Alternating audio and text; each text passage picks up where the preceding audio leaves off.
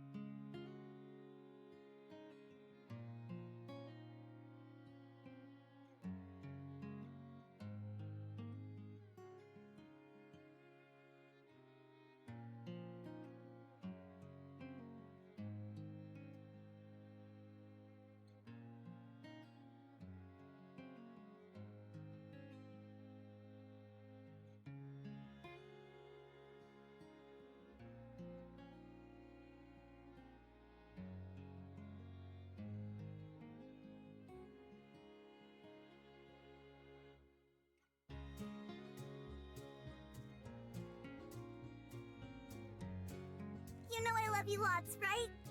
Of course I do! Love you lots too!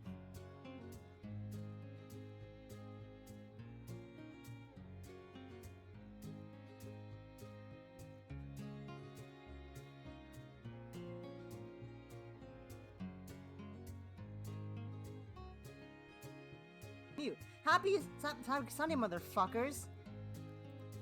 Nemo's real. She's goddamn real and in my hands right now.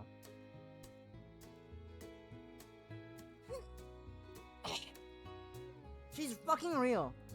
And she's in my hands. Why is Microsoft Edge a sound source? Huh?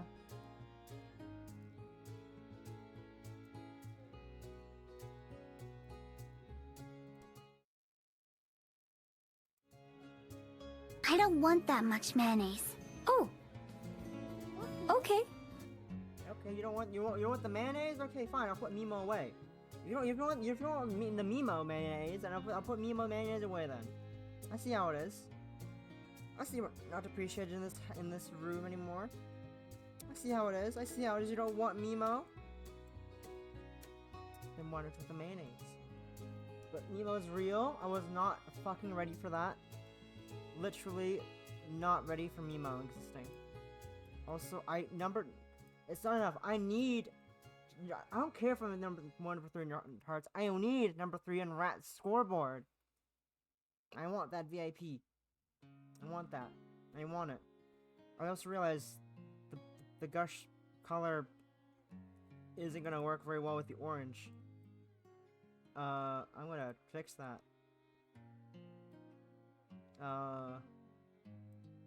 Halloween Green. Halloween Green. Mima's mayonnaise ratio. The Mimo mayonnaise ratio was off?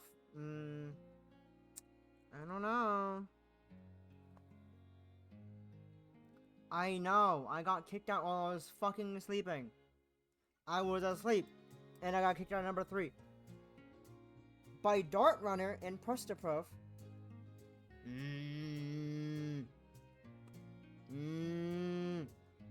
Shook. I am so shook. But Mimo's real. That's good. Mimo's real. I'm hugging Mimo right now. I have Mimo in my lap. Mimo is watching us play Savic Sunday. Mimo's with us on Savic Sunday.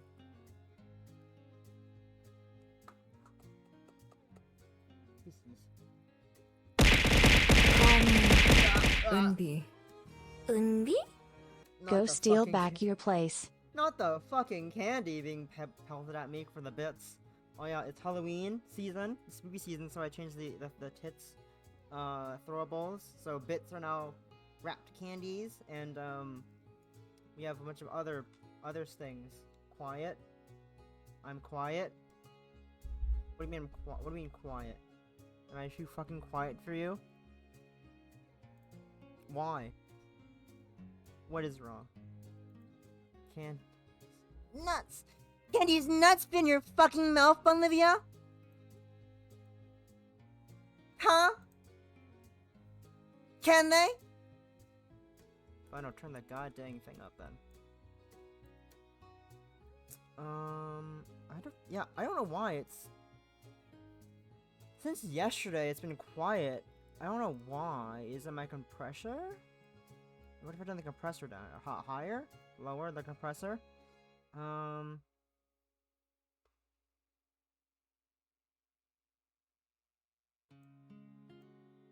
Output gain higher. Output gain.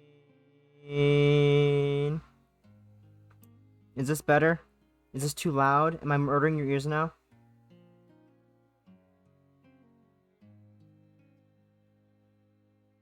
Thank you for quote number 25. Awesome. Thank you. Is this better? Should I lower? Is it too loud now? Is this a better volume for you motherfuckers? Anyways, I don't know why Microsoft Edge is sitting as an available sound source right now. I know where it's from, but I'm not using it right now. Quote number 19. Too bad you're a lesbian. Anyways, now that we're done quoting and shit, and we can never get enough Mimo love. Anyways, now that we're done with all this rambling and me dying from Mimo, unexpected Mimo, Mimo be upon me, literally, really this time. I also only just realized that Pup is on the title screen. I didn't realize Pup was here this whole time. All, like, 6 times minimum I've opened this game. I did not realize Pup was here on the title screen. I did not know Pup was here because I am big dumb. That's not a dog. That's a coyote. You know for a fact that that's a coyote. A baby coyote. But a coyote nonetheless. Why is there a message in Rat Race? Why is this pinned? Extant. Never mind. Why'd you pin? Why are you pinning things? Oh, you pinned that one. Okay, never mind. It's too late to pin that. A coyote. Kyoto. Kyoto? That sounds like a Pokemon. Anyway, let's get back to the game. What page are we on? Page 2? Page 2. Good morning, Aspen. Good morn, Miho, to you. Good morning, Bonlivia. Wiped off the map?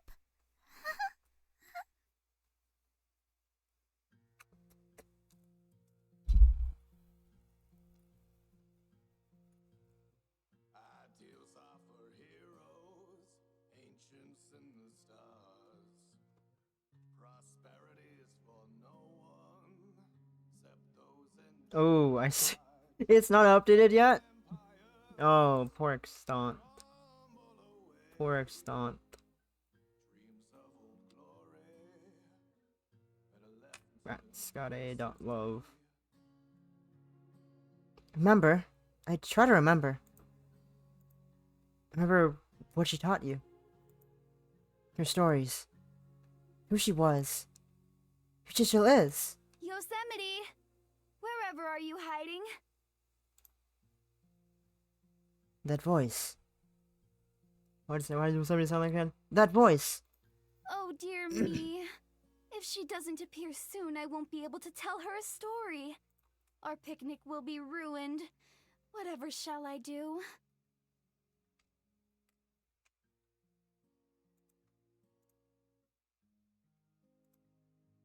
It still sounds so warm, so angelic as I remember. Remember. At least I can still do that much. Not all of us are so lucky. Wait, I'm right here. I want to hear this story.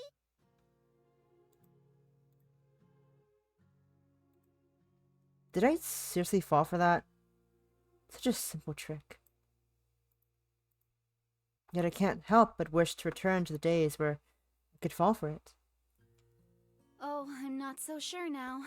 It's getting rather late. Perhaps we should return to the cabin.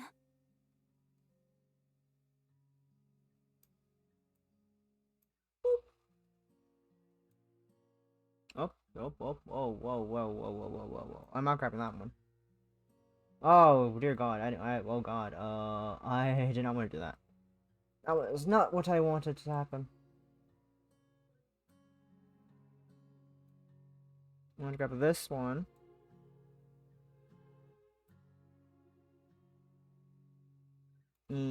Stop it. Stop grabbing that one. Jeez. How big is the scouting threshold in this image? Jeepers fucking creepers.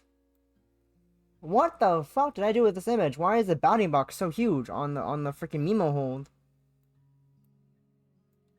What in the name of Christ was I doing? There we go, much better. There we go. There we go. Why is the bounty box on Mimo hold so goddamn huge?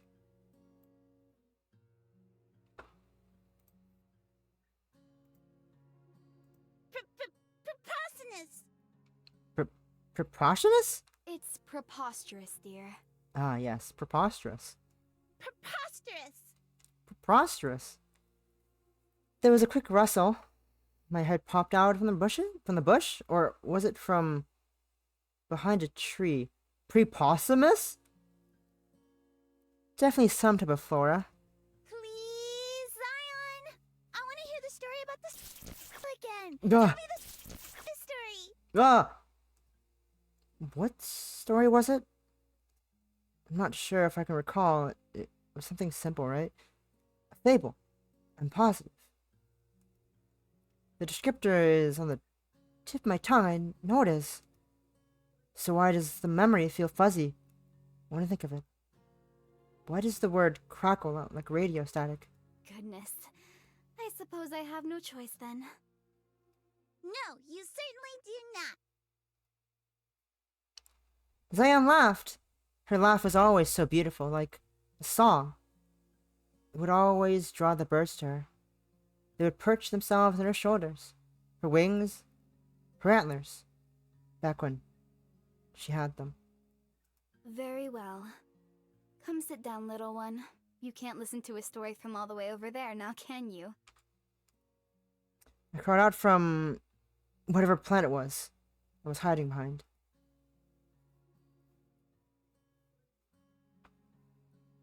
Sitting on a long, toppled-over tree, Zan patted her lap. Her gown fluttered all the way down her long body and drifted with the wind. I looked up to smile at her.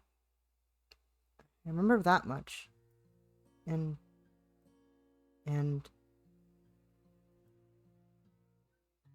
what? I looked up to smile at her, and there was no face. That can't be right. But no matter how hard I try to remember, that her face is a blur. Her voice was beautiful. Her build was tall. So, what did she look like? Coming! I skipped over to where she was sitting, and the more I think about it, the blurrier it gets. Details begin to blend. The patches of dirt and grass are romping across and mixed together.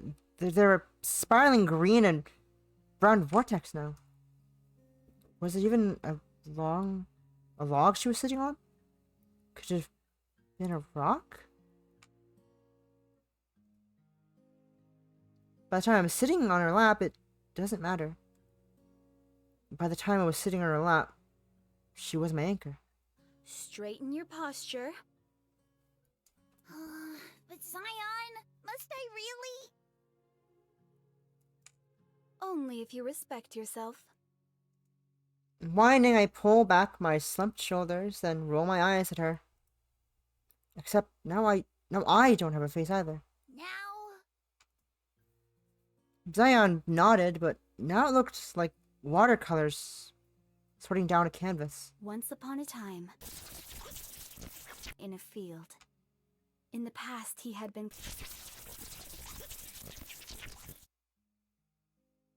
including his clothes. While wandering the endless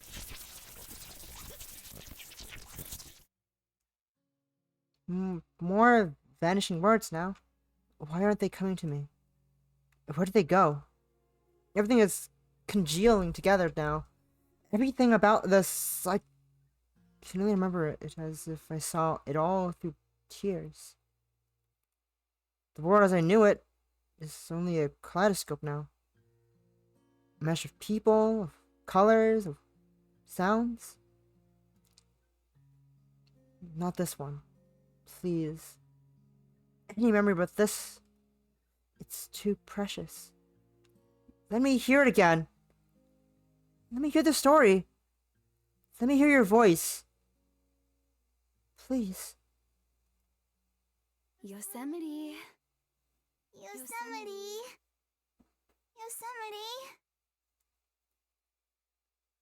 There's a tug on my sleeve.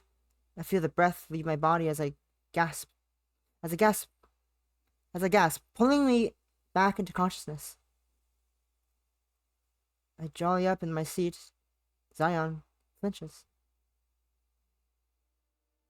Clenching my chest, I look down at her. Her wings are tucked in and wrapped around her like a blanket. The mangled puppy is by her side, setting guard in case I make any sudden movements. Mangy, not mangled. Go back to sleep, boy. Her voice is gentle but firm. Seeing such authority protrude from this new, small body of hers is comical. But just like animals always do with her, the puppy listens, and after a courteous glance, it trots over to its over-fluffed bed and lays down. Light has just barely begun to creep through the window. The entire cabin is tinted in an untouched blue. Scattered across the room, I can hear Yellowstone and the Rangers snoring. The Ranger is louder.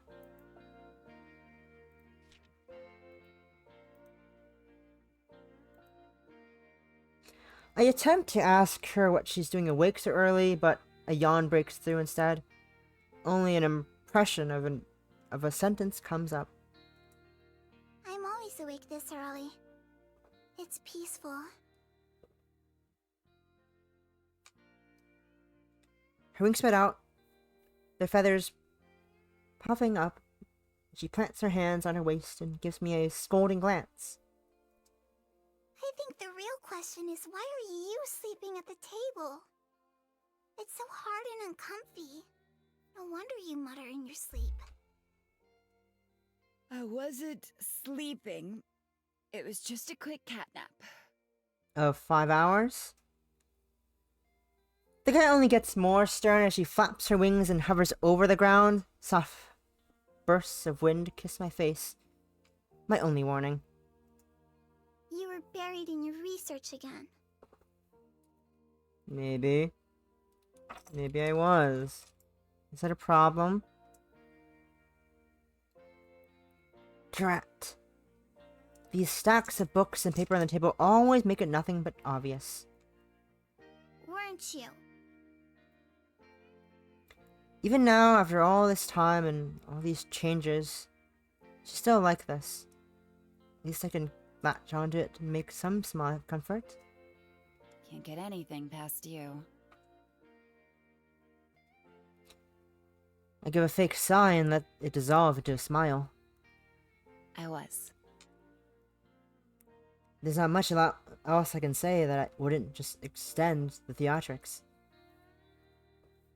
Zion exhales deeply, landing back on the ground instead of stern. She only looks worried now. I know it means a lot to you. And I don't want you to stop or anything, but... You always get so cranky when you put too much of yourself into it. It's sad to watch when it happens. At least get some good sleep so you're well rested.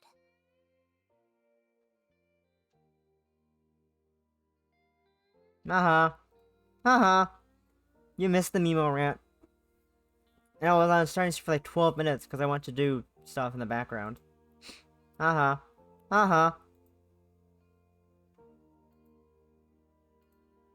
Please?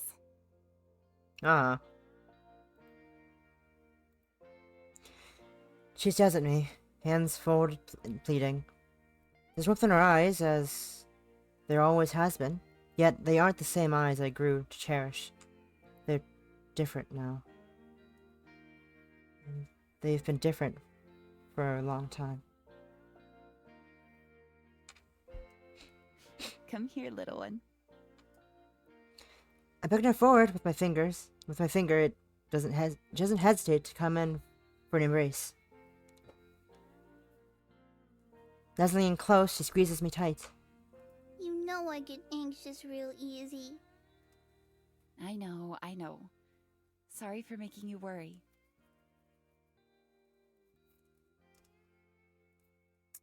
I pat her, bring her with me as I do my best to rock and forth in this chair. Yes, I can take comfort in the small reminders of the past, but it will never be the same as when it was. Existing like this, hugging her like this.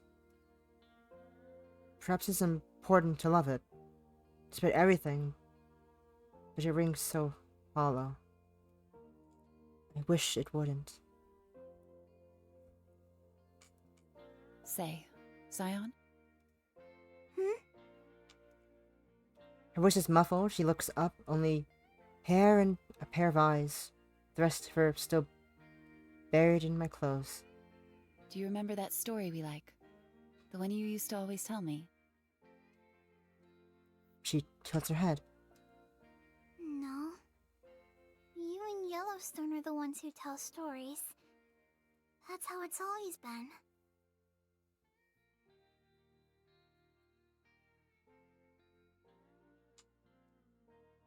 No, not always. Maybe I've told it to you before then. It's about an animal, right? Some kind of bird? Touching her head, she tries to squeeze information out of herself, but it just ends up looking painful. I think you mentioned something about it recently, but I don't remember.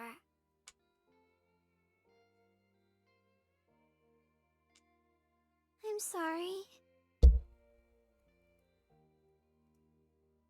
It's it's not surprising, but it doesn't keep it from being any less disappointing. No need to apologize. I bring her back in close. If she saw the look in my face, it would only worry her more. Occasionally, things just slip our minds. It's just something that happens over time.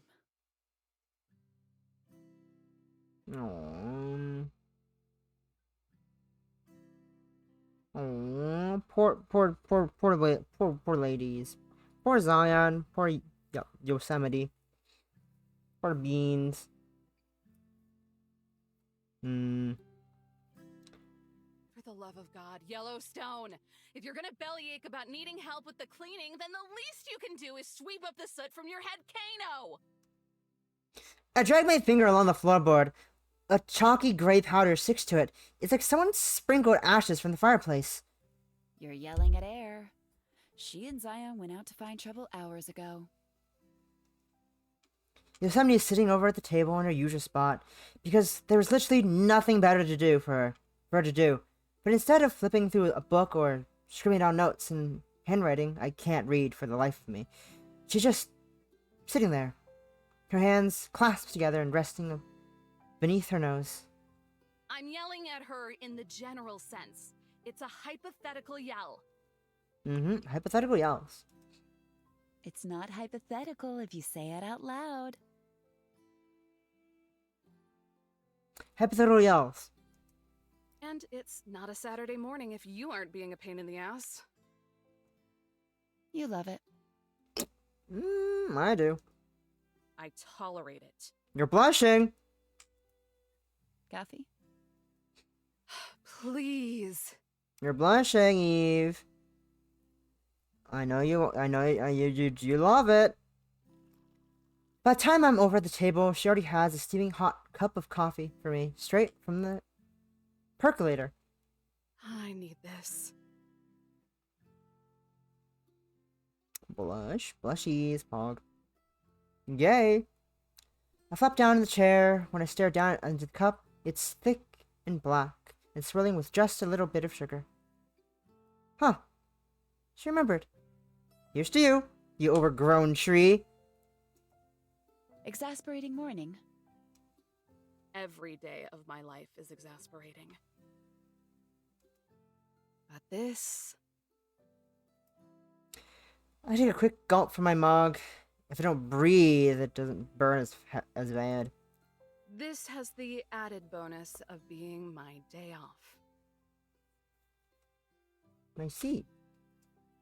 Isn't that normally a good thing? It would be. You would think so, right? But this also happens to be the day my boss is visiting. Oh, you better hide, Yosemite. Ha ha ha ha. You should hide. The chatty woman who seems far more respectable than you. I assumed you two got along. We do. It's hard to get angry at that remark, even if it is chocked full of sass. Jessie is absolutely more respectable than me. Oh, yeah, she's a hoot. But her mercy isn't eternal.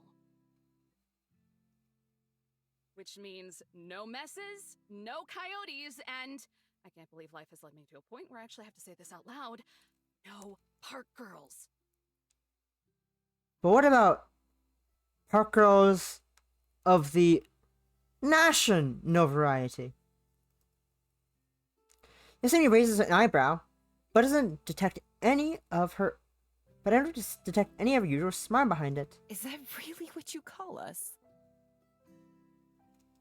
You want to be a ghost forever? Thank you, Olivia. This is for you. Warm water.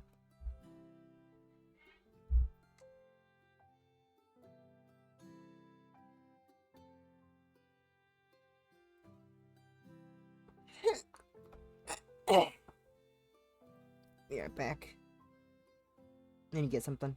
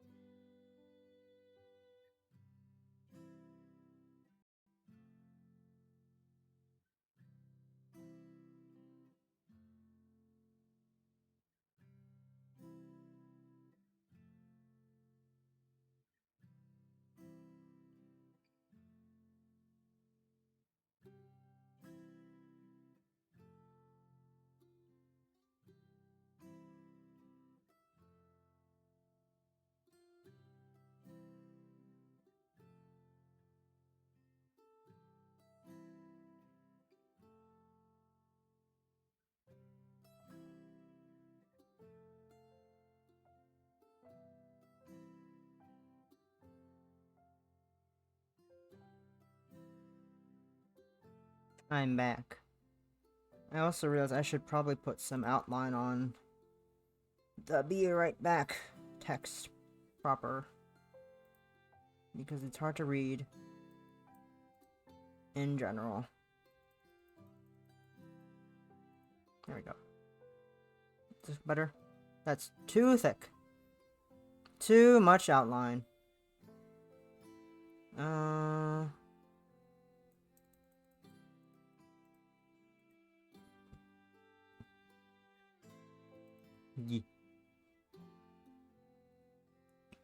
There we go. Back to gaming. Nemo.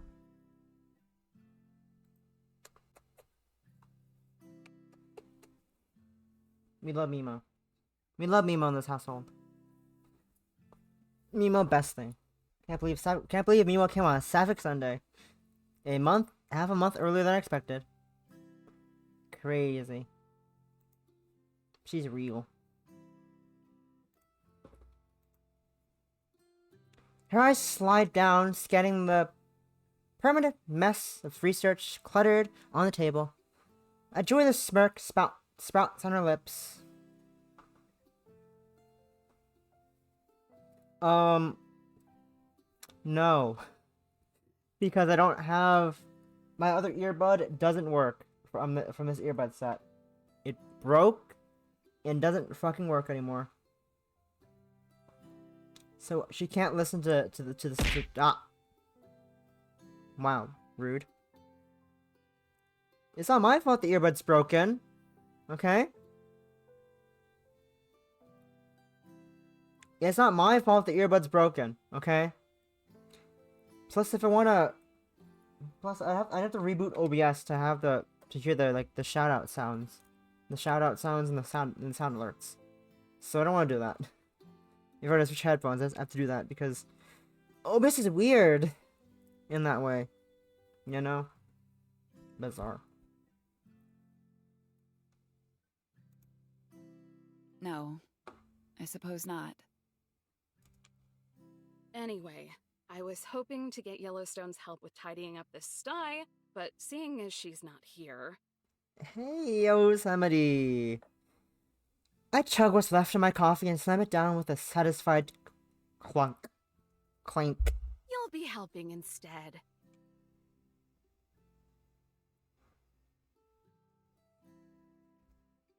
You just decided that, huh? Well, it's your mess. Sure did. Not like you're actually doing anything productive. Not right now. You're just sitting here. Doing nothing, actually. You're doing nothing. And she isn't. Unless you count staring at the wall productive. She's just been daydreaming all morning.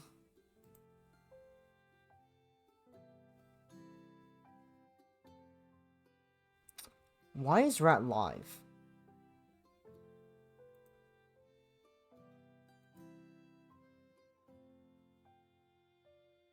I'm sorry, why does it say Rat is live on Twitch?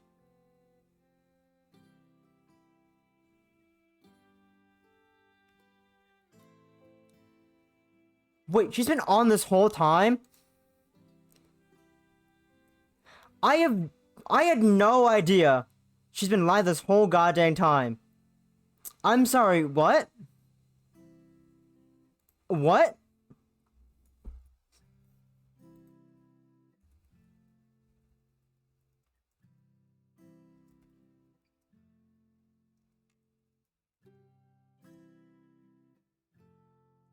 I was not aware she's been alive. What the fuck? Anyways. Give me a minute. Where is the link? Why is she saying just one thing? Non-stop.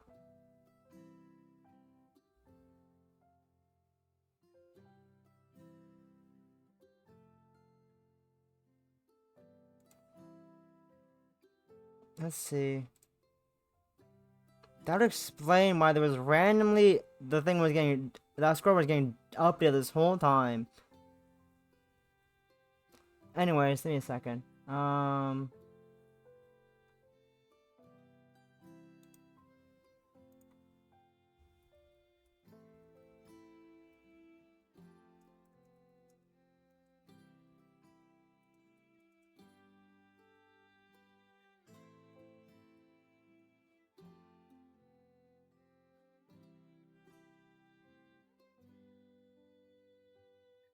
Where am I at? Point.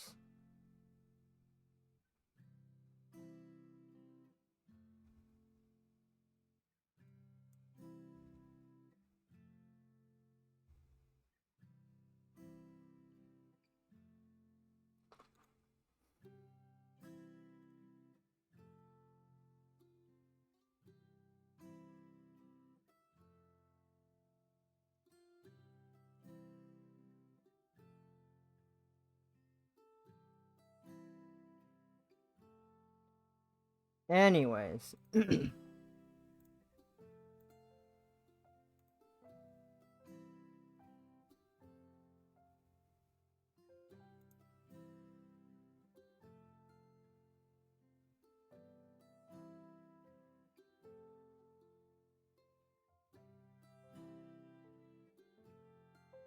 Anyways, now that that's over,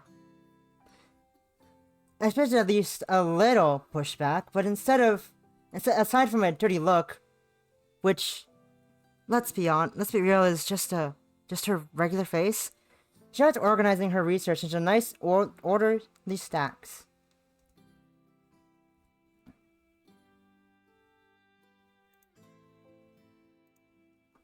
I'll help you out, but only so Yellowstone doesn't have more work to do. Try to tell me how to clean, and I'll use your hat as a rag. She sounds utterly defeated while saying it. Did I stumble my way into taming her? Life really is full of happy accidents. That's what I like to hear. See how peaceful things can be when you just bend to my will.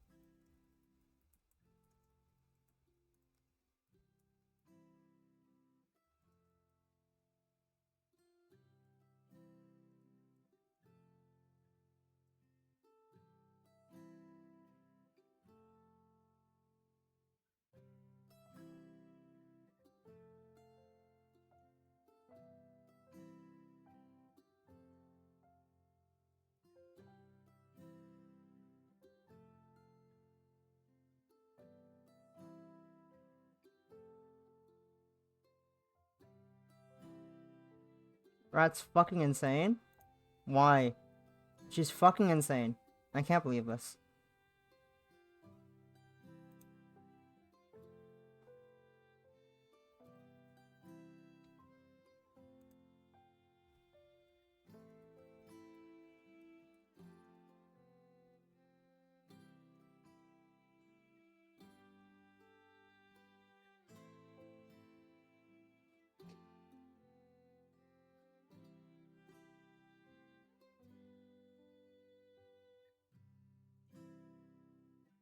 I say it jokingly, but you know what? It's true. My life would be so much easier if everyone just listened to what I said.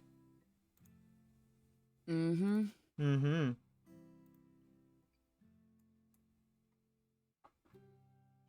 That is not the number.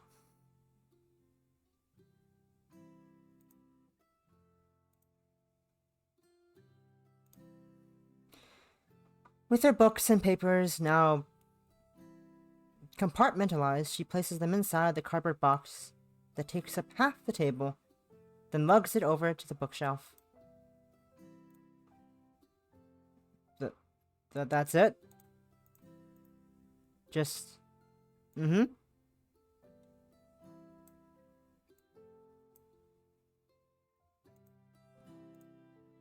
No snide comments about squashing my growing ego. No sweeping declarations of hypocrisy. Must be an off day.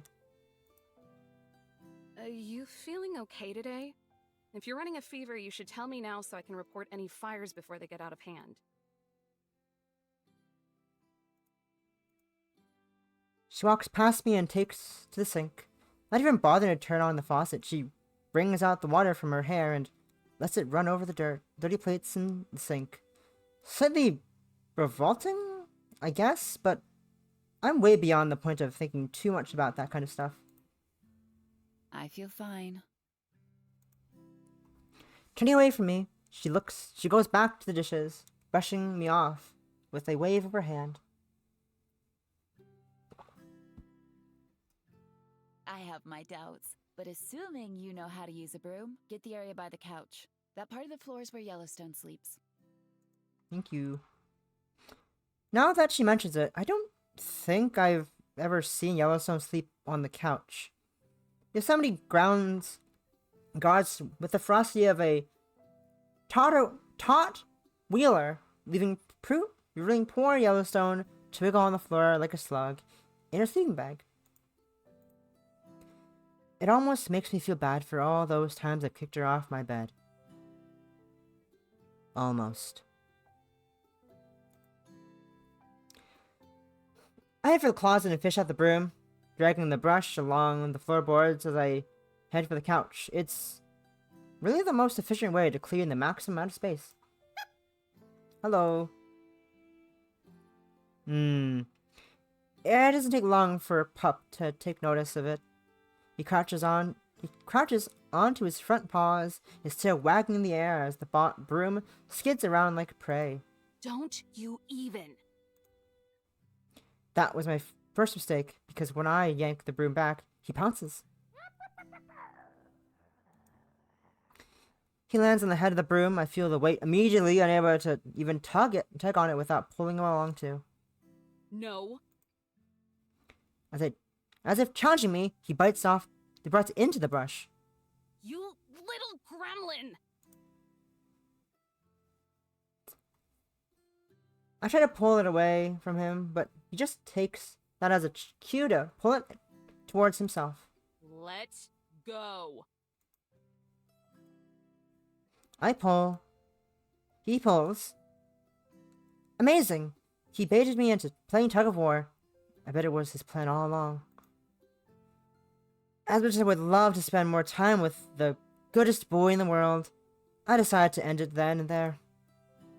I drop the broom and walk over, picking him up by the scruff of his neck. God, you're getting so heavy. It's like he knows it too, because he just pants happily while he dangles there. He really has grown since I was first stationed here. Before I could easily pick him up with one hand. Now it's a bit of a workout. Bad. He licks his chops. But also, so good. The goatest boy.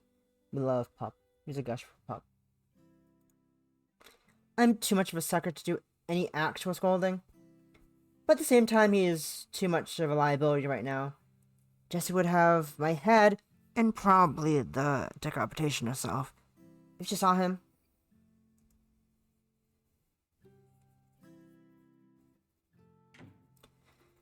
I carry him over to the door and toss him onto the porch, slamming the door shut before he can charge back in. He'll have to stay outside until the visit is over. There it is. The waterworks. The saddest awoo in the world. Not long after, he starts scratching at the door. Is leaving him out there a good idea? What if he goes to the campground? Is there a loose thread? No, it's fine. Great. He'll love the attention. You should have seen him when he was down there last week. All the kids were begging their parents to take him home. That's a bad thing? I don't know. It's a thing. Humans are hardwired to love the cute little fuzzy wuzzies. Eve, not the fuzzy wuzzies. Pop scratching at the door stops. Yosemite freezes, dropping a plate in the sink. It doesn't shatter, but I wish it did, because at least that would end the silence. Her head turns. The only word I could use to describe the look on her face would be concerned. I cough because any noise will ease my discomfort at this point. Anyway, it's not a big deal. Just until Jessie leaves. Yosemite rolls her eyes and shrugs off the encounter. I make the walk of shame back to the broom and start to sweep. So tell me, Ranger, why is she coming? Doesn't she typically call you over the radio to check in? She said she just wanted to catch up. Lord knows why, when she has 1,000 more important things she could be doing. The disc on the floor has barely moved. It's just more smeared all around. Damn broom must be defective. Maybe she considers you important. I stop. For her sake, I hope she doesn't. I'm just gonna keep letting her down. It's already happened more times than I can count. This last time, she was the only thing standing between me and an unemployment. I still have no idea how she managed to get the lawsuit swept under the rug. Knowing her, though, I'm sure she'll just keep poking her nose into my business. Don't take it for granted. You might not always have someone like that. Yosemite doesn't stop washing the dishes this time, but there's an unfamiliar weight behind her words, a tinge of wistfulness.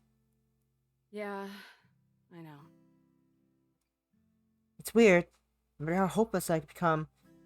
Jessie was the only person who constantly insisted that this job had any value, that I have value. I don't know if she's right, but sometimes it was enough to actually make me feel like it was. Since when did you start giving good advice? Since before you were born. But you're just too stubborn to listen.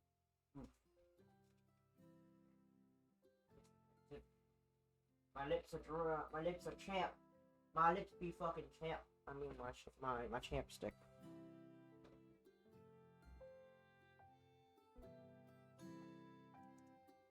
Nah, that can't be right.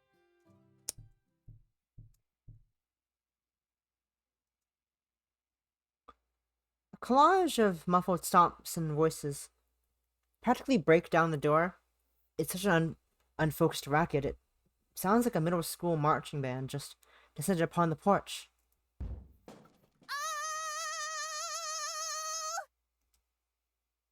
Justin's voice carries a tune from outside. Mayors are already bracing for impact. She swings open the door, striking the wall with the doorknob. The dishes on the counter rattle. I've been working on the railroad all the livelong day. She marches in the cabin, caked from head to toe with dry mud, and tracking it right behind her. I've been working on the railroad just to pass the time away. Zan trots in behind her, singing the rest of the verse. She's also drenched in mud, everywhere from her angel wet hair to her pretty gown. At least she has the decency to fly instead of getting on the floor, though. Can't you hear the whistle blowing? Rise up so early in the morn. She stomps around the room, spreading the gospel of mud from floorboard to floorboard. Zion follows behind her, happily. I could feel the scowl forming across my lips, my eyes twitching. Can't you hear the whistle blowing? Finally, once there's a trail of muddy footsteps spiraling around the cabin, Yellowstone makes her way to me and leans on in. Dinah blow your horn.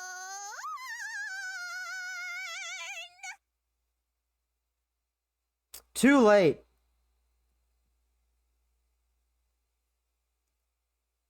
She pulls down on the air twice like a train whistle. I think she's done. There's a long pause. Yellowstone waits for something. Maybe it's a smile, or maybe she's waiting for me to crack. What's the matter, Ranger? Ain't you gonna say howdy? You. Yellowstone! You. My voice is now a growl. Yellowstone? Her voice is a scared whimper. Do you realize what you have just done? I grip her shoulder, digging my fingernails into her clothes. She shrinks back, and I feel like a giant. The fear swims in her eyes. Did I sing too loud? Look. My hands move from her shoulder to her head. I twist her head. I twist to each spot in the floor that mud is stuck to, forcing her to face her destruction she has wrought. Oh, that ain't a big dealio. I can clean that up lickety-split. Lickety-split, huh? How long is that? It better be seconds because my boss will be here any minute. Oh, jeez. I had no idea. Honest, I'm real sorry, Eve. Let me try and make it up to you. As good as it is, as good at it as I am, it's hard to stay angry at her for too long. With how often she cleans this place, I know she didn't do it on purpose.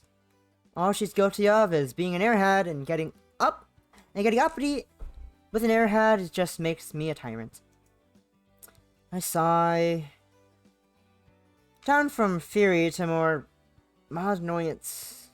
Progress. Don't worry about it.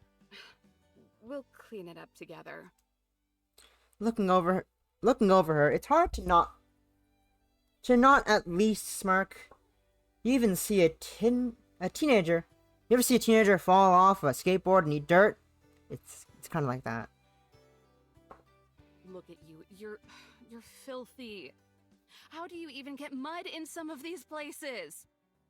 Eve the fucking mother. Eve the fucking Eve went mod mode. Eve went mom mode. I died my finger on my literal mom mode. Literal mom mode, Eve. Oh my god. I died my finger on my tongue and wiped some of the grime off her volcano. The brat groans and pouts about it, but by the time I'm done, I can see her reflection. Same goes for you, Zion. What on earth did you get up to? You look like a derelict. Yosemite went mom mode. For as much grief as I give Yellowstone for her butchery of the English language, at least she's not trying to bring it back to the 19th century like Yosemite. A derelict. Well, we were out picking mushrooms. And you avoided the poisonous ones, right?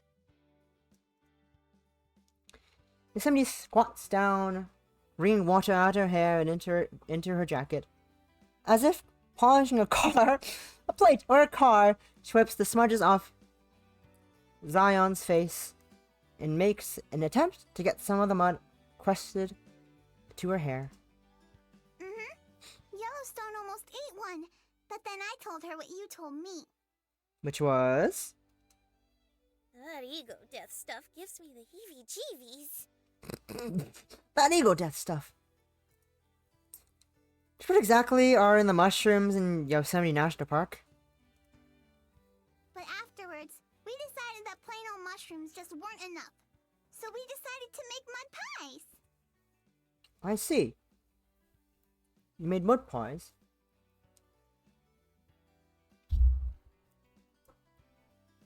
Oh no.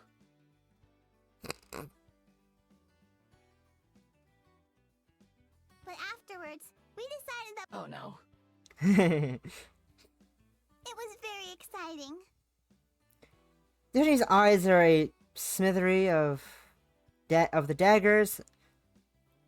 Yosemite's eyes are a smithery, and the daggers are being sharpened as she looks at Yellowstone. And you let this happen? Sure did. We even used my head as an oven so the pies would get nice and warm. I chopped Yellowstone's volcano to shut her up. The ridges scrape my hand. You already dug your grave. Don't give the eulogy too. Oh, I love Eve and Yosemite. I love them. Yosemite's ire has been delayed for now. She sighs and returns her focus to Zion. Honestly, Zion, it's perfectly okay if you want to play, but does it have to be so dirty? It's unsightly. Unsightly? Please. Since when did you become Victorian? I snort. This girl has the weirdest hang-ups. I'm not happy with it either, but she's just a kid. Let her have her fun. Don't call her that. Yosemite snaps at me like a cornered dog. Both me and Yellowstone flinch. But when she looks back at Zion, all is well. She gives her a smile, brushing her fingers through Zion's hair. Ignore her. You're a beautiful and proper young lady. Like you've always been. Just be sure to act like it, okay? Yosemite's smile looks like it's starting to strain, forming dimples I've never seen before. Yellowstone looks away, frowning as she bends down to pick up the broom. Poor Zion can only silently beg me for help. Sorry, kid. But I don't think Yosemite is going to let me win this one. Finally, she settles on Yosemite and tries to force her own smile. Her desperation for this moment to end is practically carved on her face. I can't read. Okay. I'll try to be more careful and not get dirty when playing from now on. She pats Zion on the head and stands up, massaging the bridge of her nose, like she was just struck with a migraine. Sweetie, Zion snaps to attention. be a dear and dust off the top of the bookshelf for me, please. It's the easiest for you to reach. Yes, of course. I'll get right on that. Because I live in a nightmare, Zion plucks a feather from one of her wings, then flies up to the top of the bookshelf to use it as a duster. Yosemite lumbers over to the sink, returning to the dishes, and leaves me and Yellowstone alone in the middle of the cabin. I lean in and whisper as she uses the broom to swat out the dust under the couch. Why do I feel like I just witnessed something kind of gross? She whispers back. 'Cause Yosemite's got it bad. Has what? She's down bad. Yosemite feigns a cough from across the room. I'll see to my own as I deem fit, Ranger. Now get to cleaning before the better version of you arrives. She's not wrong about the last bit. But other than that first half, I've been here long enough to at least have some say in how exactly we play house. Mama Bear Syndrome. Yellowstone finishes her secret and slides off with the broom. It's none of my business. I won't make it my. If it's none of my business, I won't make it my business. But if I were to make it my business, which I'm not, there would be an uneasy tickle crawling down my neck. Who knows, though? Wouldn't be the first time a hunch ended up being a common cold. We all get to business and go about cleaning the cabin. Much to my endless relief, getting the mud off isn't as hard as I thought it would be. That's hardwood for you. Flora as God intended it.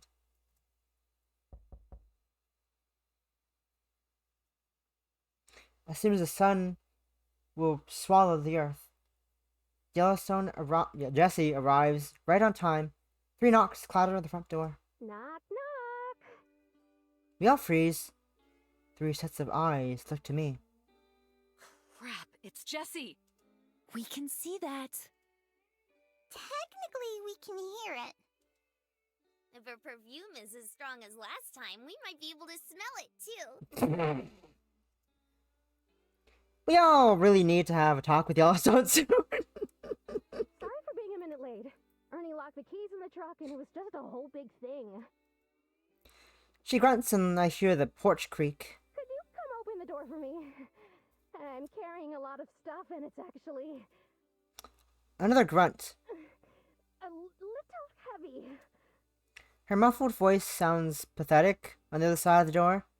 Sorry, Jesse, you'll have to wait a bit longer. Sorry, I'm naked. You're a terrible liar. I'm also apparently naked. And you're just terrible. Now, go disappear or whatever it is you things do. The 3 girls come together to lock hands. Zan grabs a fine strand of her muddy hair and whines. We're still so dirty. Let's just splash around in the river and wash it all off. I don't think so. You'll be using the campground showers like respectable. All 3 of them vanish right in the middle of Yosemite's lecture. A gust of wind rushes through my hair. Silence has never come so therapeutic.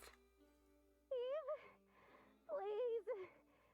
Gravity is kicking my butt. I'm putting my bra on. Give me a minute. Coming. I'm putting my shirt on. Unless. I sprint over to the door and open it for her. Just in time, too, because Jessie looks like she's about to be crushed by the weight of all the grocery bags she's holding. Hi, Eve. Hi, Jessie! I think her muscles might collapse, the things I make this poor woman endure. The only comfort I can give her is a pitiable smile. I take half the bags and balance them in my arms as I wobble to the table. You're an angel. That's a first. Oh, wait. Did I replaced it, didn't I? I fixed it? I replaced it? I did replace it. We're good. I was like, oh no, did I replace the emote? Did I put shake back in? Because since I only have two anime emote slots, I sometimes switch them out for like when I type in other people's chats for fun. And I was like, oh no, did I forget to switch shake back in to rotation? But now we're good. It's still here. It's still here. Drop all the bags on the table and catch our breaths. Produce and snacks slide out and spread across it. Whew. Oh, my eyes just about bulged out of my head when you faxed me your grocery list. You must be a hungry gal. I'm bulking. Yes. And by bulking, I mean running my ass off so Yellowstone's cooking doesn't lead to the growth of said ass. Seriously, she has so many dishes she wants to try out, I can't keep up. Well, whatever you're doing, I'm just glad it's making you happy. It is! Please be happy. Please be happy. Please be happy. Play it. Play Flappy Bappy Happy. Play Flappy Bappy Happy. Good game. She flops down in the chair. Yosemite usually sits in and takes off her hat so she can fan herself with it. Oh, wasn't aware I gave off the impression of someone who was happy. I slump down in my chair and rest my chin on the table. Not on the outside. We haven't gotten that far yet. But I have reason to believe that on the inside, your heart is at least half full. Yay! water half empty. Quit with the poetry and spill the dirt you have on me. My must have sense up. She can't possibly know anything about the girls, could she? She slips a stack of folded paper out from her breast pocket. This right here. Please be Evie. She slides it through the air. It's a stack of complaints. Oh. Campers couldn't take the heat, huh? Whoops. These are all from the rangers who work the station across the clearing. Oh. Ha! What a surprise. Oh, are the hacks upset because they can't do their jobs right? I'm putting on my best baby voice, and honestly, I think it's hilarious. But Jessie must think otherwise because she just gives me a flat glare. Let's read a couple, shall we? I roll my eyes. I open one of the bags of teriyaki jerky Jessie brought. Gives a distinguished cough, and she unfolds paper and begins reading. Ranger Adams is highly competent at her job. More than them, at least. I answer with half-chewed jerky still in my mouth. However, her confrontational demeanor and rigid personality often puts her at odds with the other rangers. Mm-hmm. Rigid? That's a new one. Jessie scoffs as she moves on to the next file. On various occasions, Ranger Adams has insisted that I am incapable of properly doing my job, and in one such instance, implied a threat of bodily harm against me by making a strangling motion when she believed my back to be turned. Okay, that skid mark is a trust fund baby. He's only here because his old man rubbed elbows with the last secretary up in Washington. This one is my favorite. Oh no. What is it now? She reads off the next one in her stack. Despite only working Mondays through Fridays, Ranger Adams routinely comes into the station on weekends to file paperwork that is not her own and investigate office supplies to make sure they are, and I quote, up to regulation standard. They were printing out fire permits on yellow paper, Jessie. Yellow paper. I know things are always tight around here, but I couldn't just let them do that. She takes off her hat and fans herself with it. Strands of her hair blow past her smug face. Instead of saying anything, she just smiles. So what? You here to scold me then? At first. But you know those rate how we're doing sheets? Yeah? The ones that no one ever fills out? Wait. Did someone fill it out? I wouldn't be so sure about that. Huh? From her breast pocket, she takes out a stack of paper. This one is how small are you folding these fucking papers, ma'am? Ma'am? This one is way thicker, though. Like a deck of cards. She slides it over to me. Pissed off that many people, huh? Give yourself more credit. These are all compliments. Huh? What? That can't be right. Huh? Huh? She's teasing me. That has to be it. I spider crawl my finger to the paper, but stop it just shy of grabbing it to read. No one actually has the willpower to tolerate me finger wagging them for more than 5 minutes. Maybe here or there, but only on the rare occasion when they're actually interested, or if they're pretending to be polite. But I have to. It's my job to nag them into safety, so that maybe they take care of themselves, and the planet around them, maybe. Every single one of these praises you by either name or description. There's a few bits here and there about scaring small children, but generally speaking, they love you.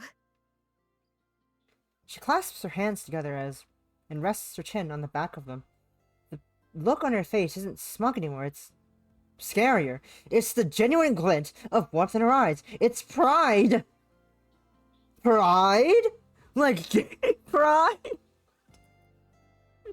Mari would say gay pride because Mari loves Jesse. It makes me uncomfortable.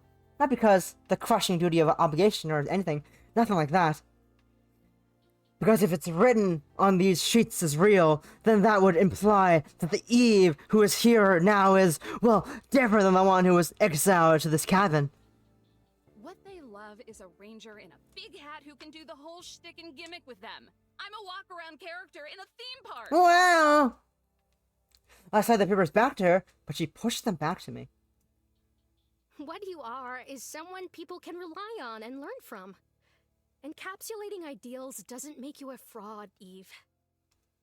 You don't pick fights for no reason. You're honest. That's something people respond to. And there's not a soul alive who doesn't have an opinion on honesty. That's why I love these. Even the complaints. They tell me that you're showing the rest of the world what I already know about you.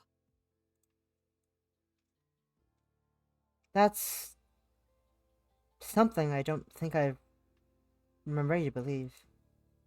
I think you put too much stock in everyone. And I don't think you put in enough. Try having faith in your fellow man for once.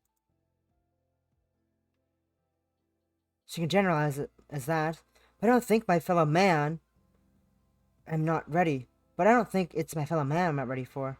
To have faith in. Looking down at the stack of papers is like looking down at a Bible.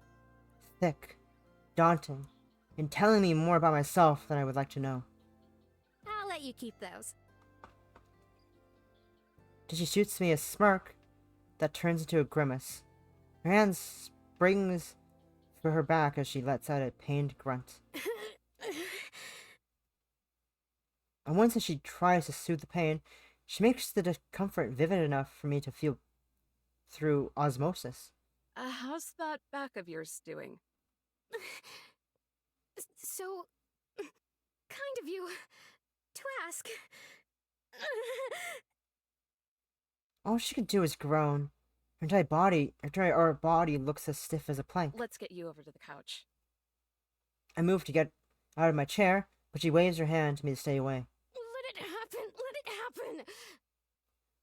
The whole dramatic command somehow makes its way through her teeth. I swear. Let it happen! Sometimes she's just as stubborn as me. After a few more moments of her gritting her teeth and willing her way through the worst of it, she collapses in the chair and catches her breath. You're going to overwork your way back into the wheelchair, you know? I see my doctor has gotten to you too, huh? Doesn't take a PhD to give common sense. Seriously, just take this surgery, Jessie.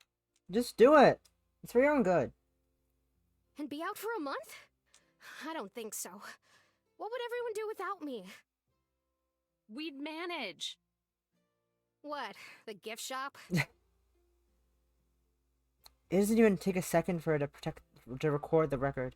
To correct the record. I'm sorry, that was really mean. I love you all. You all do such wonderful work.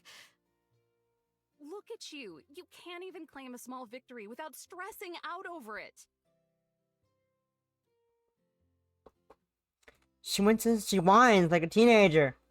I know. I blame all this paperwork.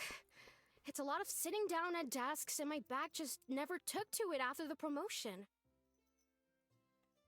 I'm filing more reports now than I ever did working patrol down in Santa Monica.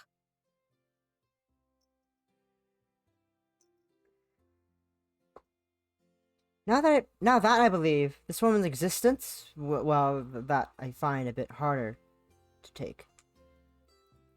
After getting crippled into an early retirement, she trains her way out of borderline paralysis, then takes a job with the Park Service. She's nuts. Certifiable, even. Just try taking it a little easier. You're not getting any younger. Hey! What's that supposed to mean? My 30s aren't sunsetting just yet. Of course not. It's more like golden hour. Yeah.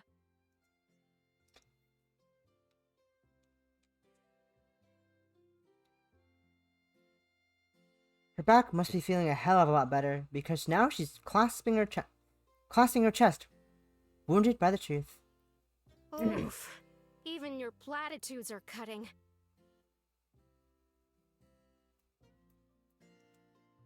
I thought you liked my honesty. Not when I'm on the other end of it.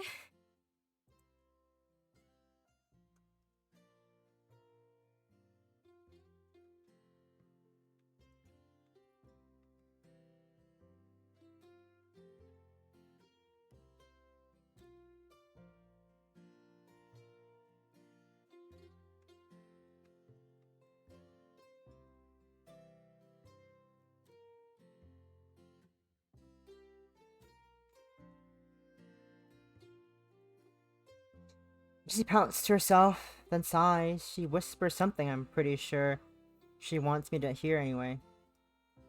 Work in progress, Jessie. Work in progress. She twirls her hat and slides it back on, then cautiously rises up from the chair. What? You're leaving already? You just got here.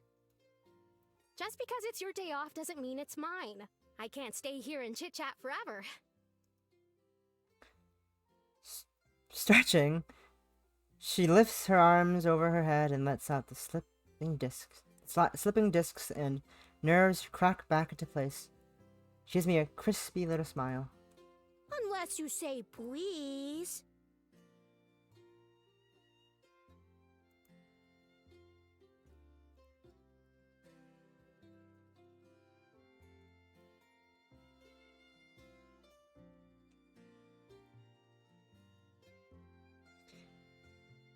I slide out my chair, walk over, grab her shoulders, then shove her towards the door.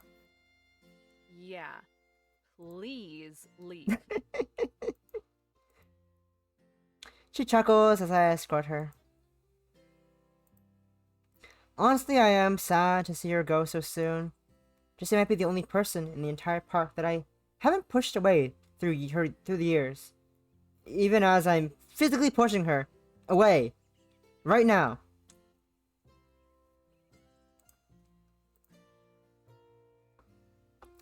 She actually cares about me. God knows why. Oh, before I forget, what's on your agenda today?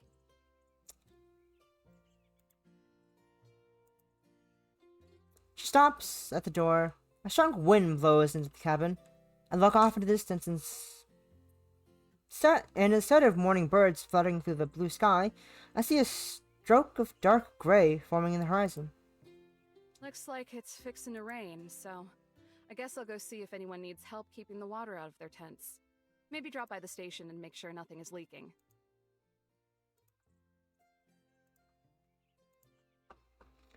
The jesters over there probably would sooner let it flood than think to put a bucket underneath a leak. Yeah, don't do that. Huh? They think I dropped by to chew you out? Take it easy on them for a few days, and if they ask, just say I made you cry. Okay. There goes my agenda. But what about your gay agenda? What about that gay agenda you got there, Eve? The gay agenda? You know, we all have the gay agenda. My current gay agenda is hugging Mimo while I play Sapphic games. I'm still fucking shocked.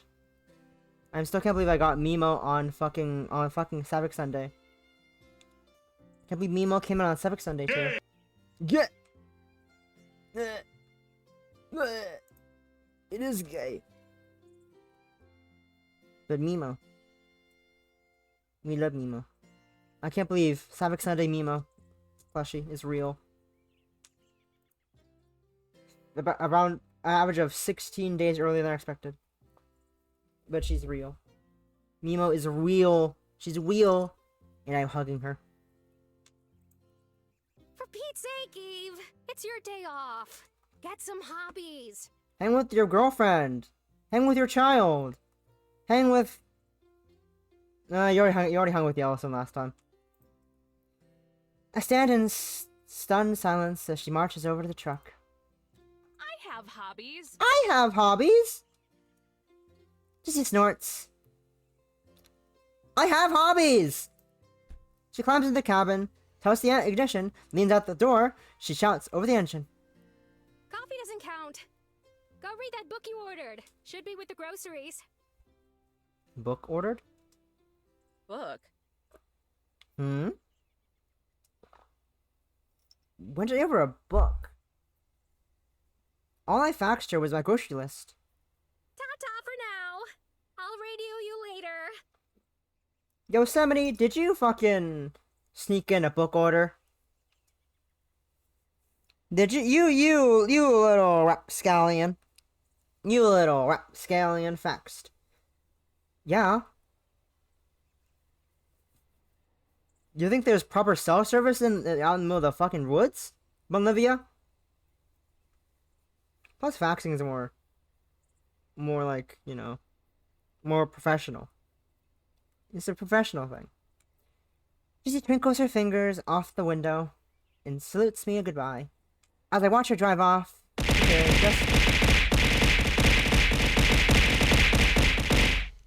Ow. Thanks for Lebzian's boobs. Hi.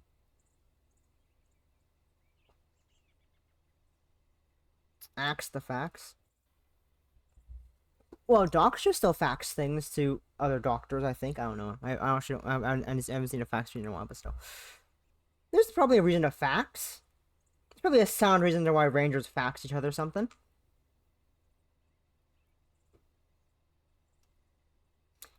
She said plenty of confusing things this morning.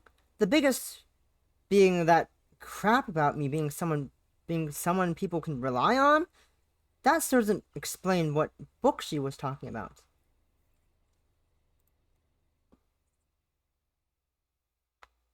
Much to your dismay. Truck coughs and wheezes down the clearing and into the dirt road. It climbs over the bend of the horizon. When it's out of sight, I step back into the cabin. My gaze shifts over to the table. In my head, I sift through the groceries. It's vague, but I can make out the rectangular shape of a book pressed against one of the bags. Weird. Really weird. In what's been a rarity since the day I was first stationed here, the cabin is silent. Even if the girls are just in another room, it's the first time in a while I don't have curious or prying eyes on me. The whole space feels dead and empty. Maybe a while back I would have liked it, but now it just feels unnerving. Are they glowing on you? Are the national barcodes glowing on you? I go to the table and unpack the entire produce aisle from the bag, and sure enough, a paperback is waiting for me near the bottom. So new and unread, the cover still has the gleam on it. The Proust effect. The Proust effect. The senses as doorways to lost memories. I pick it up and flip it over. It doesn't take more than reading the first sentence in the summary to know what this is. Know that this is a Yosemite purchase. Of course it is. Who else but her? All she reads is pseudoscience in history. Then she tries to mix the two until they form a theory salad. Still, Yosemite isn't someone who wastes their time without a reason. There's always a logic to it, as warped as it might end up being. So it makes me wonder, what kind of mind labyrinth is she exploring right now? To put a finer point on it, why didn't she mention it? The knob of the bathroom turns as the door squeaks. I read the book so fast, it might as well be my college philosophy class. Rub-a-dub-dub! Thanks for the scrub.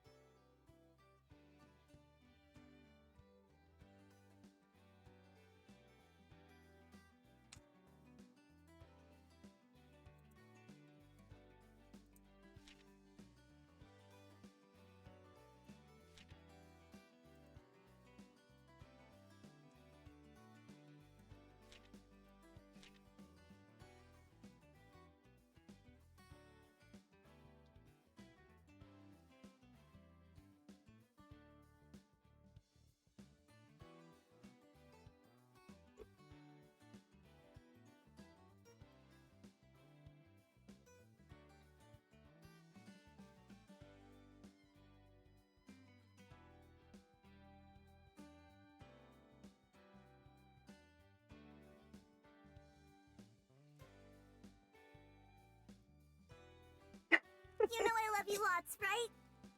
Course I do! Love you lots too! I like I'm gesturing with my hand at the Switch as if you can see my hands, but like, look at these fucking nerds. Look at those nerds. Look at the nerds. Lovely nerds. Ah! It's real, Olivia, thank you.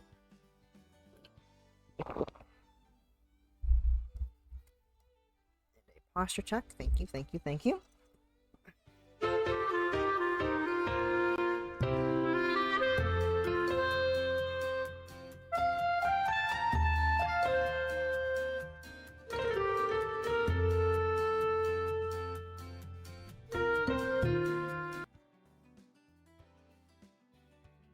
There you go.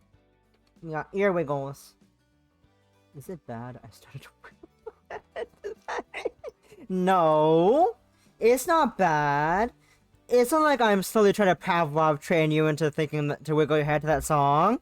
Totally not what I'm trying to do to you, Possum. Anyways.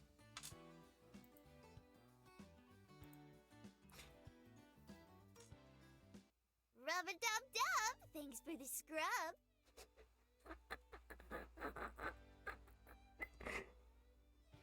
Rub-a-dub-dub! Thanks for the scrub. Rub-a-dub-dub! Thanks for the scrub. Rub-a-dub, rub-a-dub, rub-a-dub-dub! Thanks for the scrub.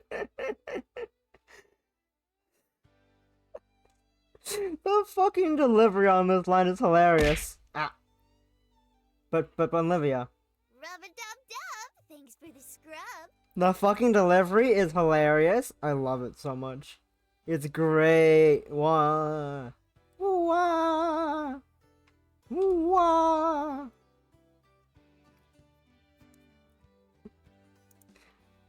Time to save after actually not saving this whole time. I'm running out of pages.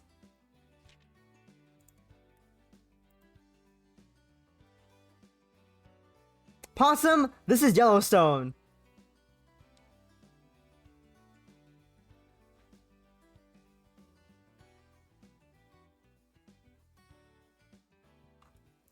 You know what I say to that, Possum? You know what I say to that, Possum? You know what? You want know what I say to that, Possum? Wanna know what I say to that?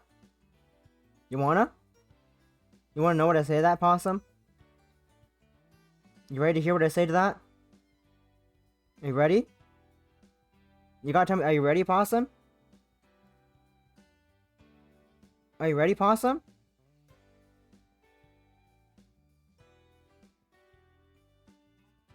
You're banned! Got it? Banned! You're banned! Got it? Banned! You're banned! It's a button now! It's a fucking button now! Eh! It's a button now! Ah. You know, the worst part is, I never know what's being thrown at me, because the game is blocking my OBS preview. So you could be throwing anything at me, and I have no idea what the fuck is hitting me right now. That's the best part. I'll never know what you're throwing at me, unless I'm looking at OBS. Or OBS.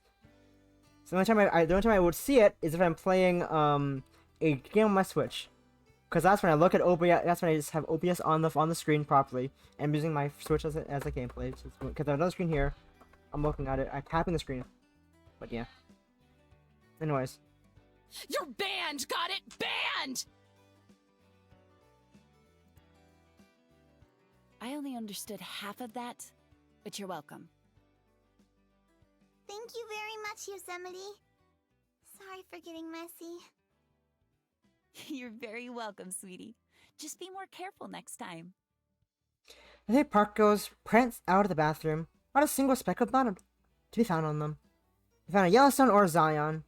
Instead of the outfits I've gotten used to seeing them wear, they're both wearing matching oversized t-shirts. I love Zion National Park shirt for Yellowstone, and I love Yellowstone National Park shirt for Zion.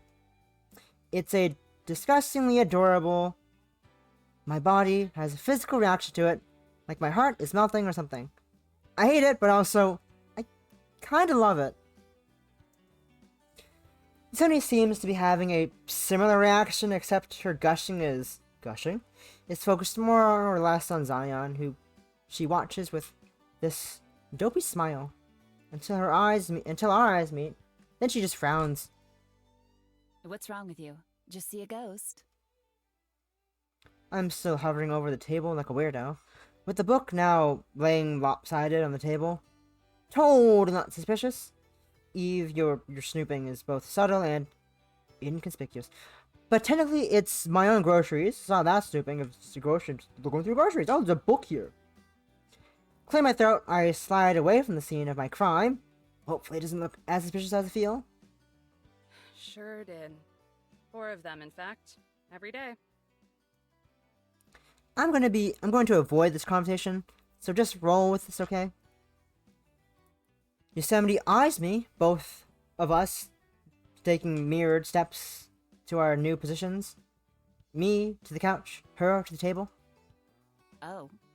Who's the 4th? But why? What are you hiding, Ranger? I shoot her a pair of finger guns and lick my tongue like a smooth criminal. I know I absolutely am not. The one I see in the mirror. Gay.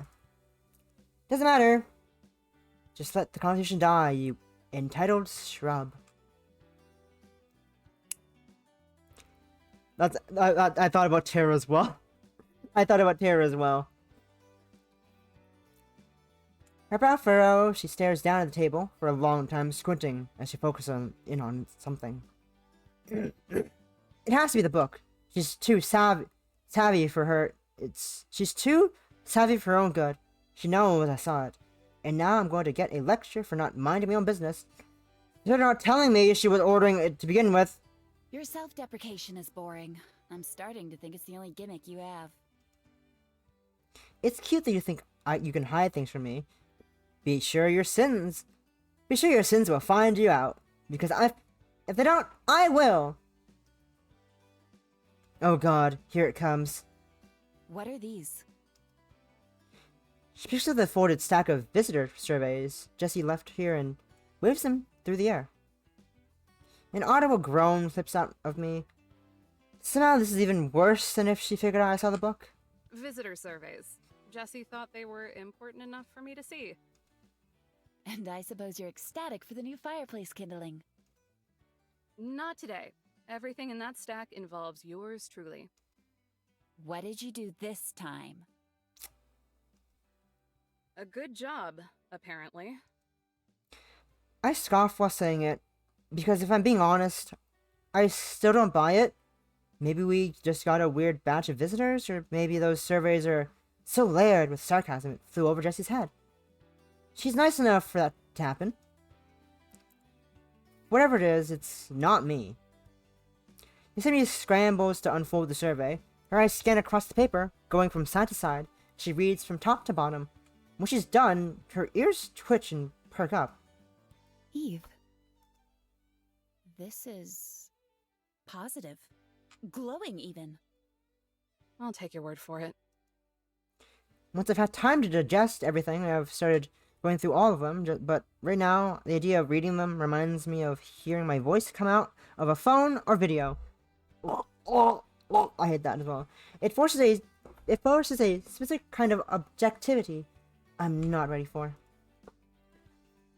But Yosemite's ready for it. She laps that stuff up, flipping from page to page, devouring each one faster than I'm convinced she can actually read.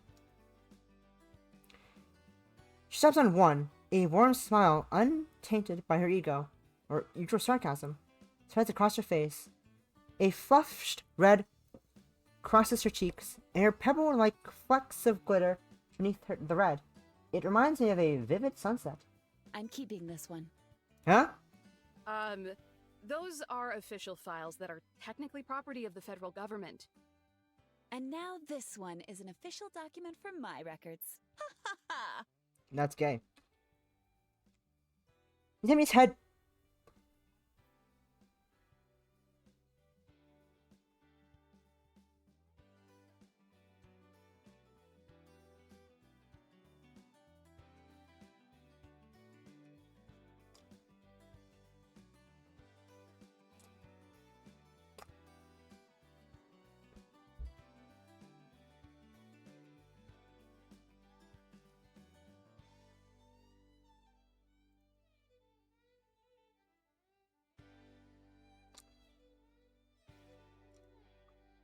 Why are my eyes so bad?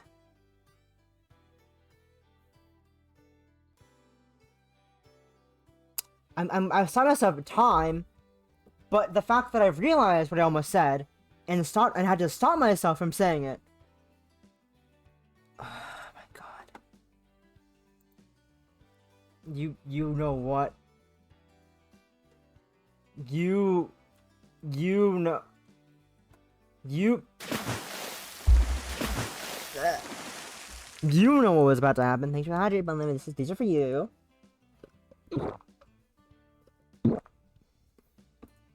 You both are very aware that not the broom, not the witch's broom. All three of you know what was almost was said due to my eyes not working and my possible dyslexia. I'm not sure if it actually is listed in my brain, but possible. Henry's head bobs to her fake laugh. She rolls one paper into a tube and slides it into her jacket. The rest she puts back down on the table.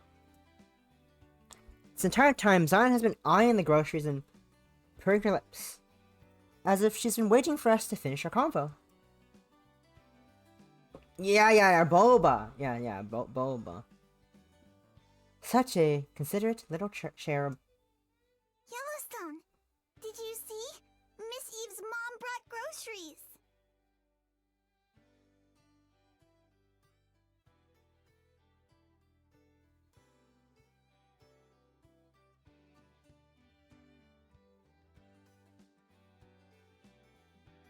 Zion, you're too cute. Zion, you're so fucking cute. Zion! Zion, you're too fucking cute. My what? I sure did. It's a freight load of it, too. Now I can whip up all those vegetarian recipes you wanted me to try. Thanks, Mama Eve. That's fucking cute. That's... Thanks, Eve's mom. Let me stop you there. Jessie is my boss, not my mom. What kind of mental gymnastics did you do to get that idea? The idea that she looks old enough to be my mom could cause what's left of Jessie's ego to crumple into dust if she heard this. Oops, that's my bad. Zion gives an apologetic bow. She's so kind and gentle with you. I just assumed. Like a drunk kicking open the church's door mid-sermon, Yellowstone barges back into the convo. Yeah, plus you talk to her like a cranky teenager. Thank you, Yellowstone. And she's taller than ya. Thank you, Yellowstone. Yellowstone, are you gay for her? Because I think Mari would understand. Mari shares her sentiment. And you wear the same clothes. That's a uniform. 'Cause it's our uniform. What planet do you live on? Meanwhile, Yellowstone, fuck. Yosemite is doing a terrible job of trying her amusement. Her puffed out cheek.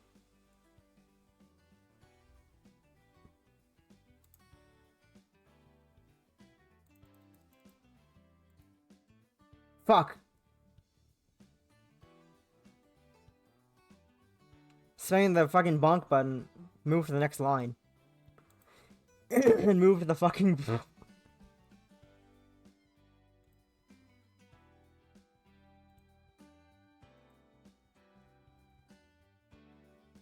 Bad. Bad. Bad. You know what I say to that? Ruby and Bonlivia? You're banned! Got it? Banned!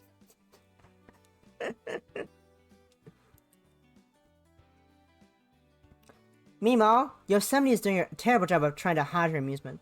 Her puffed out cheeks, the only thing keeping her cracking like a baby. Perhaps she's the better version of you after all. I collapse on the couch, tossing my arms over my eyes as a makeshift sleep mask Wake me up when this tangent is over. And the better version of you is the one on postcards. Now shove it. For a brief, wondrous moment, all is quiet. Then I feel a weight press down on one of the couch cushions. I cover my eyes and get a view of one of the lesser-known sights of this park. Yosemite's back.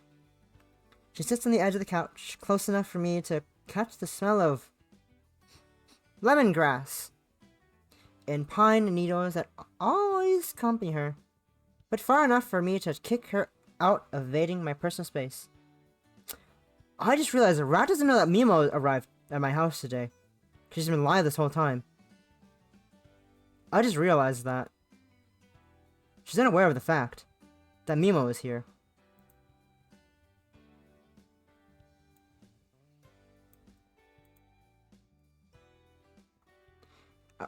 She's unaware of this fact that Mimo is real.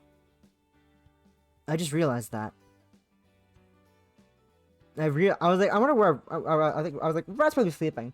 You know, Rat's probably sleeping. That's why she's not responding. No, she's been awake this whole time, not fucking looking at Discord, because just streaming for Subathon for 12 hours plus.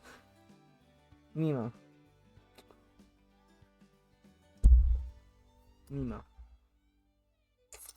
Ruby, I'm watching her stream. I know she rated Leary. I'm watching right now. I've had it open this whole time. I've had it open it since I went to check. Ever since Leary went live, I've been watching Rat instead of Leary. Because the Rat is fucking crazy. Crazy. She was crazy once. She was locked in her room and remember with rats. And rats drive her crazy. Crazy. She was crazy once. She was locked in a room. A rubber room. A room with rats. And rats drive her crazy.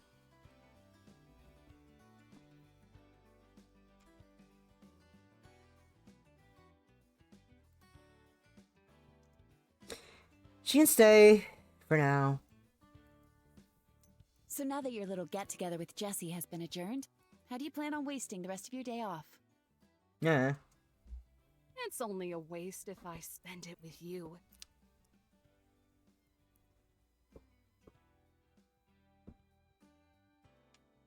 Is that your answer then? I get the best shrug I can while lounging on a couch. Boss lady told me not to piss off the bums at the station, so my plans for the day are dead. Might still go down to the camp and help people prep for the rain, though.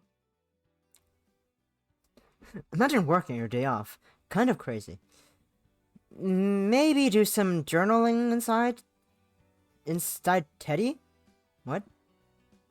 Antagonizing over whether or not I want to read those surveys?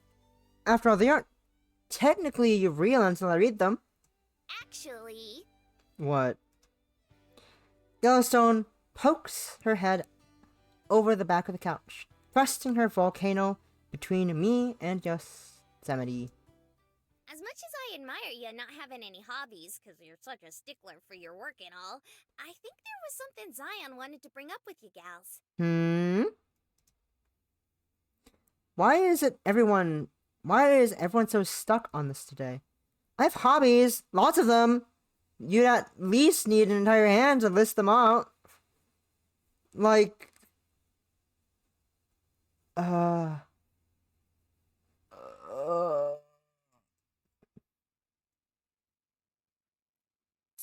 have taken Mimo's jacket off.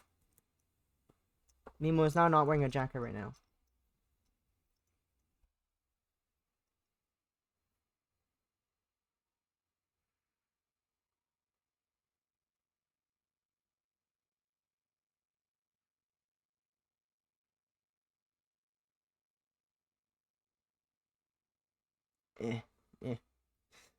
I cannot balance Mimo on my head.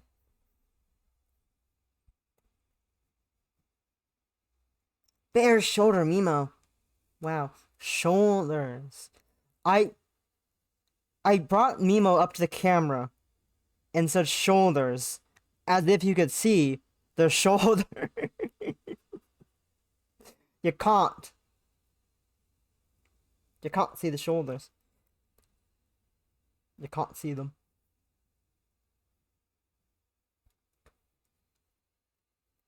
I might take the tag off, but sew it back on, because because the plastic is hard and it's sharp. I'll wait till like a day. I'll see how it feels with the plastic shit. If it's too annoying, I'll sew it on with some string and make it, you know, not so sharp because it's thread. Anyways. Yellowstone waves over Zion. Don't be shy, cutie. They're gonna go gaga for the idea. Gaga?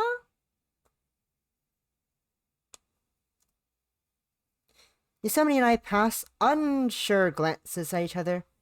Pretty sure the last time I went gaga over something was when I was an infant.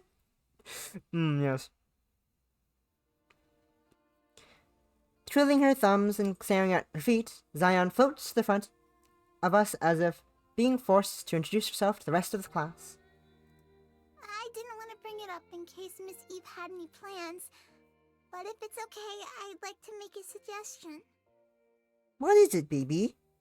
What is it, little child? Go ahead and say what you need to. Also, only 299 were made? I thought there was more. I thought I reached 200. I thought I reached 300. Wait a second, I have a screenshot of the website. On my phone somewhere. How much did we actually get? Did we only get 299? Oh, we did only get 299. No, it was only 2. We only got 299 sold of Mimo. We didn't reach 300. No, I didn't get 209. I just say only 299 were made. I don't know what my number is exactly. I actually might have an idea how to find that number. Give me a second.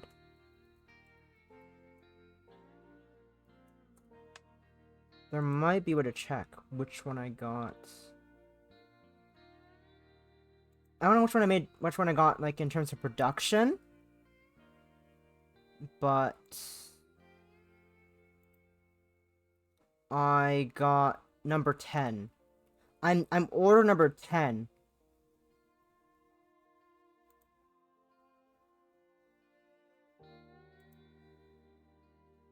I got order number 10 of Mimo. I also got a diamond badge apparently on Makeshift. I got a diamond badge. And my badge upgraded from silver to diamond from bronze to diamond at some point in existence. I don't know when, but I don't use Makeshift.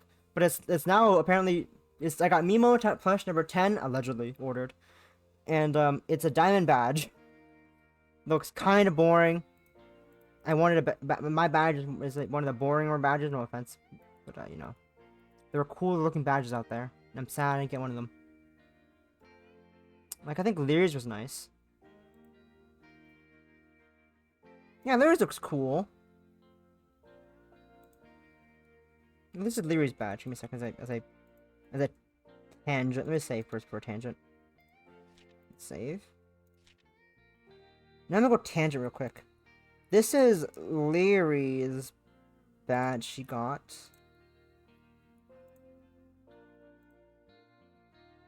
Or not. Open image in new tab. Never mind, there's no image on that.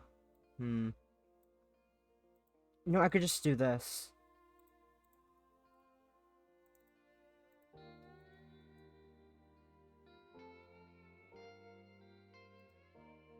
This is Leary's badge. It looks cool. It looks snazzy. And this is my badge, if I can find it again. This is my badge.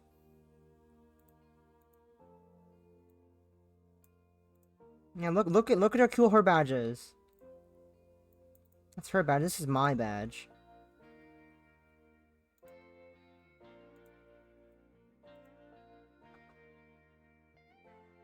This is my badge. It's boring and brown.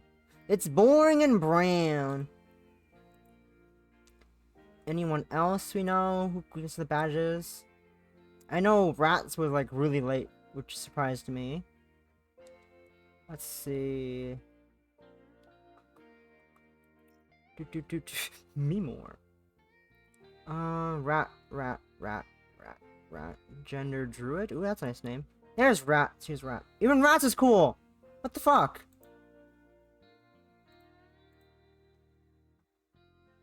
You need an account, yes. I made an account just to see what my badge is. This is Rats. Rats looks fucking cool. What the fuck? Look at this. It looks cool. Why does everyone get cool badges with me? Anyone else we know?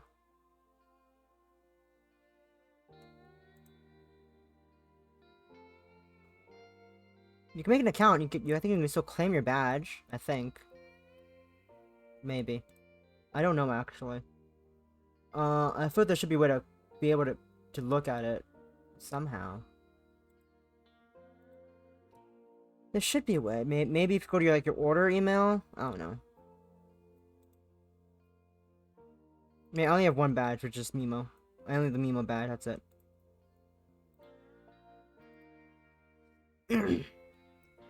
Yeah, my badge is boring. Too much work. It also tells you which order number they were, I think. No, that doesn't even mine. Let's go to Rat's badge library. Rat got number 200. Leary got number 36. Oh, Leary's bought a bunch of other makeshift stuff as well. But yeah, Rat got number 200. Larry got number 36.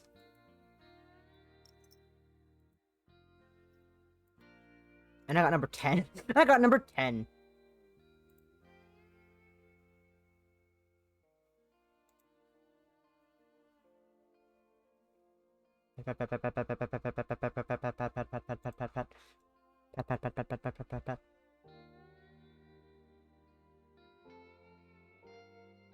Mr. Sure, anyone else we know? Because while I'm here, anyone else we know? Probably not though.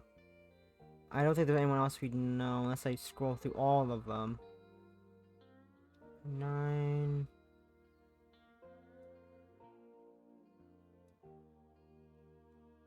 It's also possible that some people order them with their real name, and I don't know who they are, or a different name. Or yeah, I think half of us who ordered them didn't make an account or had an account already. Cause I made an account just to see what my badge was. Cause I was curious as to what the badges look like. And yeah, and that's what we got. Let me see who is. There was someone else. What's about you? Oh yeah, this person only has one. Cool. Anyways, back to the national park, girls. Yosemite's tone is light, airy, and oozing with adoration. She just Zion with kids' gloves, while the rest of us get the boxing gloves instead. Well, you've been living with us for some time now, Miss Eve. And while it was an adjustment, it's also been very wonderful. Things are much more lively now.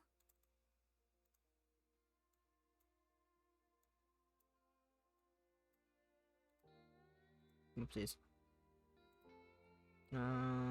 Yes, I need to fix the link I'm looking at. I think I fixed it. There we go. While I appreciate the sentiment, I think, why does it feel like she's about to say, but it's just not working out? Unfortunately, it's not often that the four of us get to spend time together. What with you and your work, Yosemite and her research. Yellowstone spreading chill vibes. Hey. Yes, and Yellowstone spreading her message of chill vibes. Yeah, chill vibes. Yeah. We all spend time together, but we don't spend time together. It can get rather lonesome.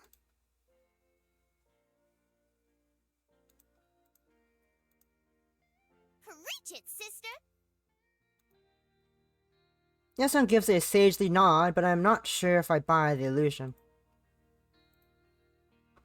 So, if it's not an issue, perhaps we can all spend today, well, together. Over the course of her pitch, Zion's face has been getting progressively pinker. The monumental task of addressing us all at once, too much for her timid soul to bear. A stark contrast to the righteously furious angel that delivered a hellish tongue lashing upon Yellowstone not too long ago. But between all the stutters, gulps, and pauses, she still managed to spit the whole thing out. It's enough to make maybe at least humor the suggestion. Did you have anything in mind? Actually, there was... How about a picnic? Yosemite, please. Yosemite cuts Zion off and does it with a smile on her face. Ooh, I'm always down for a good old-fashioned picnic. We can have macaroni salad, P&P sandwiches. P&P sandwiches? PB and P? Peanut butter and pickles, you goofball. Huh? I like pickles. I'm a fan of pickles, but peanut butter and pickles? Yellowstone, you're obviously off your rockers. Picnic is fine, but I veto whatever that is. Before y'all can whine about it, Zion wiggles back into the discussion that she sparked. Isn't it going to rain, though? I was thinking we could do something inside. Ooh. Board games, charades. That might be nice. That sounds fun, Zion. I want to do that. I want to do that. You want to do that? I want to do that. You want to do that? I want to do that. Zion trails off until suggestions are quiet whispers. It might have been persuasive enough for Yellowstone, though, as she leaps to the rescue and lifts Zion back up. You got a point. There was a storm brewing out there earlier. Let's just put that idea on ice for now and kick back here instead. Nonsense. Zion loves picnics. Yellowstone? Zion wants to fucking do board games right now. As certain as she sounds of insisting on what someone else likes, the moment she says it out, the look on her face is anything but. Her lips purse into a deep frown. She stares at Zion, and for all her pride and snobbery, Yosemite actually looks pathetic. Like a scared child looking to an adult for comfort. You do, don't you? Zion stares up at her, and they lock eyes. Any hesitation she had about picnics or rain melts away into a bright smile. You're right. I love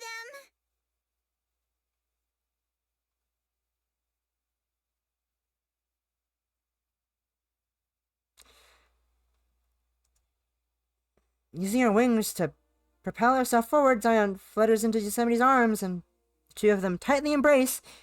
Yosemite closes her eyes and smiles, soaking in the moment of affection. Zion's eyes are wide open, far away. She is not smiling. I don't know about this. There's something off about this topic. But I'm not too sure I'm able to grasp what it is. But I'm way cuter. Rant! Ratsukar resubbed for 9 months. 9 Rant! months.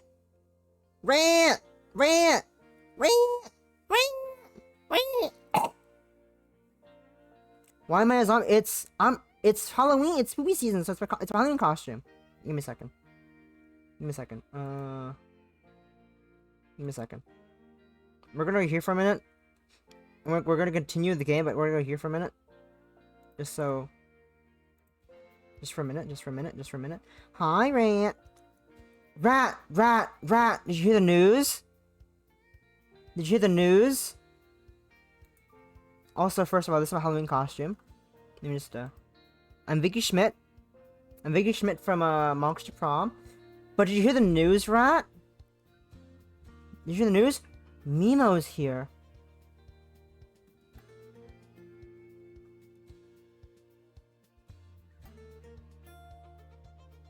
Mimo is real! Mimo real! She came in literally like 20 minutes before I was about to start streaming. I was like,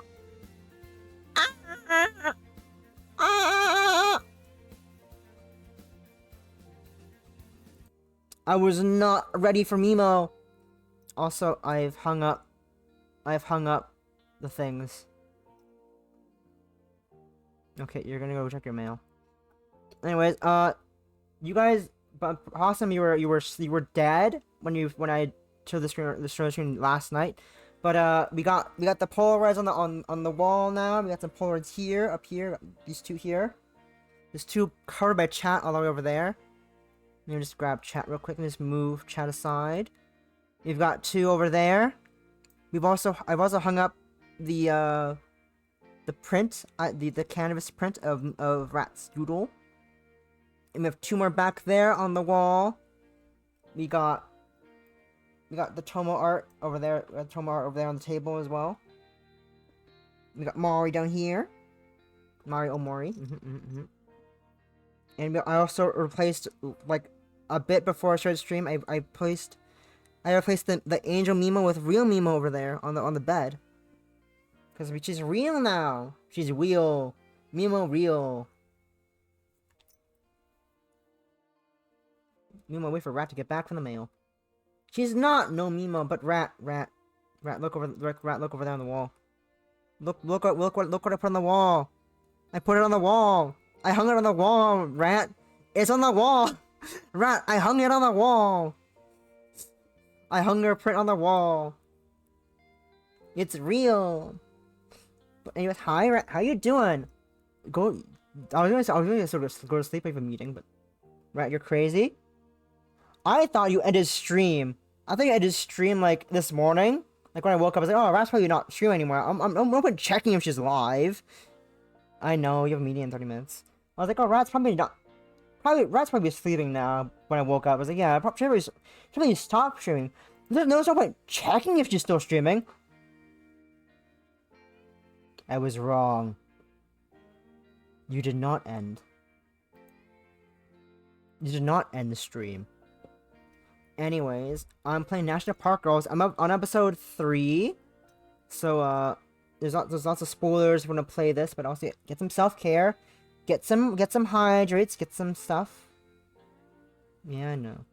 Look, Rat, I thought you were a sensible human being. But you're Rat. Who was the blonde one? Play National Park Girls to find out. Play it to find out. But yeah, Rat, you're crazy. Can't believe it. Blame Preciprov for the $20.01 I donated earlier. Maybe. But, thanks for stopping by, though. I appreciate the 9 months. What's our child name? Rat. What do we name our child? What's our child's name? We have a child now. What's her name?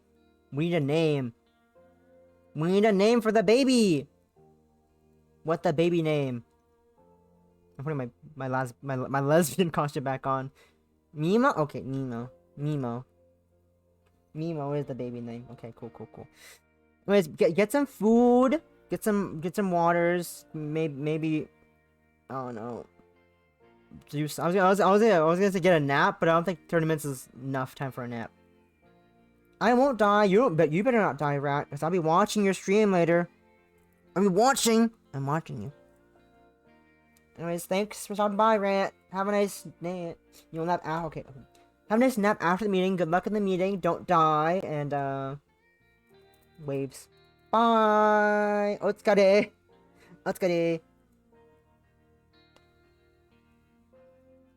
Okay, we'll give it a minute. Call me Unbi. Unbi? Revenge. Ah! Thanks for the bits, Rant. Thank you. Fuck you. Fuck you / affectionate. Fuck you / affectionate. But yeah, we'll give it a minute for Rat to leave. We can listen to music in the meantime.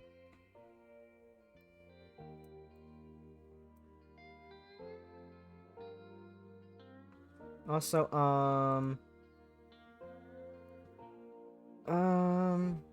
well, I forgot what was pinned last time, but you guys better go vote. Go vote in the straw poll. What do you got right now? I'm gonna take the straw poll. My straw poll is at 7 votes, 7 participants. Ah, Call me Unbi. Unbi? Was that you? was what me? What are you talking about? What was me? Huh? What's happening? What are you doing? Huh?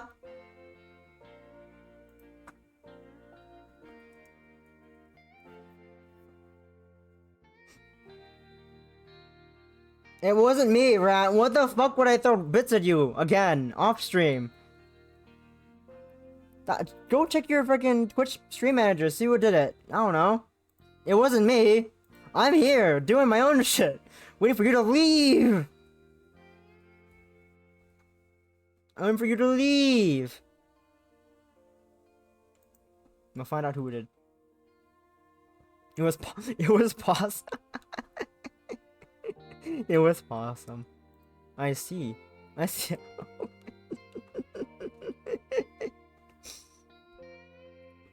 Yeah, Rant, go, leave so I can continue the gay.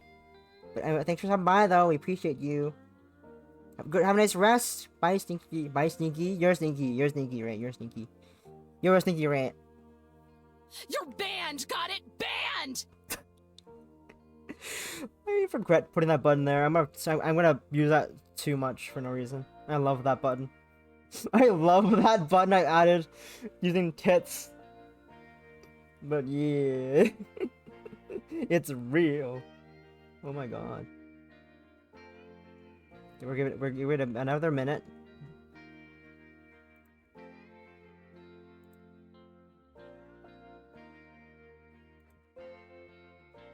It was in fact Possum. Revenge for your revenge for 100 bits. Wow, I see how it is.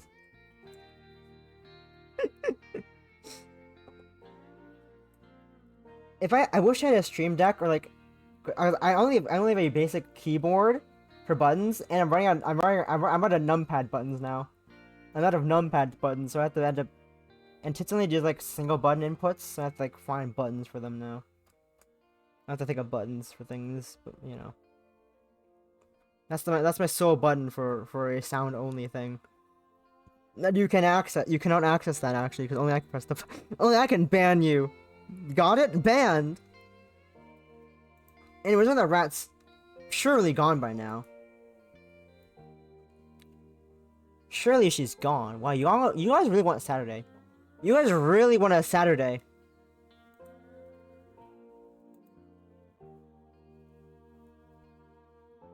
Go vote. Poll ends on Halloween night.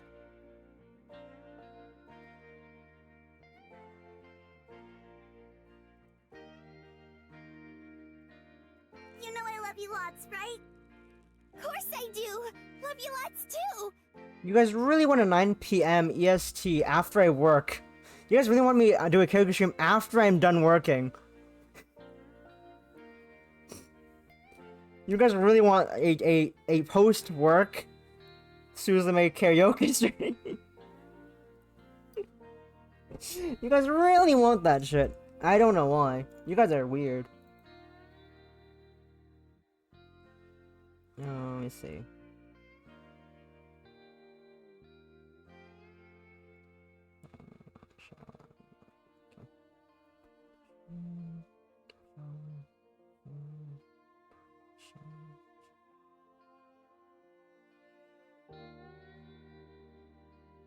Okay.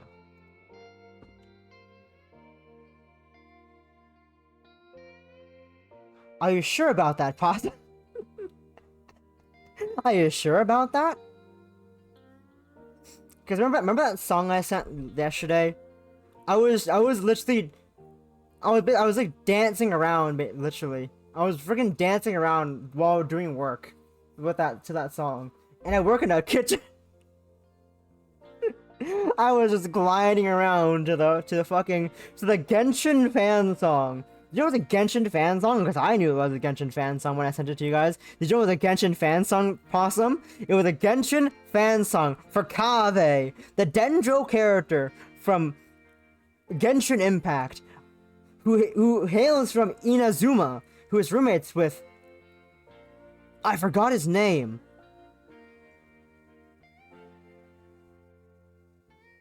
But yeah, it's a Genshin fan song. Did you know that? Did you know that when you were jamming out to the lyrics?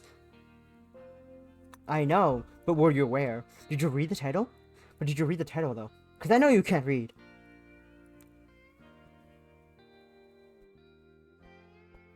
You related to a Genshin fan song. How does that make you feel, Possum? You were relating to a Genshin fan song.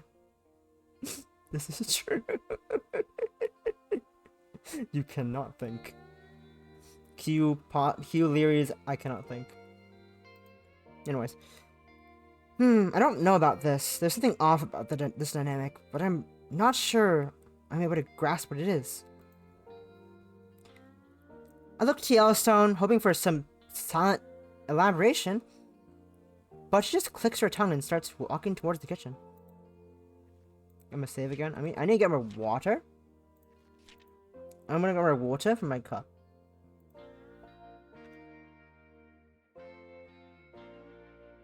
I'll leave Mimo on the mic. Mimo has the mic. Talk to Mimo.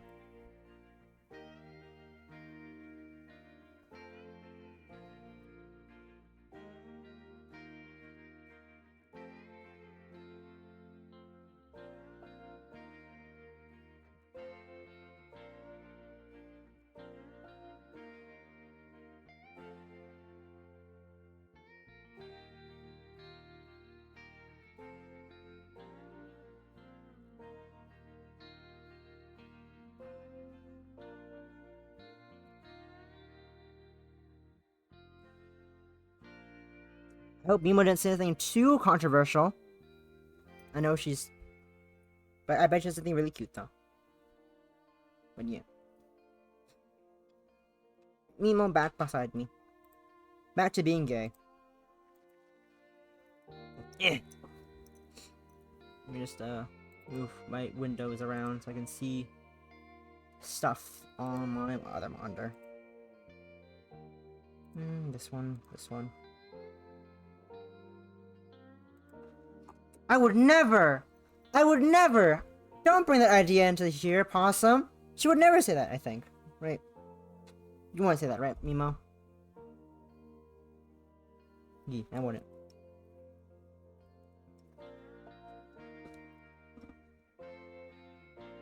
I'm hugging her very aggressively right now. Actually, aggressively soft. I'm hugging her very aggressively soft. How could you? How could you put that idea into the world, Possum? I would never. Shame on you. I'm still in studio mode. No, I'm not. Why is it so janky all of a sudden? Why is everything so janky? What resolution is the stream at right now? It's at 480. 360. National Cross. Maybe she's right about it being just an intense case of mama bear syndrome? Who am I to say how Parker will interact? So what about the weather, genius? Or are you just craving soggy sandwiches? Linear thinking. You're so good at it. Put the fucking weather. We aren't limited to just eating within this park. There are other options. And I know just the place. Zion looks up at her, most of her face buried in Yosemite's jacket. You do? Oh yes. In fact, it's your favorite place. With a stretch of a yawn, I plop myself off the couch. Guess that means it's time for another field trip. My thinking may be linear, but if those paintings on the wall have been anything to go by, it sounds like the four of us will be piling into Zion National Park soon. can act like a grump all I want, but Zion National Park has been on my bucket list for a while. Maybe if I'm lucky, they'll take me to the Weeping Rock Trail. I really want to hike under the mountains overhang. The best part of hikes like that is when you get sprinkled by the waterfall. It's so refreshing, and you feel the rejuvenated after. Excited? I freeze, only now realizing I'm gritting. It's a normal human reaction, but Yosemite has a way of making it feel like I'm losing. A little. I also realized I was originally gonna try to clip a thing to her to Mimo's necklace for things, but I can't do that now because it's removable, and I'm scared of it snapping. So maybe on the jacket? No.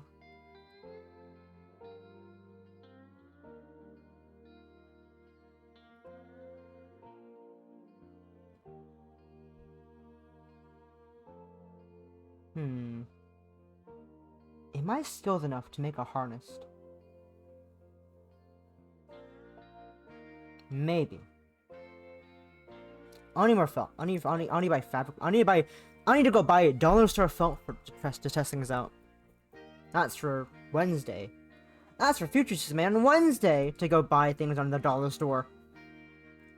Anyways. It's embarrassing, but there are some parts of me I just can't deny, like how I had a banana phone until I left for college. I'm always going to be an earthy nature freak down deep. I better get cooking then. It's still bright and early outside, but it's almost high noon in Utah. We don't want to end up sharing our picnic with the crickets. Wait. Yellowstone is in the middle of tying an apron around her. I'll fix the food this time. At first, Yellowstone beams because if it's one thing she loves more than helping, it's being offered help. But as sudden as lightning strikes through the sky, that morphs into a grimace. Golly, I sure do appreciate the offer, Yosemite, but it's all fine and dandy. I can whip all this up lickety-split. Yosemite releases Zion from her internal hug and makes her way to the stove, snatching the apron right off Yellowstone's back. It's not fine, and it's not dandy. You wanted more help around here anyway, so here it is. Besides, I know Zion's favorite food. Yellowstone, you're a bit forceful. Judging from the title of this episode, I have an idea, but I'm not going to say what the idea is, even though the title kind of explains most of the idea. Just like that, Yosemite begins bringing groceries from the table to the counter. Yellowstone looks on in quiet horror, unable to stand up to the tyrant. Biting her thumb, she mumbles to herself. Okie dokie, this is all fine. It's all gonna turn out swell. Just trust Yosemite. I lean in and whisper to Yellowstone. The two of us are quickly becoming the keeper of all secrets within the cabin. Be straight with me. Be gay with Should me. I be scared of Yosemite's cooking? Be gay with me right now, Yellowstone. Is our wife's cooking that bad? Yes, you should be. We all should be. As we resign ourselves to whatever fate Yosemite cooks up, Zion walks past us and stops at the paintings. She stares up at hers, focusing on it as if she were looking for something deep into the valley painted on the canvas. And for a long time, she stays like that.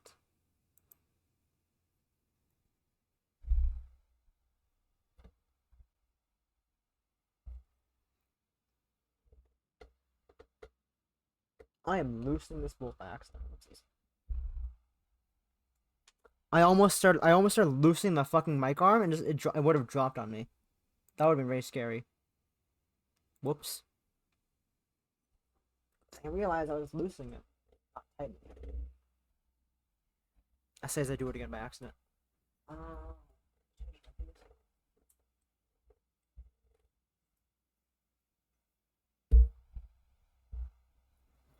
We would not want me to drop the mic on me. That would hurt. Also, that would hurt your ears, and also be scared of the unplugging many things, because if it fell, it would pull my laptop with it.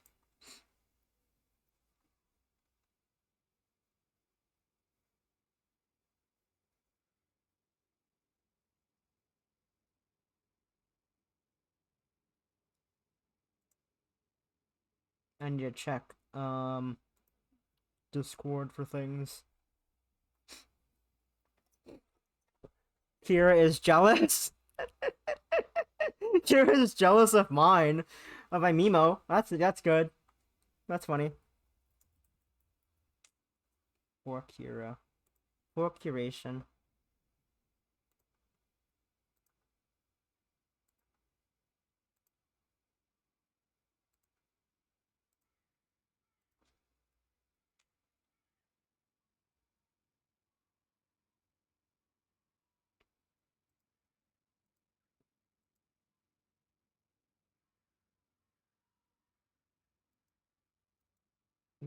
That's a stupid. You know, one item favored yet. That's good to know.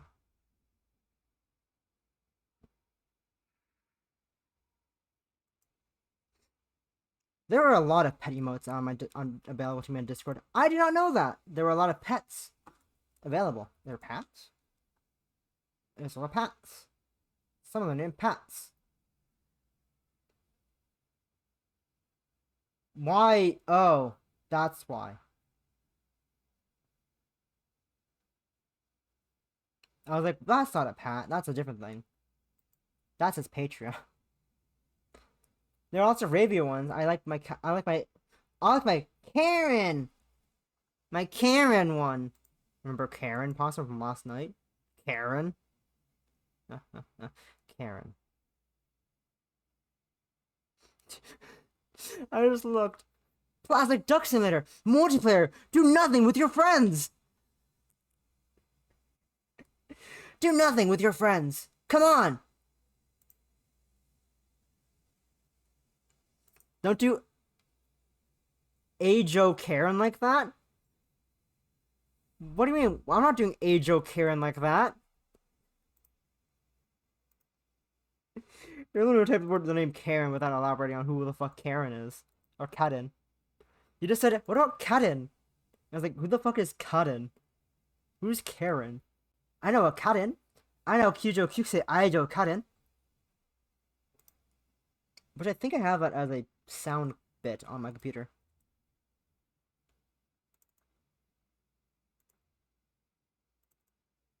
I do have it, because it's Aijo Kaden. There it is.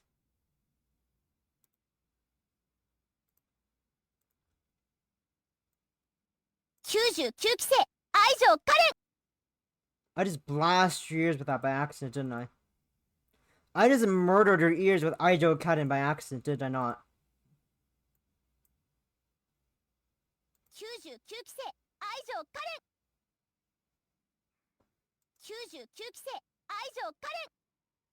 This is from Review Starlight Re-Live.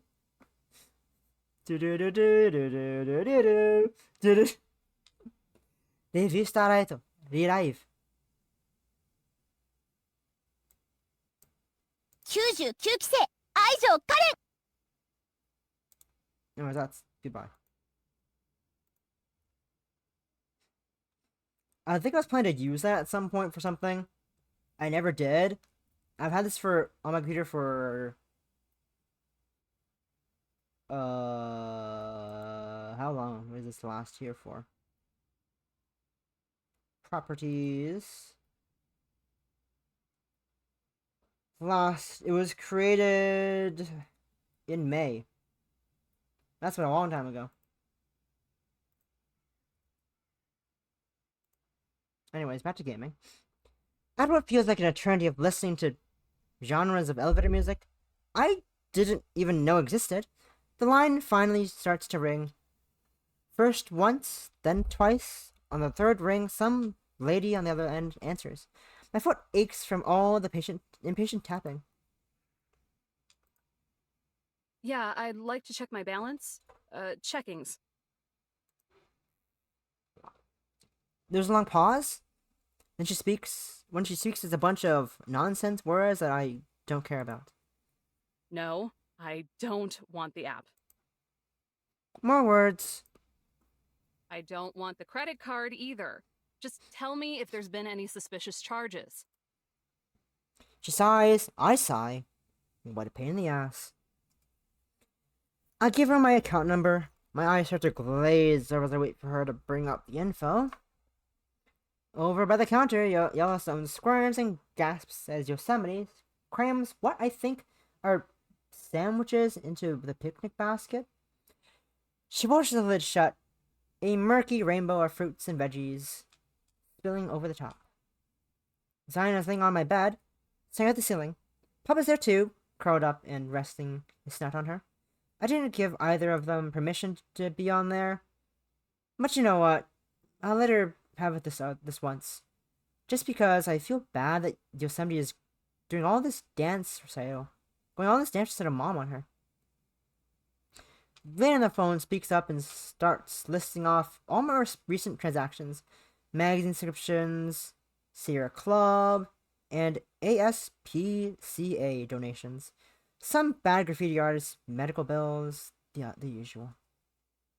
And then one unusual purchase. Nothing expensive, nothing grand, just an $8 charge on an online bookseller.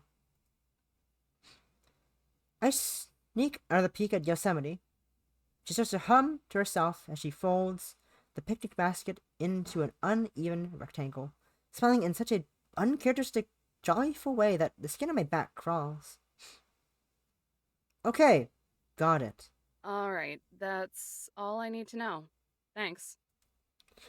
Before I can end the call, she stops me. What is it now? She asks the question, and if I could, I'd reach through the phone and swat her over the head.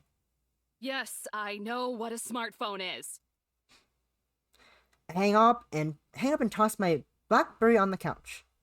Can't a person check in with their credit union without any hassles? God! At least I know one thing for certain now. Somebody definitely used my card to buy that book, and she probably used my phone to do it. If you're so dead set on living an archaic existence, you may as well resort to the barter system. Really stick it to 'em. You try operating in modern society. I bet you go nuts after forgetting your 5th password. The fight drains from her eyes. She glances over at Zion, who is now sitting on the edge of the bed, waiting to go. You're probably right. It is because of the weird moments like that I'm not going to chew her out about it. Yet. There's something going on here. The unsure glances and sad smiles make it as obvious as a slap to the face.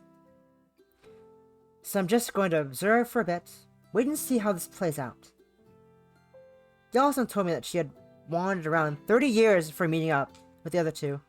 These were have decades of baggage.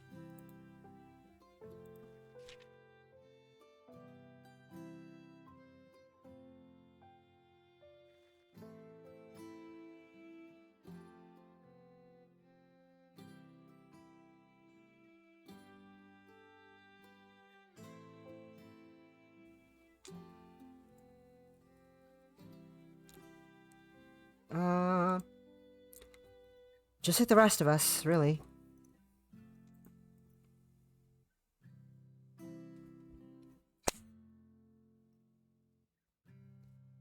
All it takes is one single clap from That's a clap sound?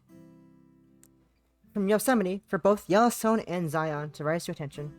Even Pup does it. They're better trained than most of my coworkers. It took slightly longer than expected. I sorta expected it. She gives the evil eye to Yellowstone. It shuts her up pretty quick. But it looks like we're finally ready to go. Hooray! Zan is the only one to even try to match Yosemite's enthusiasm. Her height doesn't seem in it, though. She taps the air with a light fist pump. Yellowstone, can you make sure everything is accounted for? Every what? Yellowstone tears herself away from cringing at the picnic basket, which is looking more and more like a waste silo as the food drips over the edge. She forces a smile, her greatest talent. Aye, aye. Blanket in waits in case it gets windy. She points at her back and shakes the backpack. You can hear the weights rattling around in it. Check! They're so small. They're so small back there. They're so tiny now. Adorable Earth Angel who's gonna have a swell time!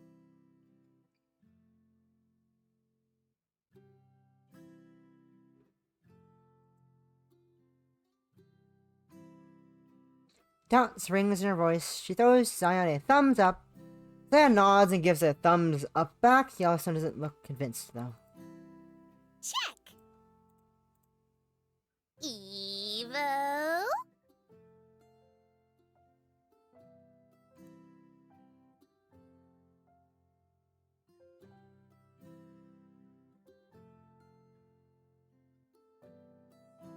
Ruby, I didn't want to use all my pets because that's a bit weird to stand the whole thing with pets. But fine, if you want pets, go for it. Here, give me a second. Jeez, I want to not do all the pet emotes, but I guess if you want to see all the pet emotes, I was picking my favorites out of all of the selection. Wow, they do the same pet emotes. Oh well, that's not my problem.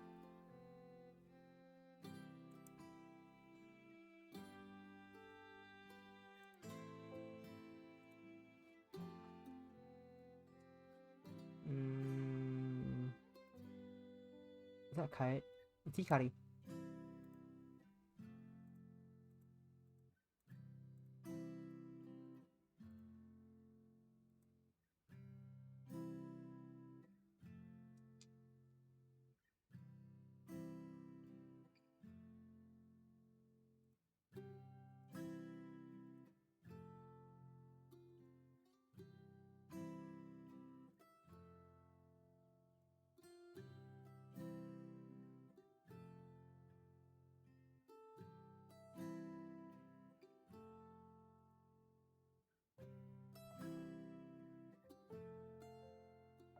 There. Are you happy now, Ruby? Are you happy with all the pets? It's fucking tiny because of all the emotes that are there. It's fucking tiny, but they're there. That's all the pets. You still have more, fuck you.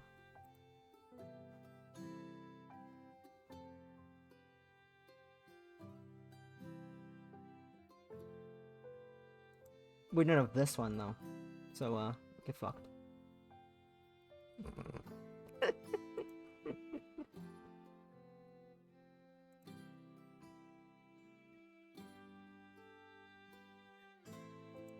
Go for it.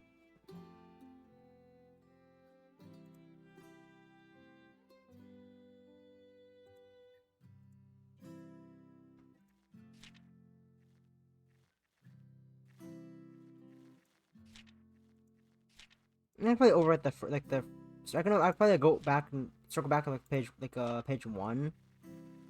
It's not that hard. It's not that much. I'll keep it this one though. I have to keep this one. This is a good one.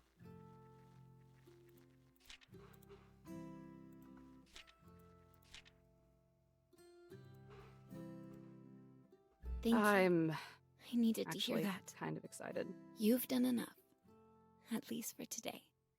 You're a fool. But maybe we need more fools.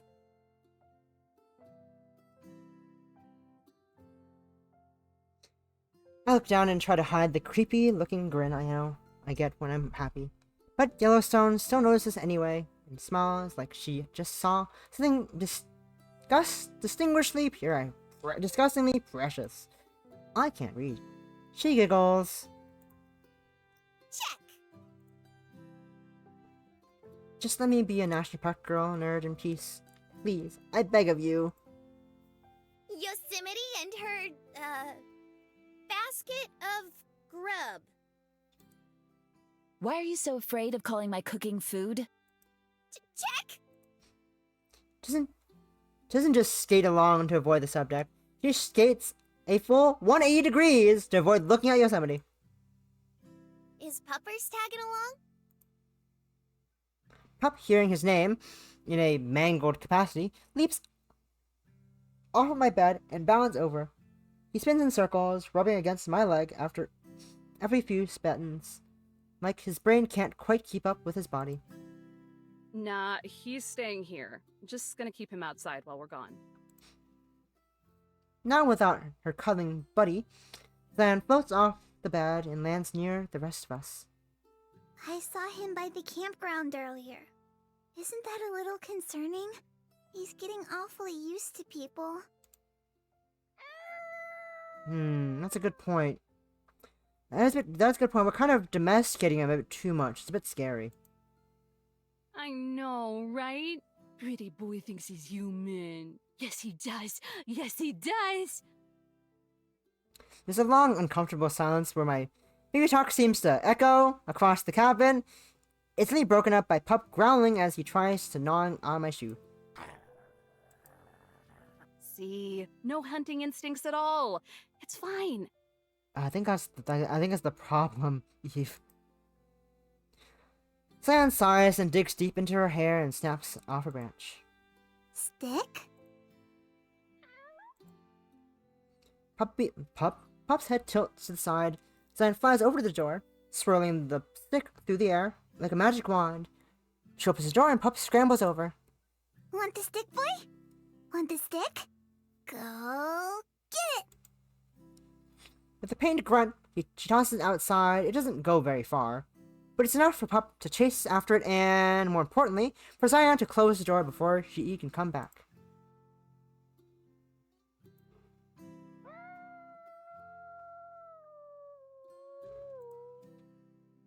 He starts scratching and whining at the door. It's hard to resist the temptation to go and let him back in. Fortunately, Yosemite doesn't give me much time to dwell on my broken heart. So now that the little fluff ball is out of the way, is everybody all set? Looks like it, Chief. Wonderful. Care to do the honors, Zion? Of course! Where am I taking us to? Come on! You know the place. Yosemite, please. I know you love Mother Zion, but come on.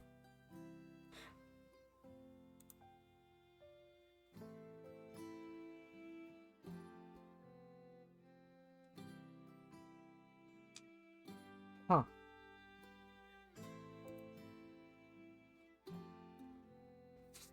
Intriguing. I think she's gone though. I think she's actually gone. It's residual probably. It's probably leftover. We'll never know.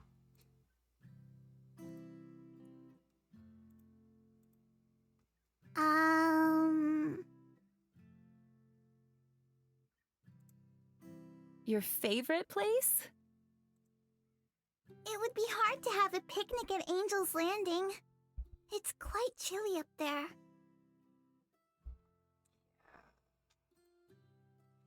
Yosemite frowns, then beckons her forward with a finger. She leans in and whispers something in Zion's ear. Her small nose wrinkles in confusion as Yosemite backs away. Yes? I can take us there, if that's what you want. Yosemite doesn't so much sigh as she does deflate. Not the answer she wanted, I'm guessing. Okay, everyone. Please hold hands. Hold hands? Let's hold hands! Flashback to Clara from, It's Clara, right? He says that? I think it's Clara who says that in, Honkai Impact? Honkai Star Rail? Let's hold hands! No, who is that? Is it Clara? Maybe. I feel like it's Clara from Star Rail. Miss Eve, I know this is your first time doing it with a group, but don't worry. It's simple. Sure is. All you gotta do is touch the old bread makers here with the buddies. Huh? Before I can jerk away, she grabs my wrist with her kung fu grip. She forces my hand to Yosemite's. Okay. When Yosemite resists, Yellowstone just does the same thing to her. There. Golly, you two don't have nothing but salt and pepper in ya, huh? Our fingers interlock. For a moment, our palms touch. The skin presses together. We both loosen our grip immediately and look away from each other. Far, far away. Where neither of us have to see each other's stupid faces. Hers is definitely being the stupidest. Stupid. Braggart. Idiot. I don't love you. What on earth did you do to make your hands so callous? You could light a match on it. I wish I could throw it right back at her, but her hands are so smooth. I could hardly even feel the lines in her palm. Yours feels like peeled tree bark. Is that your only insult? Yes. It is. And I hope you get termites. Ooh, that's a horrifying image. Yellowstone grabs my free hand and squeezes it. My fingers feel like twigs being bended and cracked in the grasp of Yellowstone's strength. My body flexes as I deal with the crushing pain. In my resistance, I squeeze Yosemite's hand. There is a single snap. She lets out a yelp that sounds just like Pop. Girls? Puffs of black smoke whistle out of the top of her volcano like a steam engine. Unless the both of ya are cruising for a bruisin', let's not turn this into a slobber knocker. She says it all through gritted teeth. A dark smile forces itself across her lips and digs into her cheeks, corrupting her usual joyous dimples. A yellow glow fuels from the volcano, and I decide then and there that it's probably for the best to try to avoid any further eruptions. Capiche? Capiche. Yosemite hurriedly nods. I follow suit. Yay! Take us away, cutie! Zion nods, then extends her arm to Yosemite. She accepts it and tenderly strokes it with her thumb. Don't let go, Miss Eve. That would be very bad. Don't let go, Miss Eve. That would be very bad. Oh, voice actors are fucking pog! Voice actors are fucking pog, oh my god. Don't let go, Miss Eve. That would be very bad. Uh-huh? Why am I only being told this now? Wind rushes up from beneath me, lifting up into nowhere. All that surrounds me is electricity, like I'm a drain. A grain of static in every television, setting off screen to ever flicker on screen. And then I've been living in that way forever. I'm not breathing. I'm not existing. I'm only moving. And I move into darkness. When I stare too long, vague shapes of constellations and heavenly bodies show themselves. I feel my hands begin to slip out of Yellowstone's and Yosemite's. And then, before I can let go, my knees hit the ground. Ugh. Able to breathe again, I begin shoveling in as much air as I possibly can into my lungs. That wasn't nearly as intense as the other times. Thank you for flying, Air Zion. I apologize for the turbulence. Wait. Is this? I run my hands across the ground. Moist soil and dirt cool my skin. Grabbing a clump of thin, wild grass, I let it slide through my fingers. It's yellowish green and thin as wheat. Zion National Park? I jump to my feet, trip, then jump up again. Slattering of tall trees extend into the distance in all directions. In the clearing where we were at, the land is near bare of them. But the further you go, the closer they get to each other, and the more of them there are, until these sparse, almost naked trees combine their presence and merge into a forest. There's an elegance to them. The restrained spacing of their pine needles allowing them to show off more of their tone and sleek wood. If their mighty redwood cousins back in Yosemite are knights, then these are fencers. They all accumulate at the base of a mountain, as if it were a place of gathering and worship. The mountain looks alien compared to the natural green of the trees. Its face is a gray mass, but jagged stripes of pink and gray minerals outline it. The unmistakable trademark of Navajo sandstone.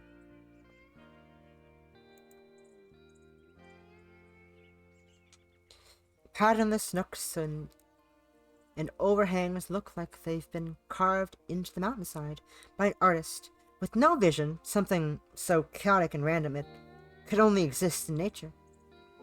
Yet it anchors his entire forest, presiding over it like a custodian. Feast your eyes, Ranger. You're looking at the North Guardian Angel. There's more popular places in the Kolob Terrace. Zion must feel Yosemite's eyes watching her, because she merely course corrects. But the Northgate peaks are always so beautiful. Something as simple as sitting between a mountain can really humble you. You're telling me! Just looking at it makes me feel like a teeny tiny ant floating through oblivion. Huh. You get that too? Like clockwork. I just try to push the bad thoughts away. You know, the universe is going to collapse on itself one day. It will! It will collapse on us one day.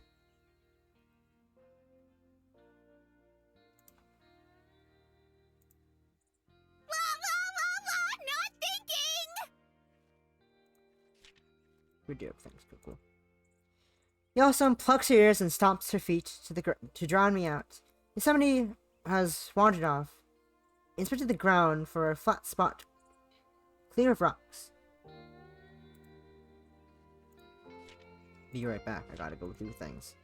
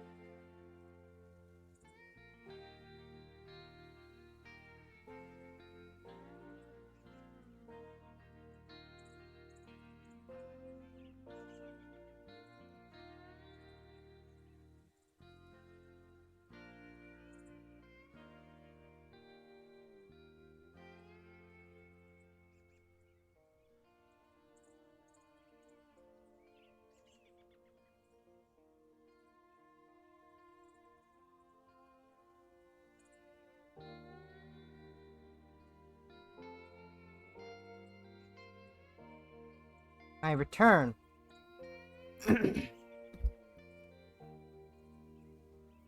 I return.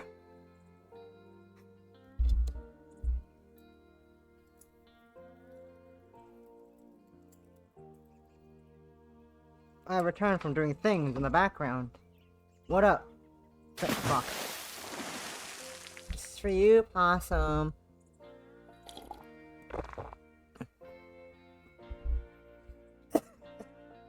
Fuck. Fuck. I need to work the noise gate again. If it's too... Scuff. Scuff, scuff, scuff, scuff, scuff. Scuff. Scuff.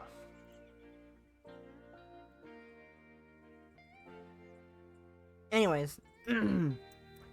Yosemite plugs her ears and stomps her feet to drown me out. Yosemite has wandered off, inspecting the ground for a flat spot, clear of rocks. Eve, stop inducing an existential crisis in Yellowstone. Yellowstone, could you help me with setting up the food, please? Okie dokie, Smokey.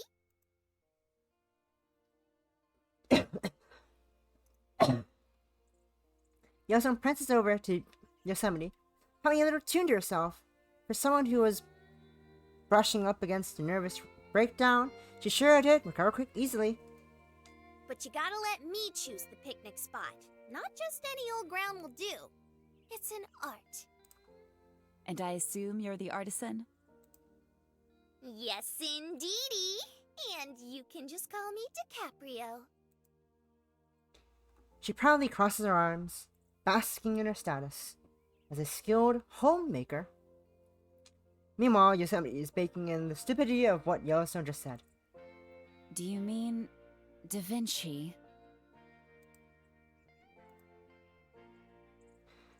The two of them go off, arguing the dichotomy of Leonardo's as they search for the perfect place to picnic.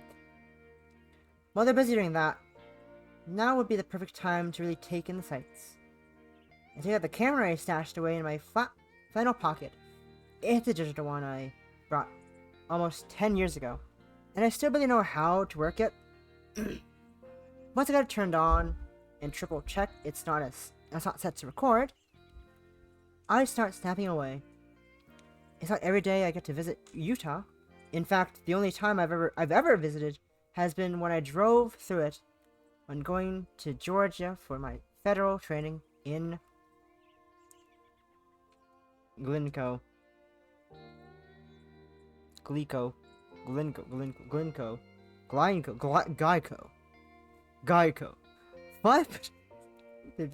50 minutes, get the 50% or more in car insurance. But I always loved just how red all the mountains are. Not so much here, but you wouldn't have to go very far to find entire mountain ranges that glow as if an entire sunset was being projected upon them. There's no other state that looks quite like it. The people are nice too. I zoom in up close on one of the mountains.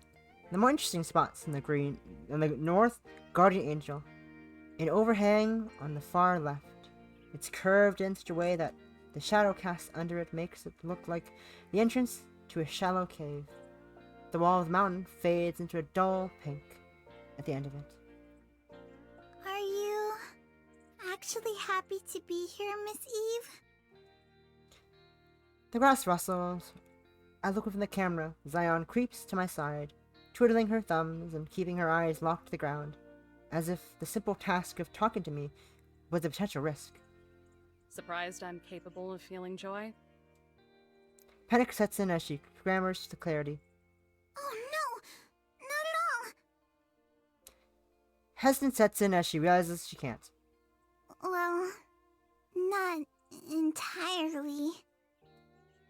As plain as ever, I see. Even the truth is inconvenient. Don't need to sugarcoat it, kid. I know what I am. You do? What if she's thinking I've been called it cynical, stick in the mud, hard ass, or as Yellowstone might put it, Sure. A grump. Zion jolts up, so far as so she floats back to the ground, swinging her head back and forth. That's a fib. Never ever have I thought you were grumpy, Miss Eve. Oh, Zion, you're a bean. We love you. We love beans. Just sad. Oh.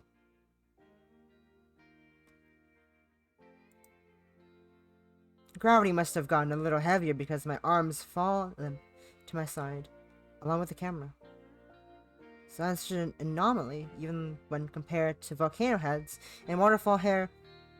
She's intuitive in ways most adults are too self-absorbed to be, and she does it with the gentle honesty of a child. As far as I know, she could be both or either. Who knows how age and years even work for these girls? Despite that, it's hard to feel like she's effectively anything other than a kid. How can I be sad when you're so pretty? This park has sights I couldn't dream of seeing in NorCal. It's not something I'm particularly good at doing, consciously, but I try to give her a smile. Use my mom as a base for reference. Someone who managed to ascend to sainthood, despite raising 5 rowdy kids, or because of it. Then I can't hide her blush, as pink as the gradient of the mountain. Her usual uncertain curtsy is briefly taken over by a huffy pout. You really mustn't say things like that, Miss Eve. It's embarrassing for all parties. I never really thought about it much before, but she really does sound like a mini Yosemite sometimes, except Zion's big words have the benefit of not being spoken by a big mouth. Let's hope old leaf ears personality doesn't wear off her on her too. But just so you know, she lowers her voice into a grave whisper, cupping one side of her mouth to tell me a secret. Trains me to crouch down. I don't. It's very possible for someone to feel sad, but to try and hide it by pretending to feel another way.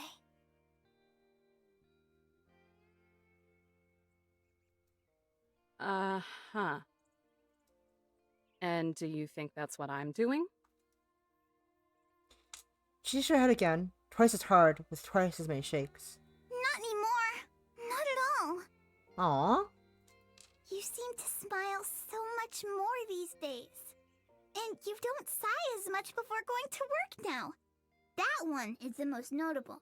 Sighing is the biggest sign of sadness there is. You're still scary, but you've absolutely changed. Now you're nice scary. I see what Rat meant by the nods are not there. They're not working very well. I see what she means now.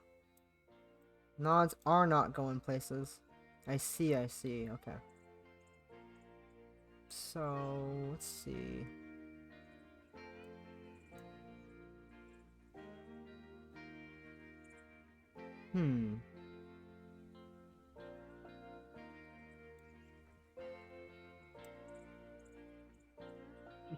More.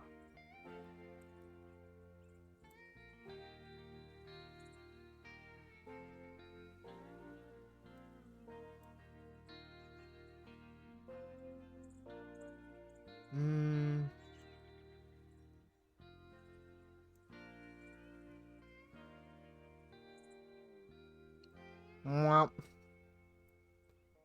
Wow. Wow. You got games on your phone? Wow. Wow. You got games on your phone?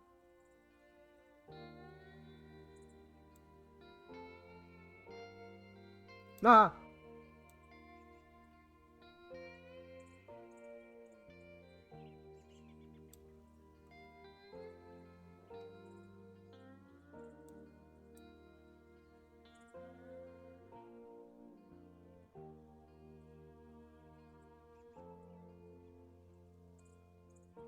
Anyways. Pressing her hands together, she gives a smile, but the way she closes her eyes while doing it makes me think she's just scared to see my reaction. As she should be, because that's hogwash. what's with these campers? What's with Zion? Or Jesse, for that matter. What am I doing now that's different from before? There's no change in just doing my job, in just doing your job, or the stupidest, simplest thing like smiling. That's called being a normal-ass human. And last I checked, I didn't imply something as dramatic as going soft or letting go of things that made me hard to begin with. Trust me, kid, I'm just as scary today as I was yesterday. No one stops being miserable overnight. Throw me a bad day and see how nice I am then. Well, I suppose that's true. But you've been with us for more than a single day, or night for that matter. Change is as gradual as the passing of dusk to dawn, after all. You still notice the crack of dawn, though. Can't say it looks much brighter than the witching hour right now. Zion contemplates this, rolling her chin like a junior detective. In that case, you're probably still sleeping. Some people sleep in for an awfully long time. She looks over at Yosemite. Her and Yellowstone are arguing over whether Splinter was one of the Renaissance greats or not. I don't know how it got to that point. I don't know how my life got here either. They should not. Children should not, but they are, and that's kind of scary how they're that contemplative sometimes. Zion, are you feeling sad and pretending? If there's something going on between her and Zion, whatever wordless little struggle it may be, I'm bound to get sucked into it at some point. This is what happens when an entire social ecosystem is crammed into a cabin. Zion's shoulders tense up, then slump down. It's hard to read her expression based off her profile, but when she turns to face me, her tiny hands are crumped up into fists, and certainty steals her gaze. We do what we can for as long as we can, Miss Eve. Bruh.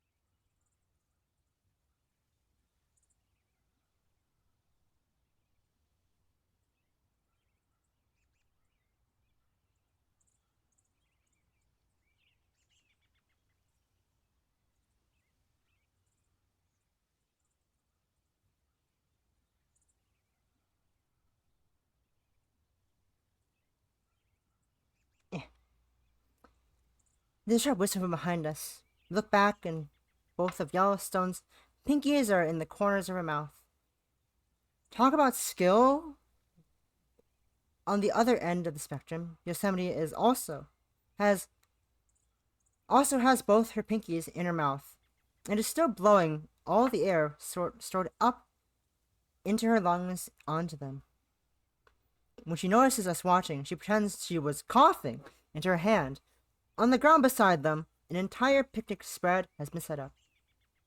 Stew's down, you two! Come and get it! Coming.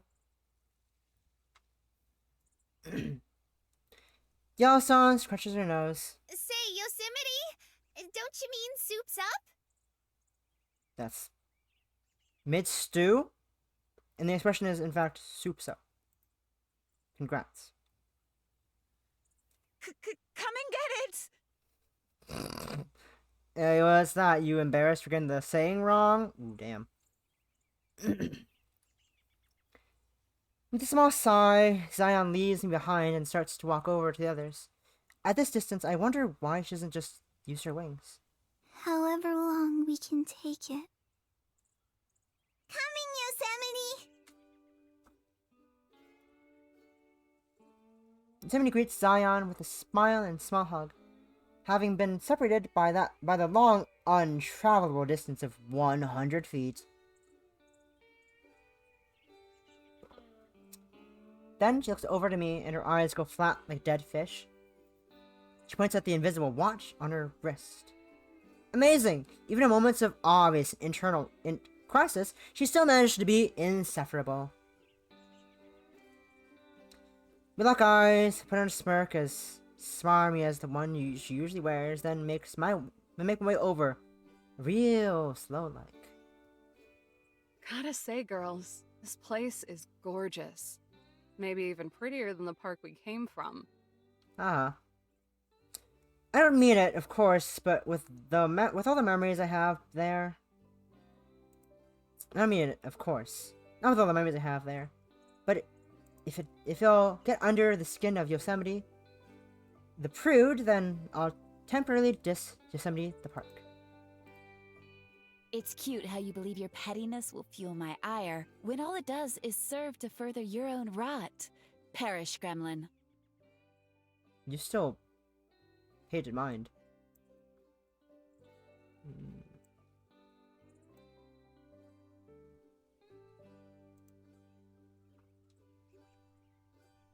Don't use those $20 words of yours to be a Grinch, Yosemite. Dollface was just smelling the roses.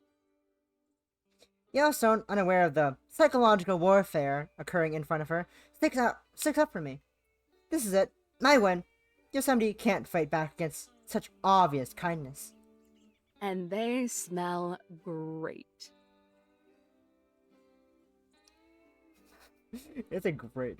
Perish, gremlin! We're gonna listen to it again. Don't... It's cute how you believe your pettiness will fuel my ire, when all it does is serve to further your own rot. Perish, gremlin. And they smell great. The sins slide out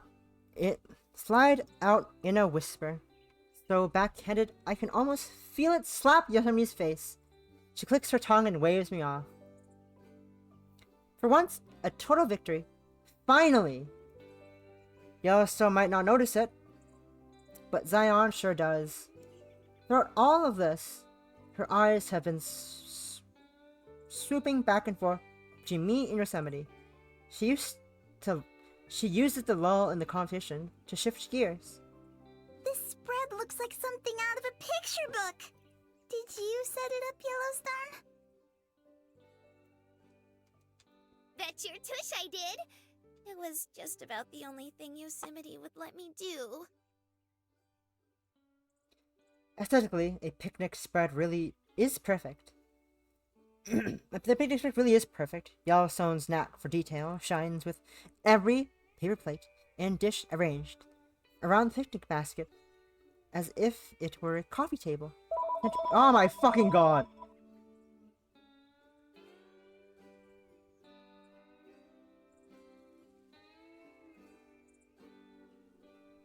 Ugh, fucking uncles calling the fucking house. Cringe. With every plastic plate and dish arranged around the picnic basket, as if it were a coffee table centerpiece. On all four corners, smooth stones weigh down the basket to keep it from crinkling up. Blanket. Keep from crinkling up. All that's missing is potato salad and fireworks. Even the spot she picked feels like it was expertly chosen to create the most all-American picnic experience possible. Right underneath an elder tree with drooping branches and leaves for shade. I know which spot I'm taking. Hey Zion. How does the food look? I made all of it, even the globe mallow gruel that you like. Doesn't it make you salivate? Doesn't it bring back memories? The what? Why am I being pinged? I don't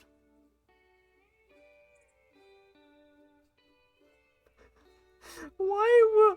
Why did Zoe fucking ping me?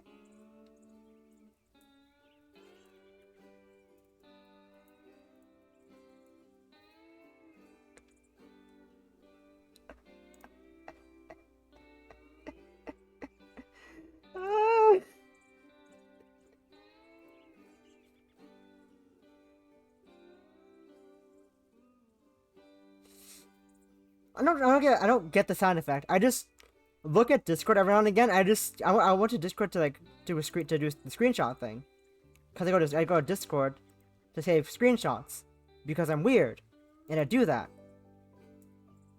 Like now.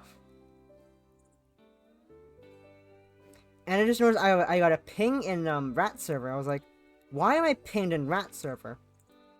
What reason am I being pinged for? It was Zoe giving me sound medical advice without a license.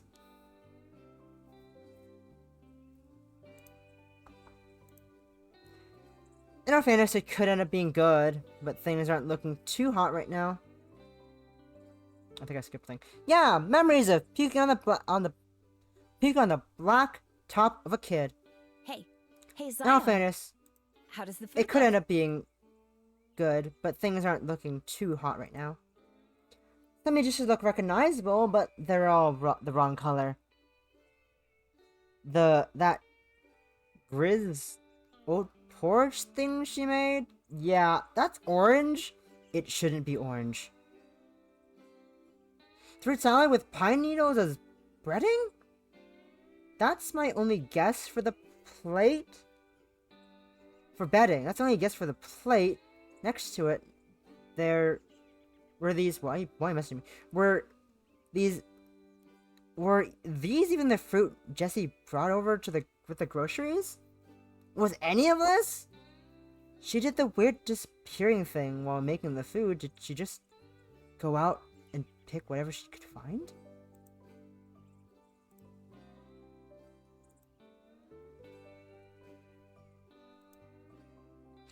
Then observes the assumably edible substance in front of her and nods.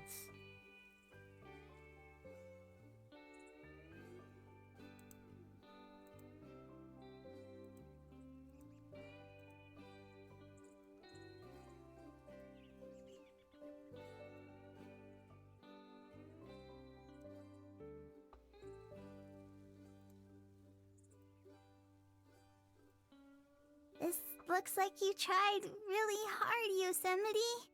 Good job. You tried. Congrats, you tried. That's all I gotta say. You tried. Congrats, you tried. That's it. That's it. Congrats, you tried. My body keeps turning itself. It's weird. I don't know why. Probably because I messed with the body stiffness.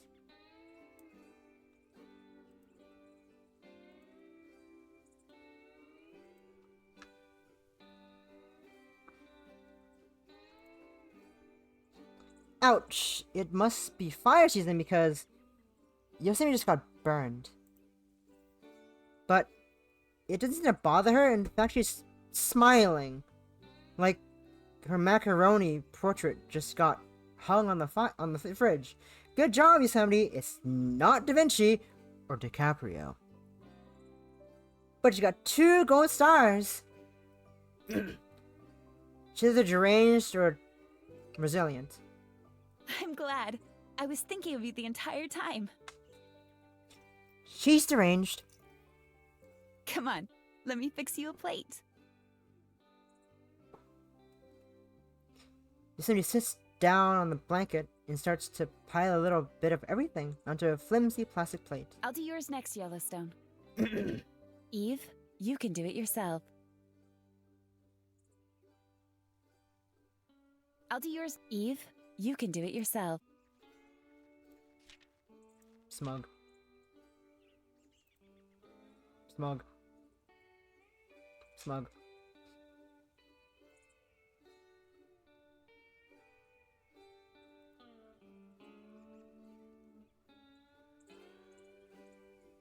So Onav? Wow. I'm Onav. Wow. I'm Onav. But maybe Onav? Onav. Onav? Onav. Onav. Onav. Onav. Onav? Onav. Whatever. I don't want her poisoning me anyway. Plopping down on the blanket, I slumped against the tree, calmly overly cautious, but I'm gonna observe the reactions to the food before I even consider putting it in my body. Yosemite sets down Zion's plate in front of her. It's a mountain of food, almost as big as the actual mountain behind us. All mished and mashed together, it's taken on the color and texture of grounded rainbow trout? A bastardization of the food pyramid, if I've ever seen one. This is a lot. Of course it is. I know you say you're a picky eater, but the Zion I know would be happy with whatever she got. She would be grateful for simply having food.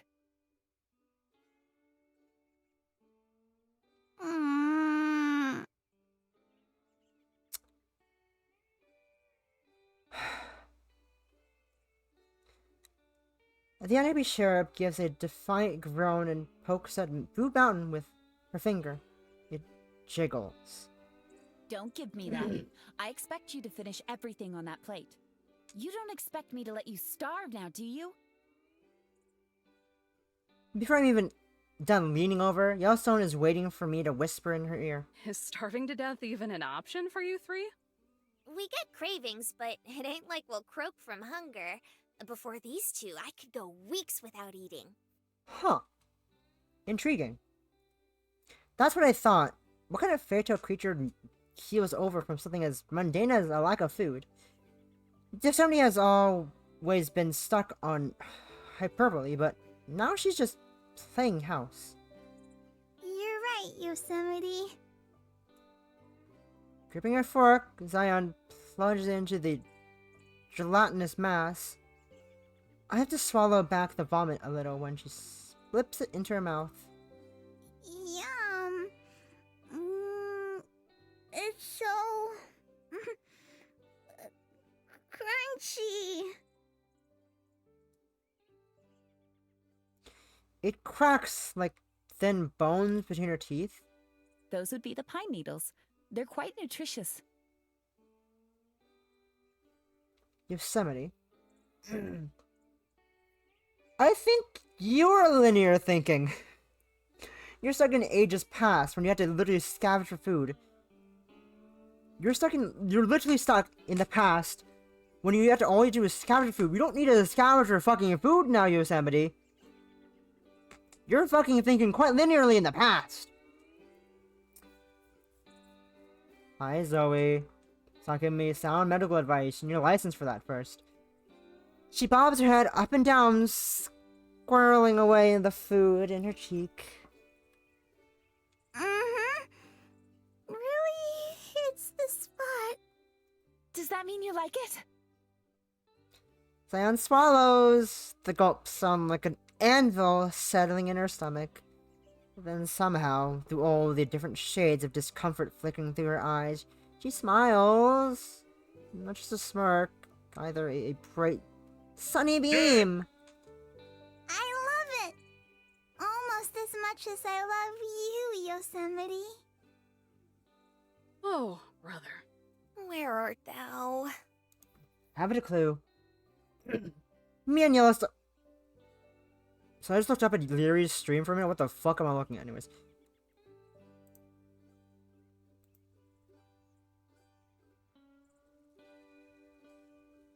You know I love you lots, right? Course I do! Love you lots too!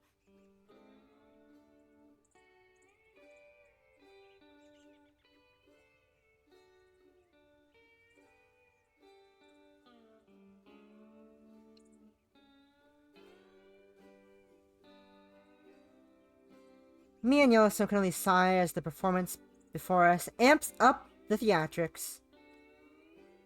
Somebody buys into it, though.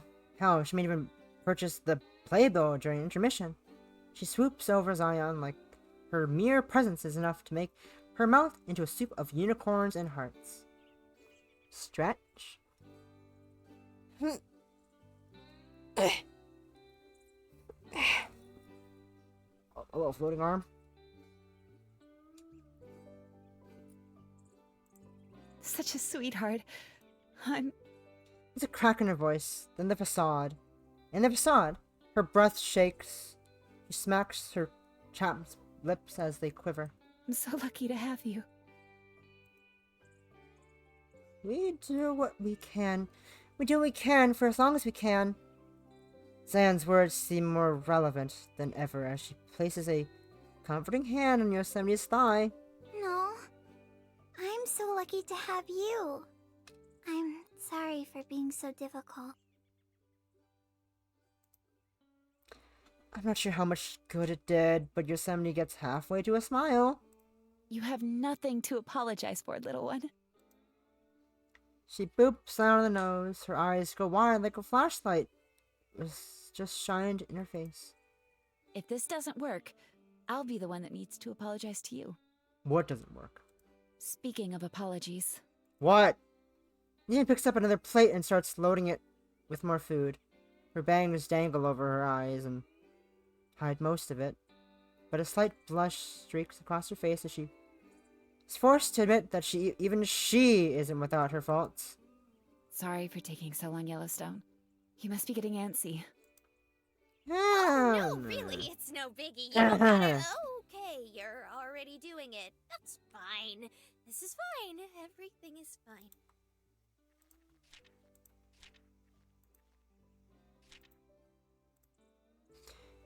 Dread colors Yellowstone from the top of her volcano to the tip of her chin. A fresh, wobbling plate of slop is tossed in front of her. Tossing.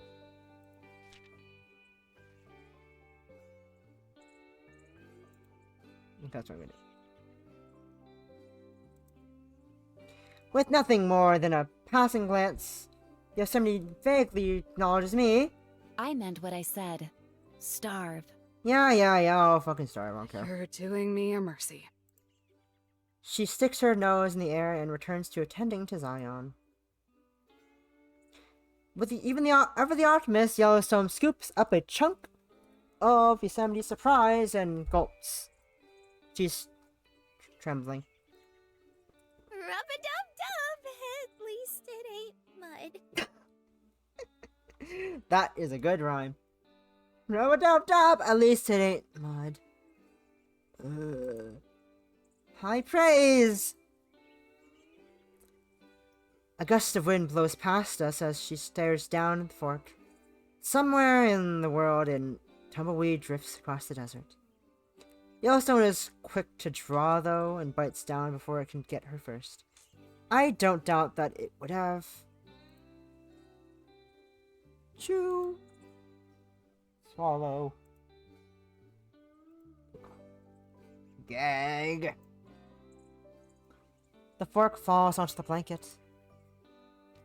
Yellowstone limply sits on her knees, shaking off into a safe space far from here. In her eyes are the reflections of every distance and every alcove. Atrocity to ever scar the earth. The Black Death, Hindenburg, JFK, and Dallas. I see it all. That bad? About what I figured. She doesn't look at me. So, what's the problem? Everything. Dunno. I guess some things just really take the Simon out of your Garfunkel, you know? Yeah. The distance between me and her may as well be from the sun to the moon. I do what I can to give her a one solid pat on the shoulder. You gave Yosemite the benefit of the doubt, kid. That's something else you could have done. Well, let's just stuff that trauma away for another day. Yeah! That's healthy. Yeah. Wow, this is really how she copes. For For now, it's time to hatch Plan Y. Why? Plan Y? What happened to the other 24 plans? They don't exist. The Y stands for Yellowstone. Oh. She takes a quick glimpse at Yosemite, who is currently wiping crumbs off of Zion's face. With the coast clear, she does a small fist pump and starts digging around the volcano. I feel nothing as I watch her arm go elbow deep inside her own head. Only emptiness gnaws the part of my chest as her tongue wobbles out of the corner of her mouth as if she's struggling to find gum in her purse.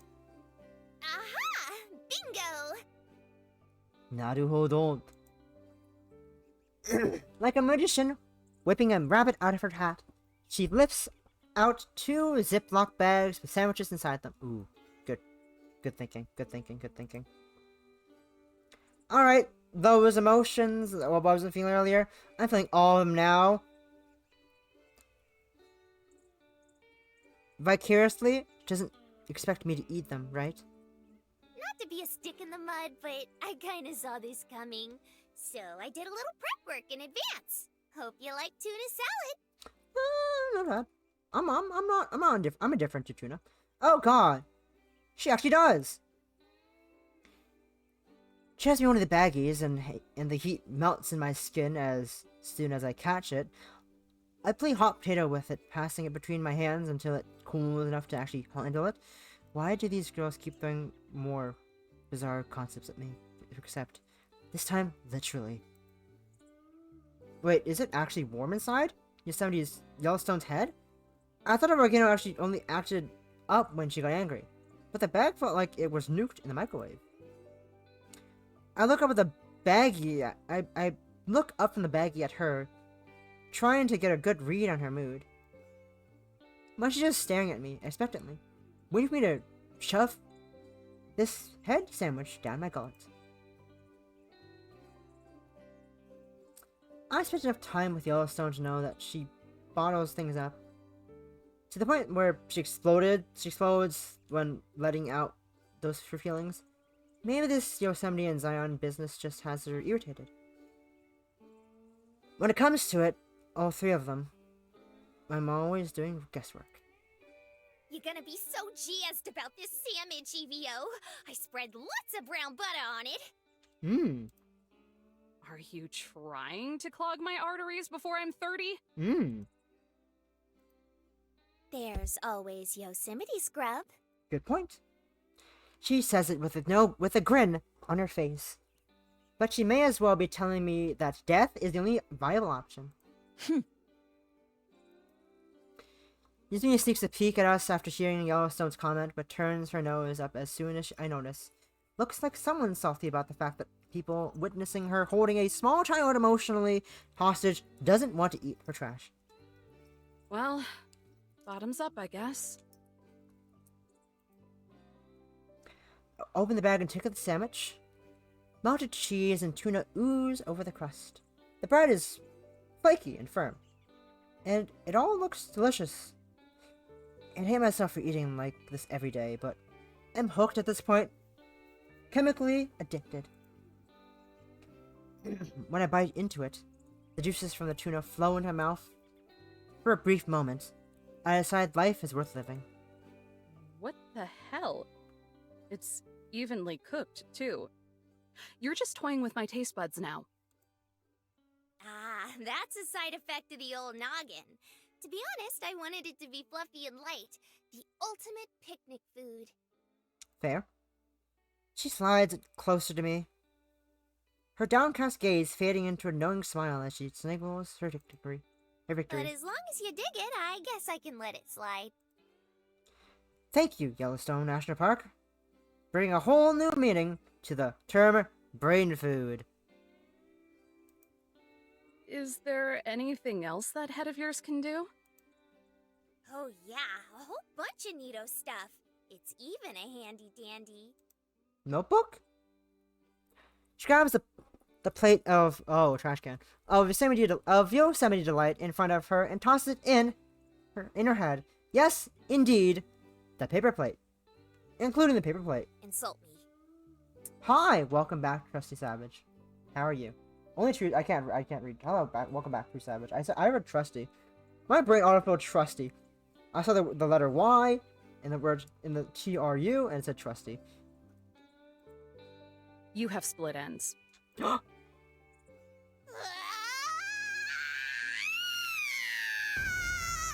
Like a search from her head, the sound of an explosion drops like a bomb. The heat warms my face as if I were mere inches away from a blazing fire.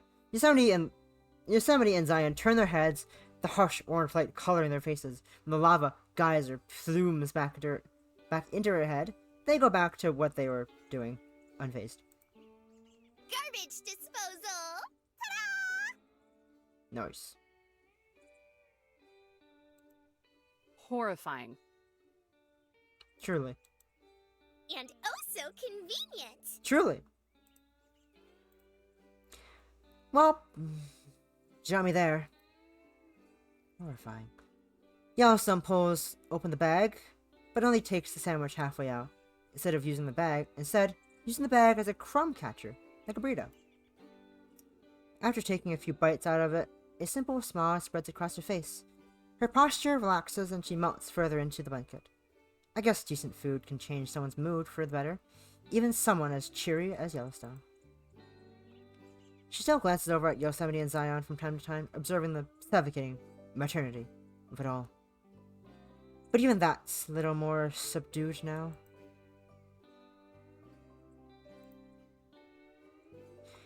Yosemite rests her chin on her clasped hands, watching Zion poke and choke down her food. The kid has gotten so used to it by now, she almost makes it look natural. And for a while, we all just sit there and munch away at our food. A soft breeze whispers through the valley, rattling the leaves above me. I look up, saw the clouds, the dancing branches, and watch them drift away into the sky's faded blue forever. With a deep breath, I draw in as much of the fresh air as I can, and let it fill my lungs. It feels like a cleanse. Then I close my eyes and just soak it in.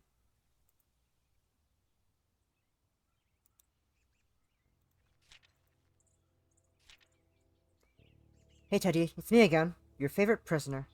Right now, I'm in Zion National Park. Courtesy of the obvious. Yosemite and Yellowstone are here too, but going on a picnic right now. I wish I could write good things about the food, but unfortunately Yosemite decided she's due for a crisis and made it all herself, instead of letting Yellowstone do it.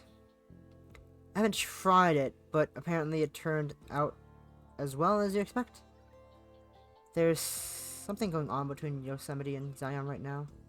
Don't know what about, but it's starting to feel like a bomb is about to go off. These girls sure are too human for their own good. And it got me wondering, when was the last time I've done something like this? Just sat underneath a tree and enjoyed the moment. Or have enjoyed anything, for that matter. Actually enjoyed it. Not the relief of a good cup, but experiencing something in a way that penetrates through the fog.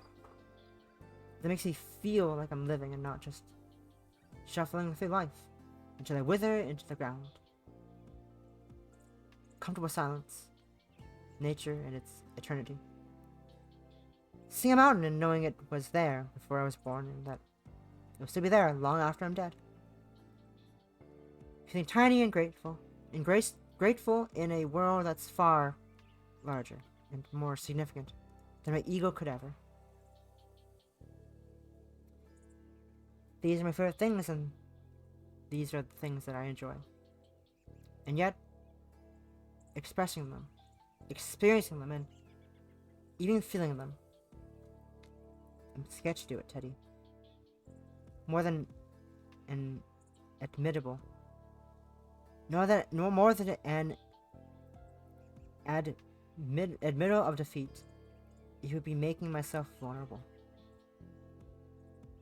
It doesn't take much either. A bad day, a bad encounter, a bad person. Life is a way of making you resent the things you love. wouldn't it be better to bury and forget about them? Maybe dig them up every once in a while. Get a small glimpse of what you don't go really insane. But when I look up and see these 3 girls, the very embodiment of green fields and pink mountain cliffs surrounding them, I start to doubt everything I've ever written. Yellowstone is so nurturing, biting her nails, simply just because she couldn't give everyone a good meal. Zion does her best to make people happy, even if it means eating a plate of their obvious desperation. In Yosemite, for all her flaws, is always grasping at knowledge. Sometimes she just grabs a handful of straws instead. But all she's looking for is the truth. They're everything I'm too afraid to do. Afraid or too tired to be. Or maybe everything I was. I could be that. I could go back to that. I could! Do I want to, though? Am I brave enough to actually take that step, Teddy? What stops me? Or anything else that could go wrong? From reverting back to how things are? Nothing. That's what. Nothing at all.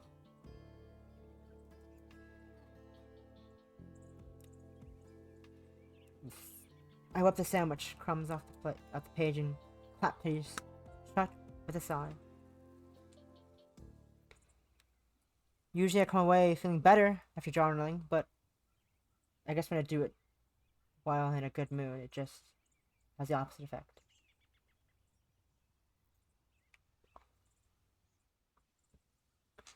I'm never going to be content, huh?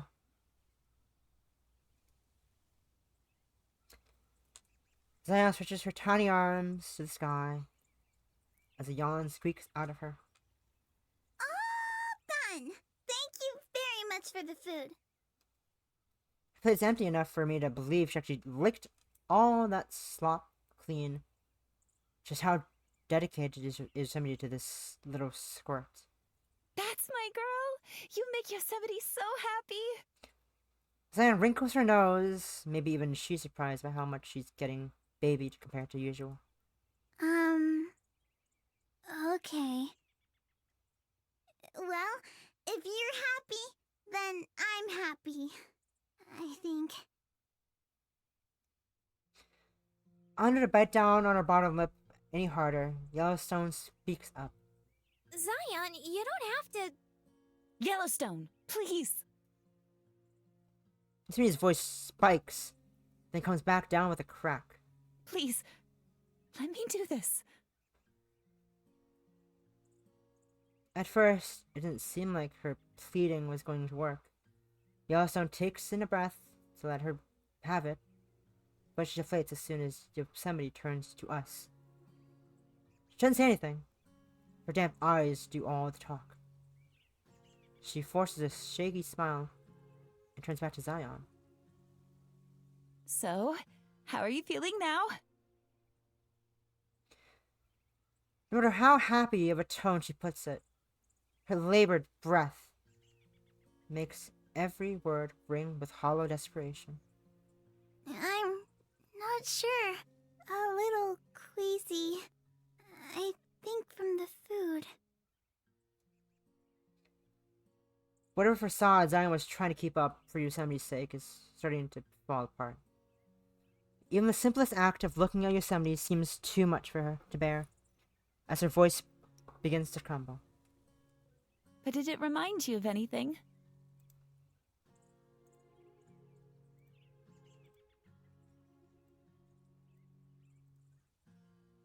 Did it make you nostalgic?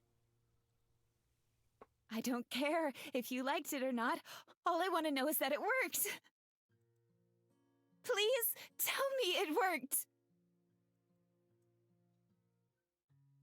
Yosemite fires off strings of panic. They come shooting out of her mouth as quick as they exist. Whatever all of this has been building up to, it's coming to a head. Can't say I'm happy to have a front row seat to it. I'm sorry. No! What did I tell you? Don't apologize. Nothing is accomplished that way. Sam winces as Yosemite's fingers grip into her shoulder.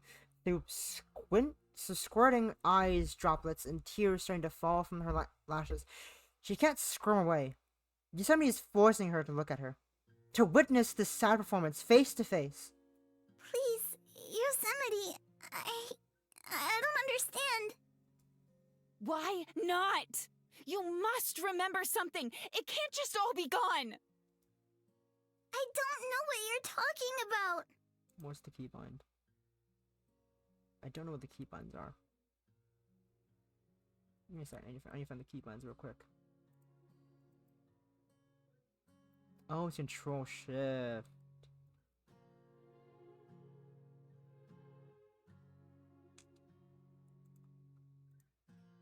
All I want is for you to be happy, Yosemite. Please tell me how to make you happy. What the hell is this? I need you to tell me that you remember this place. It feels too personal. It feels too visceral. That you can remember me hiding in bushes and staying until we could see the stars. She takes Zion. Like if she does it hard enough, all the information will just spill out of her. Tell me the story, Zion! I hate it. I don't know what story. Cut the crap, Yosemite! Whatever you're trying to do isn't working! She ignores me. Nothing I said broke through. I'm not even sure she's heard. Then tell me what you remember! Tell me how you feel! Scared!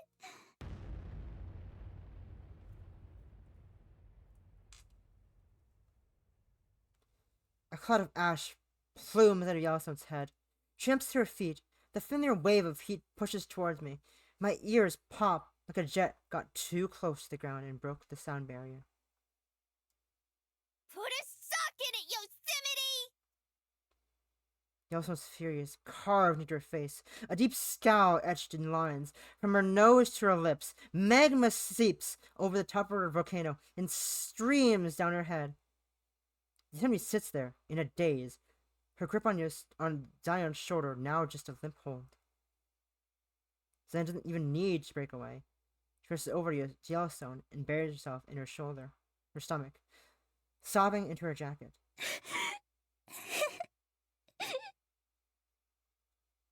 I know what you're trying to pull, and I get it. It breaks my ticker, too. But this ain't right. Zion felt bad for you. I felt bad for you. It's the only reason I let this go on for so long. But you did what you always do and took it too far. She don't even remember anything, and you still did it. Well, listen here, Missy. You can throw your weight around when it comes to the rest of us, but I ain't gonna let you do it to Zion. If you actually care about her and aren't just being a selfish square, then you'll leave well enough alone. Yosemite, her hands still stretched out, brings them in and takes a long, horrified look at them. I didn't mean... She can't finish her sentence. Yellowstone glares at her like a beast shielding its cub from a hunter. She switches over to me, but I look away. I'm so sorry. The words tumble out in a hoarse whisper. Yosemite scrambles to her feet and runs off into the forest, disappearing in the thick of the trees. When all is silent, Yellowstone lets out a long sigh and flops down on the blanket, bringing Zion with her, still nestled in a tight hug. Most of the lava is dried away, but clumps of smoke still wisp from her head, like a candle is just blown out. So, are you going to give me an explanation? Not now, Eve. It ain't a good time. Yellowstone strokes Zion's hair, combing out any stray leaves that have grown in. Zion clings to her and bawls, the tears streaming down her her round cheeks like waterfalls.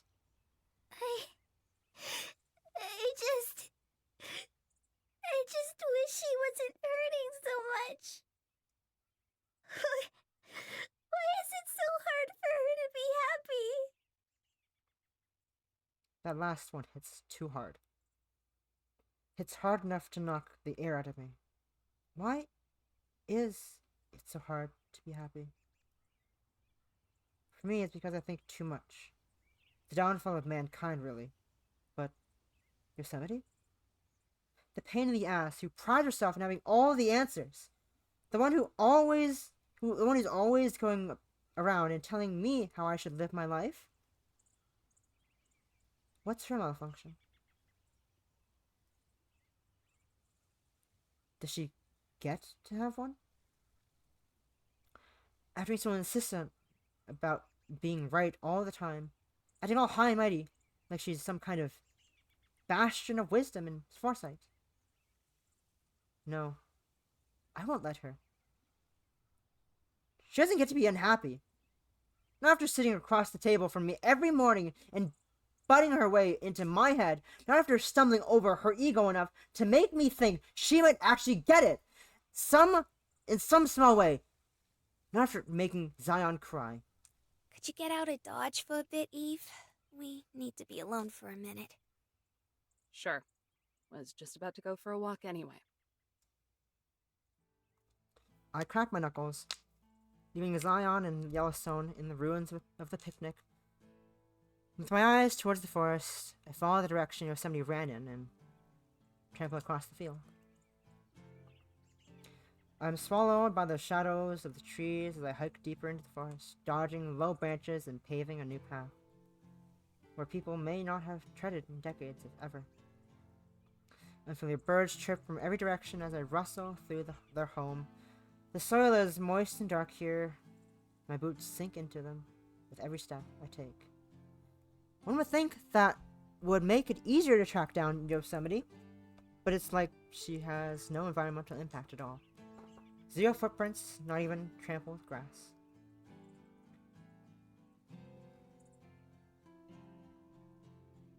Unfamiliar birds chirp in my direction as I rustle through their home. Again, I went back past it. For a second, I start to think she zapped herself back to the cabin. But then, between tangled branches, I catch a glimpse of her blue hair. And these girls sure have a way of running off into woods when they don't want to confront reality. I swat away the leaves and march into the clearing. Chances up, her pointed ears twitch, then her shoulders relax. Here to lecture me, I see. As a matter of fact. No. Don't waste your breath. I know what I've done. I'll use my breath however I damn well please, including to chew you out. Escalating as always.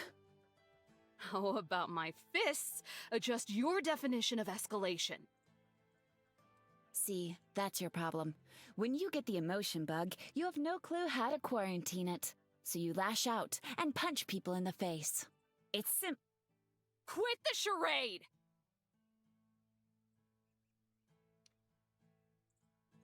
Clenching my teeth, I groan and stomp dead grass over and over. Don't punch trees. That's all I can do. What the hell was that back there, huh? Yosemite freezes, her eyes unblinking as I finish kicking the dirt and catching my breath. I'm not sure which one tired me out more. It's so much effort being angry all the time. So much. Why do caring and not caring have to be so hard? It was desperation, I suppose. Her ears flatten, and for an unshielded second, her arrow-straight posture sinks too. No. More like panic. A flash of it all at once. When you break, and you feel you need to take an action. Any action. Or get swallowed by it. Is it a Zion thing? It's more than that. It's a crisis of dread rooted in existential... Is it a Zion thing? It's a Zion thing. She finally admits something with actual clarity and not vague poetry. And what did Zion do? Nothing. She's done nothing. She's as kind and nurturing and wonderful as she always has been. For as long as I can remember. Most likely before that, too. I'm the one who causes the issues. Who thinks too much, says too much, tries too hard in all the wrong ways. Bet you know that by now. Glad to see you've developed some self-awareness. I've always had it. It's just easier to suppress it than elaborate on it. The first time, she may have said something that's actually hard to argue with. When I see her like this sulking in the middle of a clearing, like a kid lost in the woods, too desperate, too deep in to know which direction to take next. It's enough to make me agree with her. There's always been something weird going on with Zion. Since the moment they all burst out of the closet, praying to be ghosts. The way they talk about her, how they treat her. We all baby her, sure, but there's a real reverence there, too. Not too different from how you might treat a grandparent or someone fading away in a nursing home. Yosemite. I can hear her draw in a sharp, steady breath. What happened to Zion? She exhales, her breath comes out in a spurt and sputters. Yosemite running on empty. What happens to everything? Time. My knee-jerk reaction is to berate her for not spitting it out. But then I remember something. Things both Yellowstone and Yosemite have said.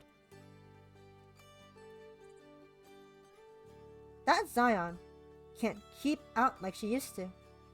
That Zion can't keep out like she used to. Yosemite feeding me some mumbo-jumbo about human perception shaping reality.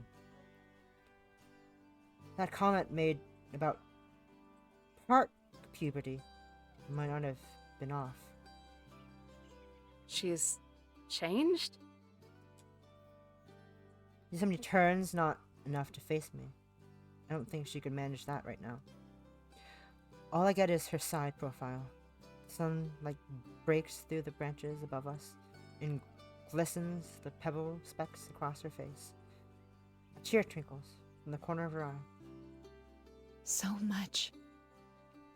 And she used to be so much. So much. Her fists clench, fingernails digging in her skin. The words seem to linger right behind the tongue. I need to come to her. She tosses her hands through her hair until it looks like a mop. So much more than she is now. It's completely and utterly unfair. Her voice cracks, the wind whistles through the circle of trees surrounding us. It's as if her breathing, scattered and heavy, is composing the breeze. It's uncomfortable. Seeing this kind of vulnerability from her. How do I stop this? Where's that part of me that just wants to laugh in her smug face and tell her to get over it? That sulking in a forest isn't any way for the queen bitch to convince herself. Yet would usually just come right out of me, without a second to even filter through my head. But right now, it feels like all I want is to know.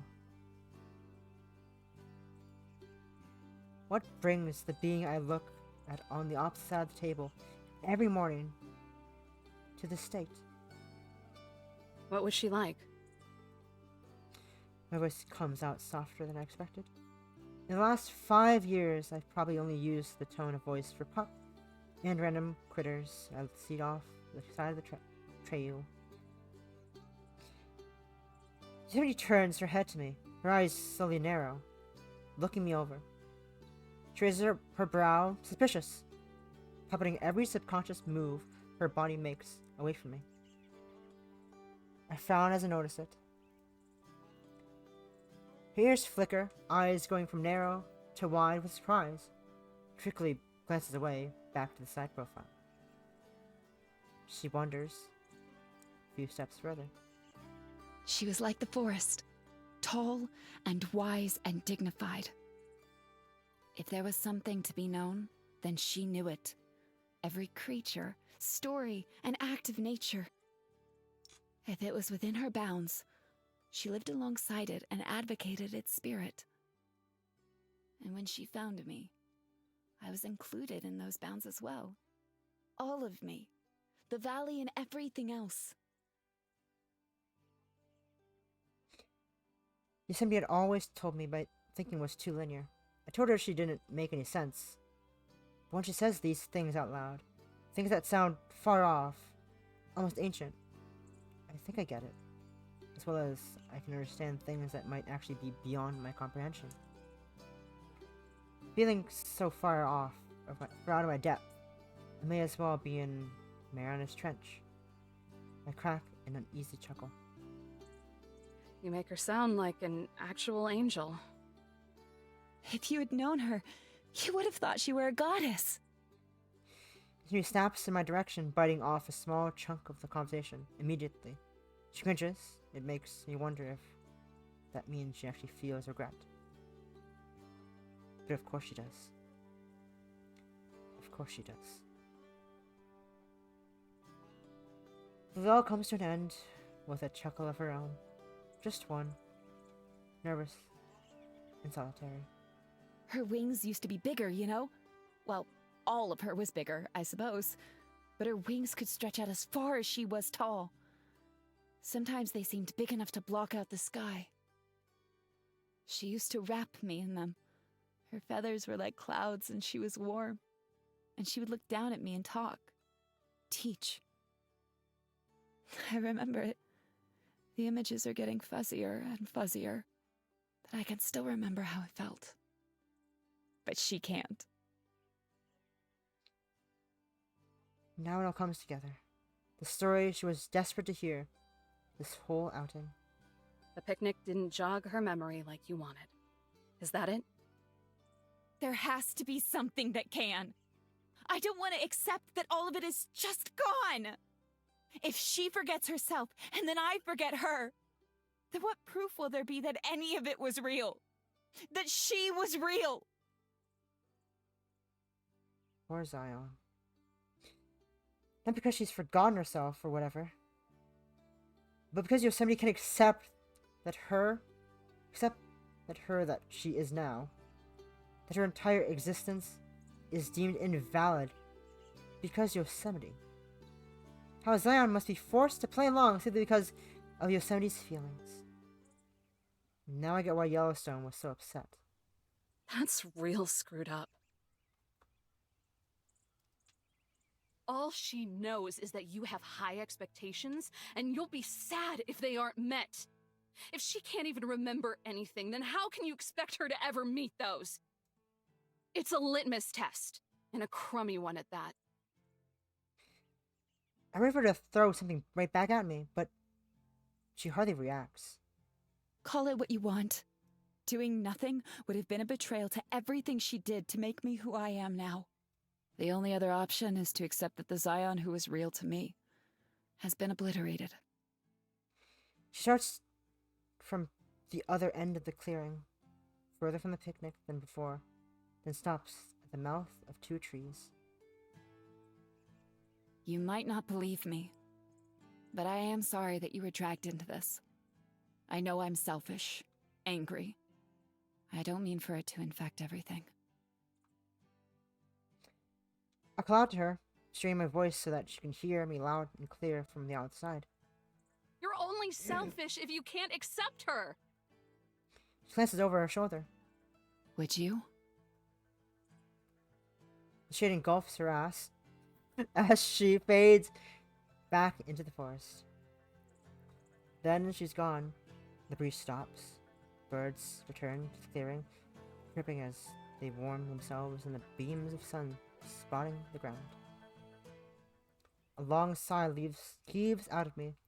I didn't even know I was holding my breath. I lean against the rough bark of the tree. I thought about punching earlier. The thought strikes me again now. But despite it all, I still can't bring myself to do that. Can't make that change. Punch that tree? Read those letters. After all, if the real Zion was obliterated at the change, then why would I ever commit to it?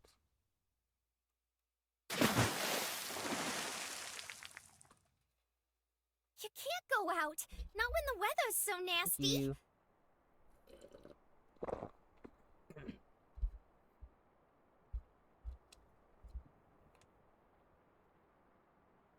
A bunch of lightning bolts in the world just for a second. It must not be too far away, either, because thunder crashes outside as if it were right up in my ear. This entire cabin shakes.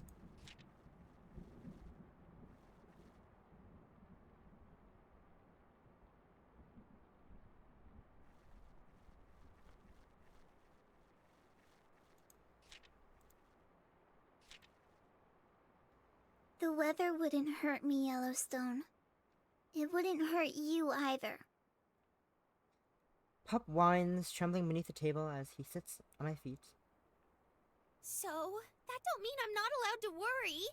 First Yosemite runs off, and now you too. It just ain't right.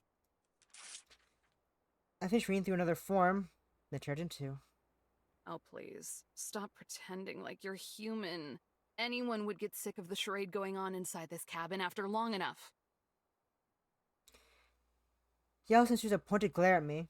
It gives Zion just enough time to open the door and sink into the patio. The wind is so harsh it blows the rain into the cabin. I'm sorry, Yellowstone, but I need to think. Hey! Wait! The door slams shut, leaving Yellowstone to stare at it. Her hands still stretched out for Zion. That was a real crummy thing to say. We might not be human, but we have feelers that work just as well as yours. Sorry to hear that.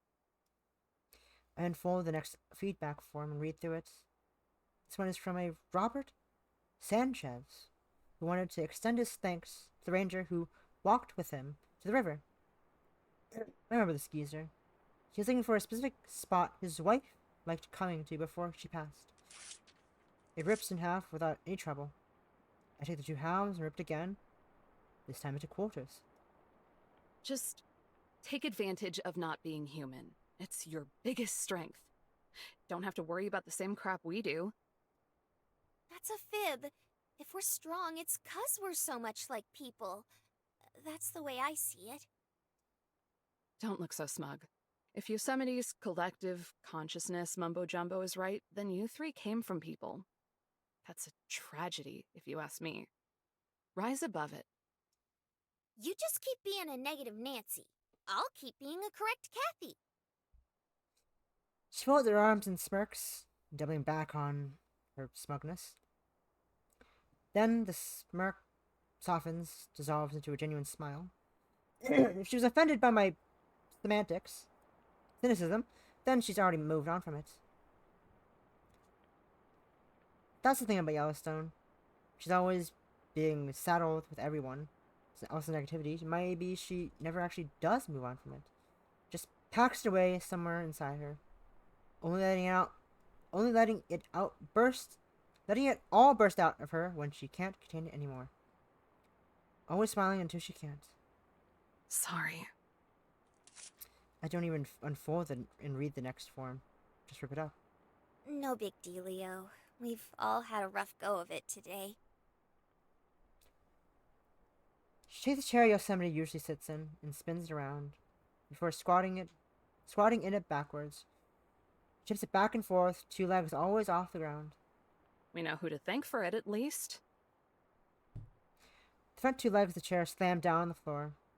Yellowstone's bottom lip quivers in sudden horror. Me? Not unless you're 6 feet tall and have blue hair. Oh. A stunning relief that colors her face.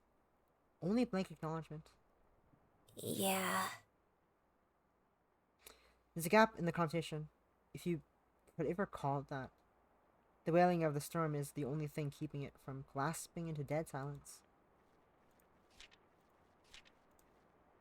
Give me a sec. I need to go turn the porch light on and stuff.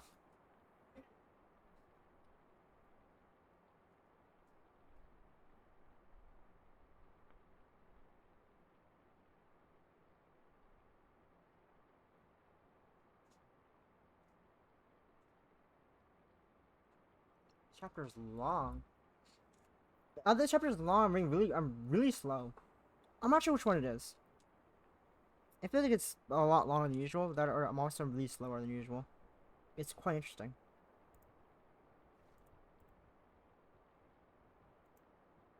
I know it's easy to get steamed at Yosemite.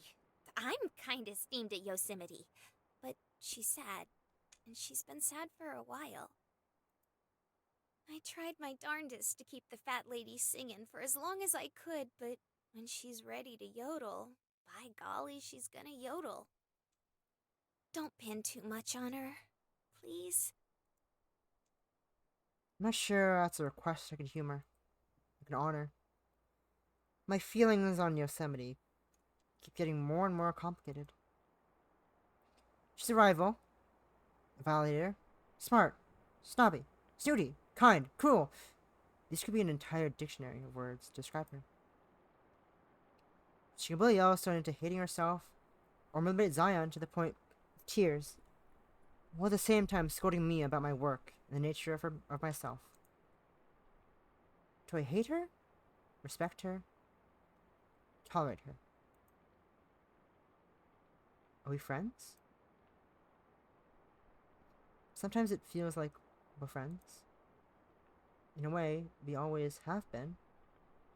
Since I first started coming to this park as a kid. But to admit that is to take a step. To change. Isn't change obliteration, according to her? That's actually one of the few things she said that I find easy to believe. Or at least convenient to.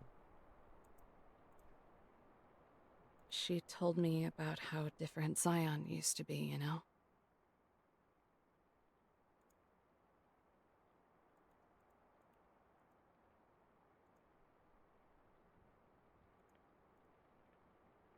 There's no audible sigh, but a shoulder slump. When did it start? Have you always known?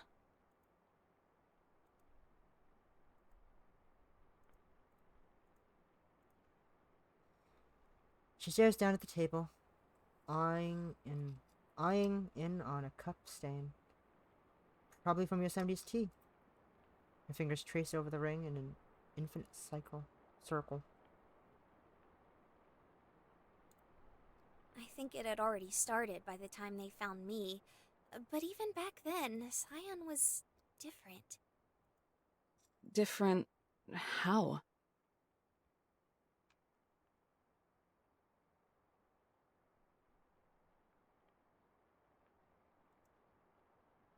She shrugs with one shoulder.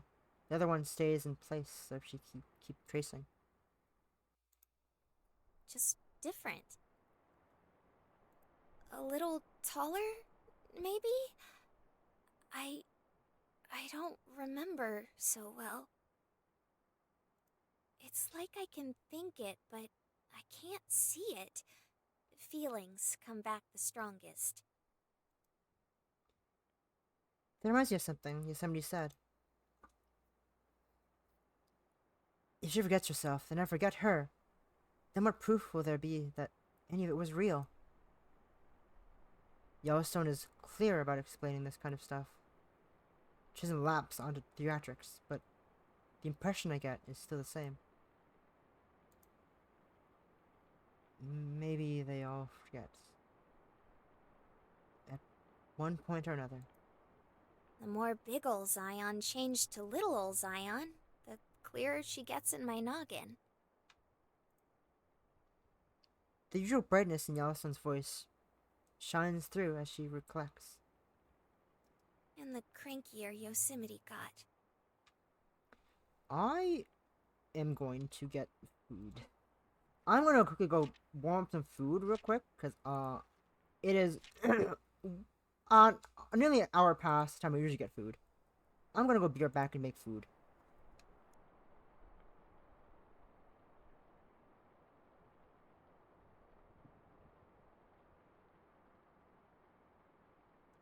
I'm taking Mima with me though. Mima's mine.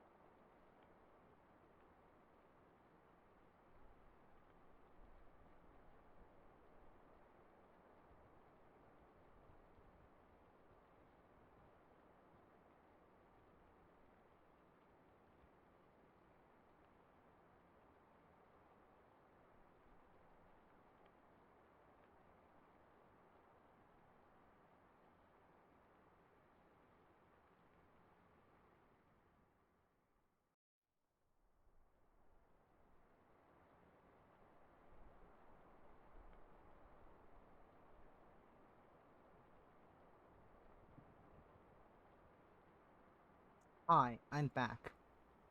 I need to go. I need to go cook some more rice for tomorrow. So that's what took me so long. I need to go cook. I need to go put more cooked rice in the rice cooker for tomorrow. And I'm back. Hello, back. You're possum. Hello, back. You're possum.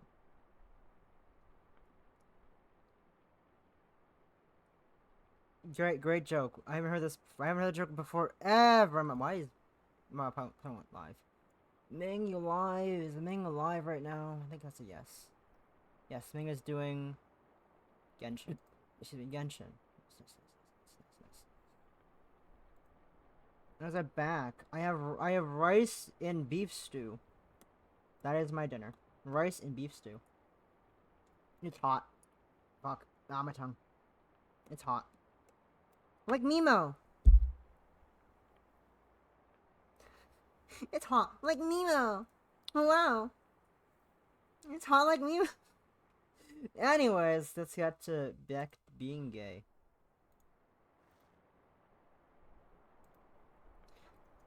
That burst of sunshine is short-lived, though. The mere mention of Yosemite seems like it's enough to suck the light out of everything. Why bonk? I'm just saying facts. Mimo is hot and cute and pretty. And my food is also hot. Not as pretty as Mimo, nor as cute. Mimo. Mimo. Mimo. I always figured she was such a sourpuss 'cause of me, you know? That her and Zion had something real swell going on, and that by me being here, I had jammed it all up.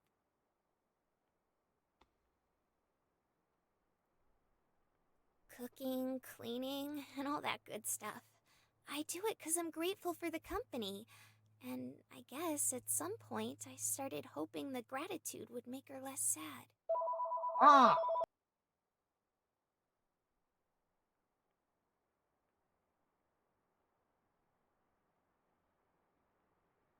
Bruh. Bruh. Bruh, the phone. Bruh.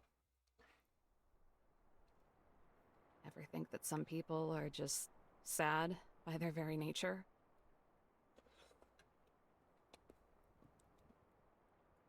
Being sad is natural. All suffering is. But suffer too long and you kind of remove yourself from nature. You want to move with the circle, not get left behind in it. That way, when it comes back around, you're ready. You think Yosemite, a representative of nature, has removed herself from it? Oh, I think it's something a whole lot of people do. Hey! Yellowstone decides to punctuate her point by bouncing an eyebrow. Ha. Very funny. I take another form from the pile and skim over it. Not many more to go now. Say, what are those papers you keep tearing up? Nothing important. The pieces flutter to the ground and I go for the next one. As the gal who's gonna have to sweep them up, I'd say it's pretty important to me. I'll clean them up then. I go for the next one, but she wipes the sack off the table before I can. She grins at me with her teeth, revealing 2 rows of polished, pearly whites. Her eyes glaze over. My eyes glaze over. They're feedback forms. Visitors can fill them out. Most do it to complain. All these ones happen to mention me. Ooh, juicy gossip. Truly unfolds the entire stack. Her eyes scan from left to right as she reads through the first page. Hey. What? This don't look like moaning to me. In fact, they're saying some real nice things about ya. Handwriting could be better, though. Always could be better. Yeah, they're all like that. My supervisor wanted me to read them. So why are you ripping them all up? I hate him. Because they're convenient lies. She licks her tongue and shuffles the next form. You mean none of these things actually happened? They did. Oh, they happened, all right. I just think they got the wrong impression of me. Take a look at any of those and tell me if it sounds like me.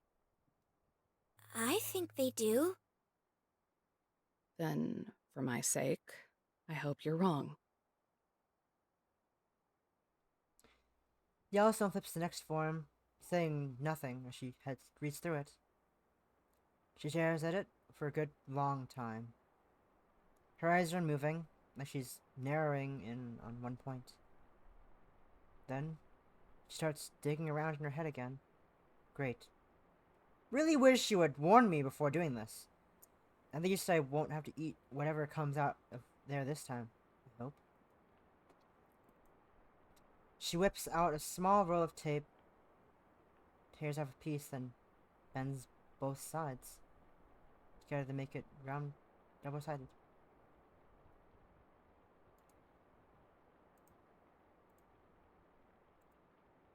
All I do is watch. She does this a couple more times and sticks them to the back of the forms she was just reading.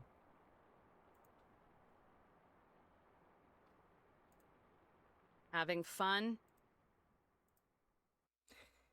She answers by snagging Teddy off the table and slapping the form onto the first free page. Hey! That's my journal, not your arts and crafts project! I leap out of my chair and rush to the other side of the table, ready to pry Teddy out of her soon-to-be cold, dead hands. She doesn't retaliate, though. Already presenting the book to me before I have the chance to get physical. I rip it out of her hands. You're dead. Read it. I glare at her, still contemplating all the sharp objects I could shove inside her head. Go on, don't be shy. I look down at Teddy. The edges of the form she taped in there are sticking out of the journal, breaking up the aligned coherence of every other page. Acting more like a bookmark. The form doesn't even let me flip through the pages. All I have to do is open it up, and I'm there. There's no name, number, email address, or even a listed date, aside from logos and the formal "Tell us how we're doing." All there is to read is the print on the paragraph lines. There's your name, but I wanted to thank that one ginger ranger for sitting down next to me on that log while eating lunch. We only said a few words to each other, but I'm still here. For the next time because of it. There's nothing wrong with being valued, Eve. Everything just stops. My heart, my bitching, hell, maybe even my lungs, because I'm not even sure I'm breathing. There's no way. I'm not valuable. Not worth being valued. A flash of light blinds me, and a few seconds later, I hear thunder. I hear the thunder behind it. Then my sight comes back. The room's dark, filled with shadows. Ah, phooey. The darn lights went out. Poor Eve is crying. Poor Eve! Ah! Yellowstone scurries across the room from window to window, drawing open the curtains to let the natural light in. Hi, Passia! Hi, how you doing? It's me. Oh, fuck. Zoe! Zoe Schmidt from Monks to Prom. How are you? You saw nothing. Taking another bread. Pizza. Okay. Make sure you hydrate and have some snackies. How you doing, Posse? I'm giving you a shout out. I'm shouting you out. S-O Passia _ the goat. Hopefully spelled correctly. I can't fucking go through everything. Why are you a They priest? changed it and I ate it. No wonder she's the least Why are you a played priest? killer. Why are you a priest, Passia? Alright, I'm gonna give you one chance to get out of the fucking locker right now. Stop it! Passia, this so enjoy my mean. hydrates. See, Passia? Why do you always know? I heard you going in it! How do you hear so good? I have a I headset! see. And you're lazy this year and only out wearing a witch hat. I see how it is. You're lazy this year. You're a lazy Halloween person. You're lazy. You know me, I'm Vicky Schmidt. I say that as I'm using last year's costume. But at least I put effort into this costume. Unlike the one you're using this year, which is a hat. That's it. It's a hat.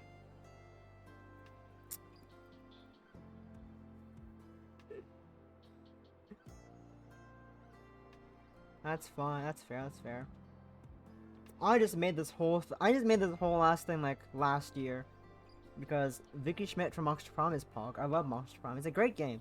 Go play Monster Prom, Monster Camp, Monster Road Trip. They're fun. Play with a friend. Love a great time to voice act, to practice voice acting.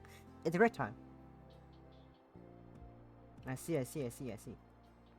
Anyways, I'm being gay right now. I'm being gay, and Eve is being a sad gay. I really need more water. So here, ready to get water. It's gone.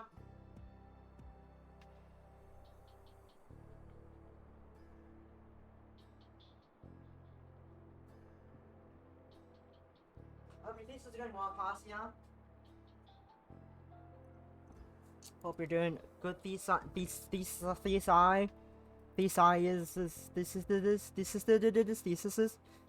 Yes, those are words.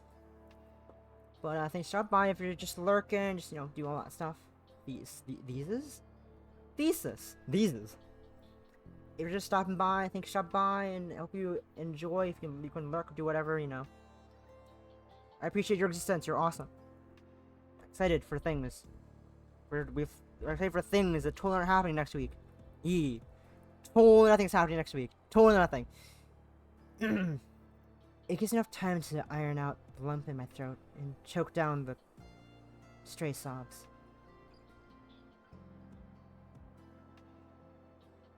Ooh, I see. You look at Amazon. You look at Amazon, right? Let's see, I'm also eating my dinner. Because this is going a lot longer than I expected. It might be because I went on a rant about Mimo for a while. But I don't know. This is going a lot longer than I'm supposed to. I usually am supposed to be done before 7 my time. But things are I'm worried if the next chapter can be really long.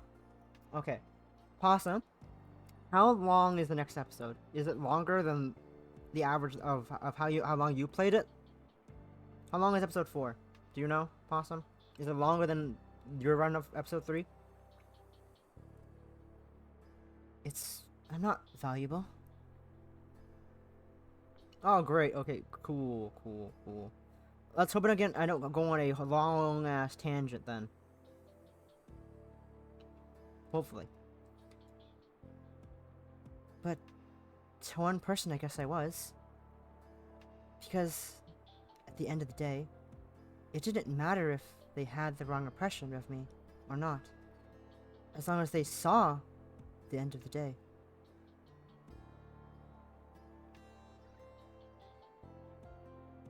We don't count. I meant like before I went to go make rice. That doesn't count. There's a faint knock at the door. Yellowstone freezes in place, both arms spread out, opening up a curtain. I wipe away the tears still stuck to my cheeks. I know I'm missing 2 CGs still, because the trailer for the episode kind of shows you 2 CGs, and I'm missing those 2 still. I'm done thinking. Is it okay if I come back in now? Zan's muffled voice is barely audible over the sound of rain and thunder, but I can hear her usual polite timidness ringing out like a church bell. Guess she didn't outright exile herself like Yosemite did. Don't get why she has to ask permission to come back in from a walk she decided to go on, though. Yellowstone rushes to the bathroom. Then shuffles back out. A fresh towel in hand. She opens the front door so fast that I wouldn't be surprised if she wound up tearing it off the hinges. Come in. I'll give you shelter from the storm. She ushers Zion inside and closes the door behind her. She's sopping wet. Even her wings are weighing down by the water dripping from them. A puddle forms around her feet. Just look at ya. You're soaked to the bone. Without missing a beat, Yellowstone kneels down, starts drying Zion off with a towel. There's no method to it. She just sporadically scrubs every area of her body like you might do with your hair after getting out of the shower. Sorry for getting upset earlier. No, it's valid. You're valid, Zion. Her words are jumbled and muffled by the towel. It ain't no thing. Like a chicken wang? Stop scrubbing, Zion. Stop scrubbing, and Zion's head pops out of the towel. Poor Zion looks as guilty as a felon, despite being the victim and all. You're not fibbing, are you? Course not. We've all been getting a little peeved lately, so I think your lid is entitled to at least one flip. Okay. I still think it was childish of me, though. Don't worry about it. They smile at each other, then clock foreheads and nozzle together.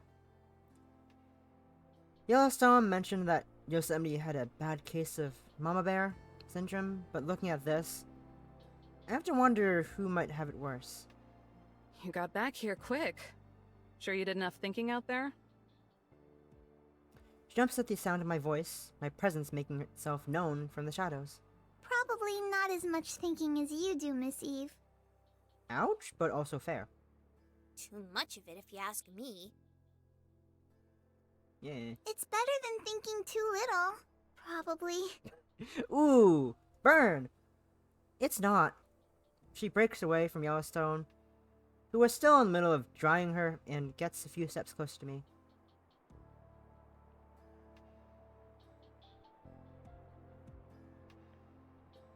I'm sorry, what? It's better than too much. Probably. You got back here quick. Sure you did enough thinking out there? You know, I don't know how to feel about this connection you're making, but I'm gonna check the credits real quick for fun. I don't even know who does the thing you're talking about. I know what you're talking about though, but I don't know who does the thing. There is no credits. I'm lying. There are probably somewhere in here. Probably. Surely there's credits somewhere in here. Oh, I'm blind.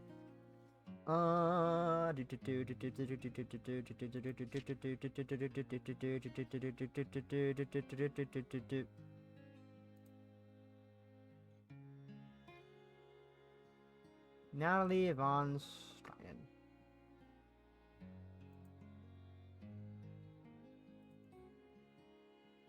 Hello, new notification.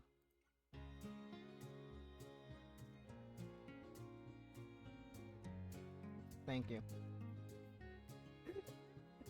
The girl in the short isn't a VA, but it's audio. I know the audio.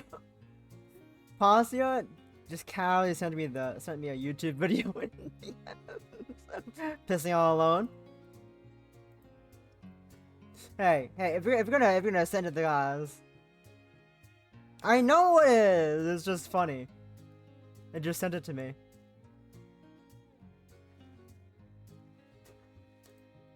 Pissing all by yourself, handsome?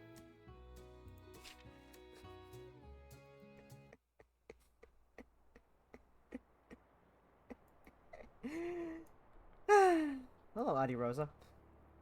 Hello, Adi Rosa, liking my tweet. Pissing all by yourself, handsome? Adi Rosa liked my Mimo tweet. I can die happy now. Also, can we take a moment to appreciate how cute the makeshift bag is? So you can't see unless I'm showing the image. It's so fucking cute. The bag is adorable. What the fuck, makeshift? You're doing a great job. The best part of me getting it as well, besides the fact that I just got handed the package, is that I took the bag out, Didn't see it said makeshift at the bottom. I was like, oh, weird. I got a weird bag. Is it? I wonder if it's this thing that's still missing from my Etsy thing. I opened up, one glance, one glance at the thing, fucking puts the bag down. I'm dying. She ordered what? She did what? Adi did what now? I mean, valid, but also what?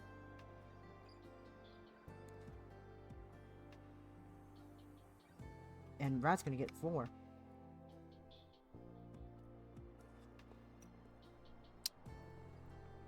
Breaks away from Yellowstone, who is still in the middle of drying her, and gets a few steps closer to me.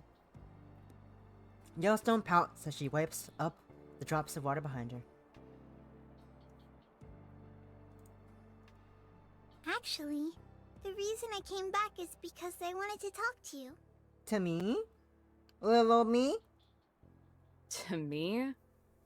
Don't know if you noticed, but I don't have the most engaging personality.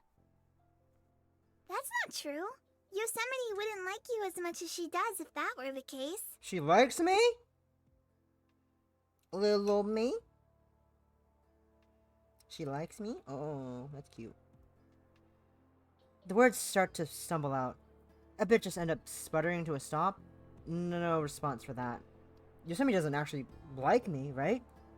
Only tolerates me.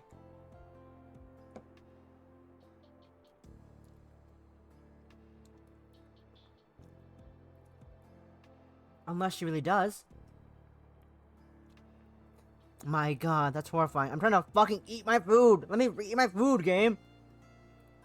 Not because she might see me as an acquaintance that she enjoys spending time with, but because I'm okay with it. Instead of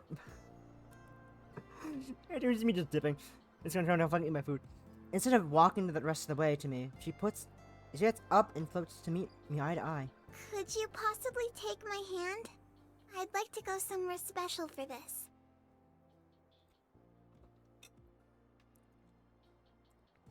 She extends her hand. I don't immediately grab it. Ooh, another field trip! Do we want to try for another picnic?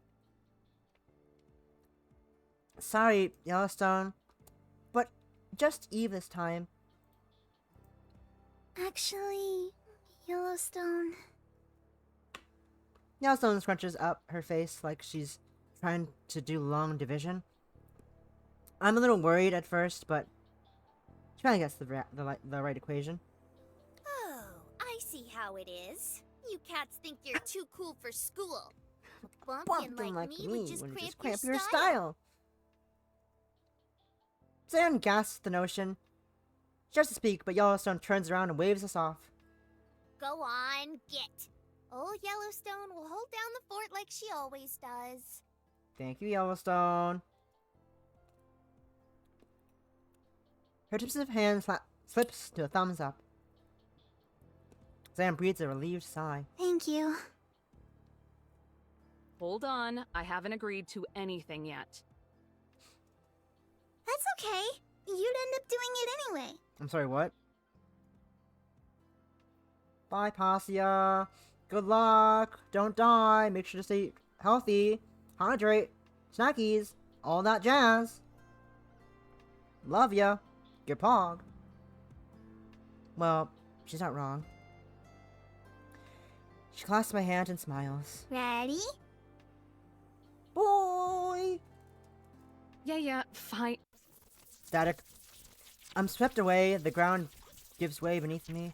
As do the walls, the air, everything was familiar to the ground as to me is gone. All engulfed by the sizzling of electricity running through me. Then darkness. A deep, eternal darkness. The most natural I've ever seen. It doesn't feel dangerous or scary, just inviting. Like the indescribable space I'm falling through, or creating arms, or something much bigger. I want to let go. Then there's ground. I stumble for footing, but when we're going to slip, there's never any stopping it. Ugh, son of a... My knees slammed. Why is it so bright outside? Probably because we're in Zion Park, you idiot. It's not raining there right now. My knees slammed down on jagged rock. Tiny pebbles mend into my shins, as if my jeans weren't already shredded. This would have done the trick. Such a bumpy landing. You weren't thinking about letting go, were you?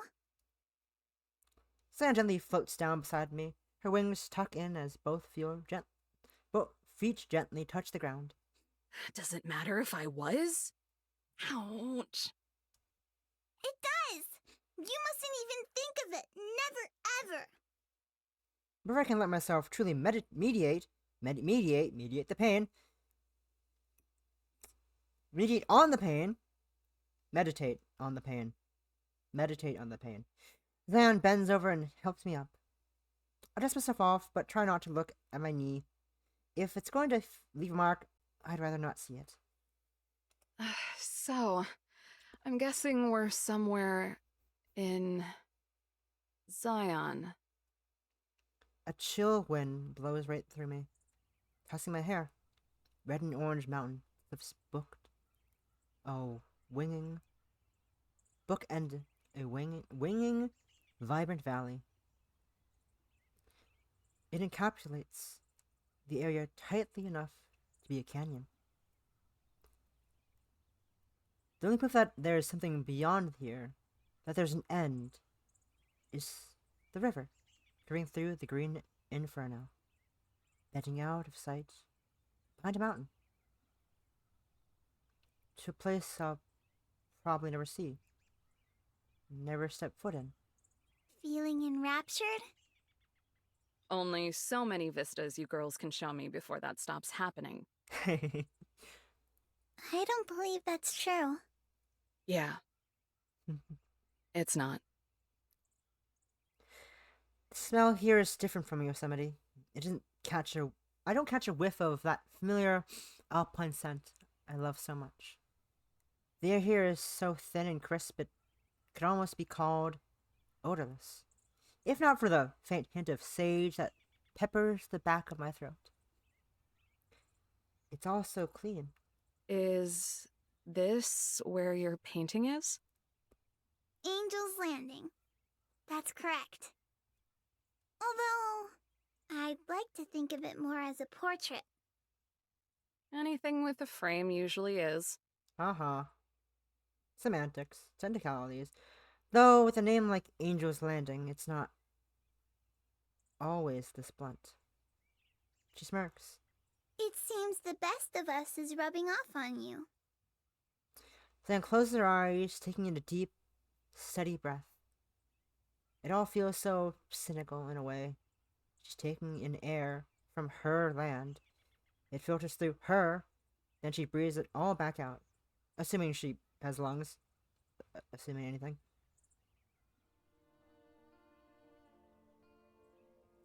I know what's in the CG. She draws her eyes from the green expanse, locking them on her bare feet. A troubled frown has carved itself deep into her face. Not that she has always seemed troubled. Frantic little thing that she is. Quickly, before it does the thing. Quickly, go, me, go, hurry up. Okay, stay on this for a minute, go to the Discord server. H. Print screen. Go. Paste. Send the other things I haven't sent yet by accident. Whoopsies, that was close. Wait, config. Settings. I'm already looking at settings. Windowed. Back to game. Miss Eve, I believe I was being wishy-washy today. Why? Because you couldn't stand up to Yosemite? She was always gonna push it as far as she could. It's her malfunction, not yours. It was never about standing up for myself. What I'm guilty of is much worse. I wasn't able to commit to the truth. I had told you that change is natural. As gradual as the passing of the dusk to dawn. I echo her words back at her. She freezes a little surprised that I remembered it. Maybe. The somber look on her face tells me that all I've done is just reinforce what she's determined to be the truth. Yes, that's right. And yet, I was uncertain enough to contradict that almost immediately afterwards, telling you that we do what we can for as long as we can. But that's resisting change. It's a terrible thing to indulge someone else's stagnation. That's what I did to Yosemite. I guess that's one way to look at it, but there's something about it that bugs me. It shifts personal accountability from Yosemite to Zion. However, I don't believe for a second that was ever Yosemite's intention.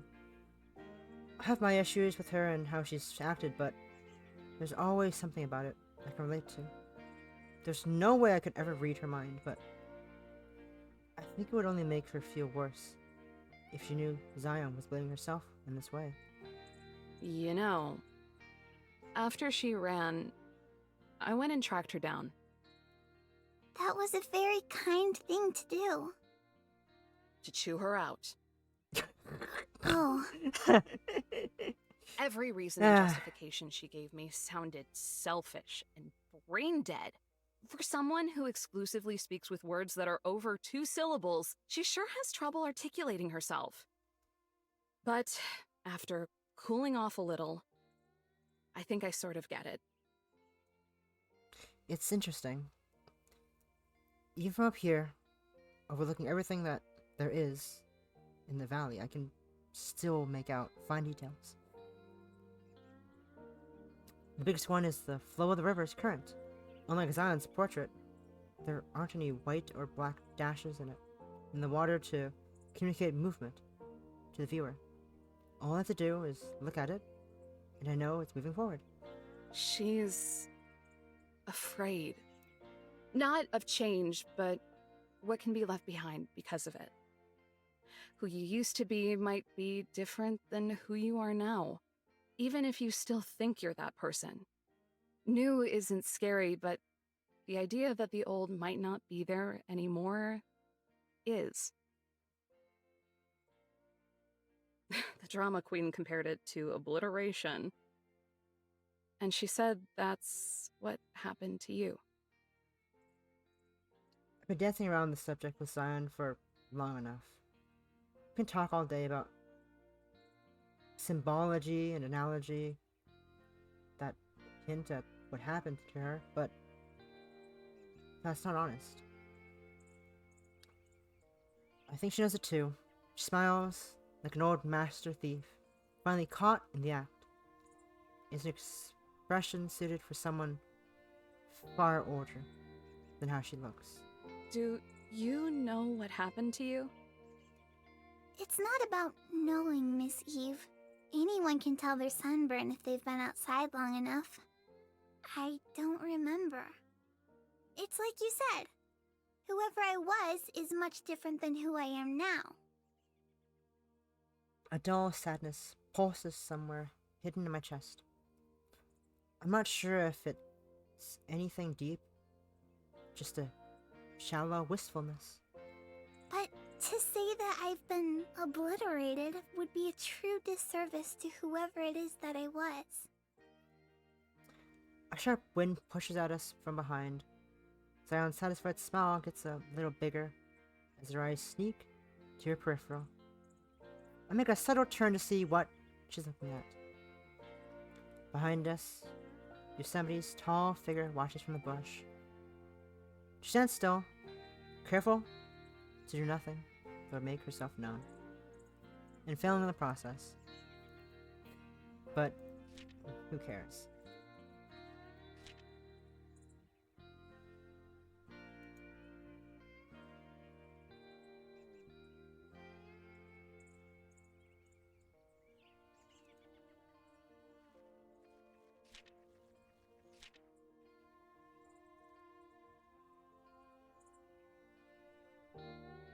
Obliteration isn't real. Everything echoes. Whether me, you, or anyone else knows it or not.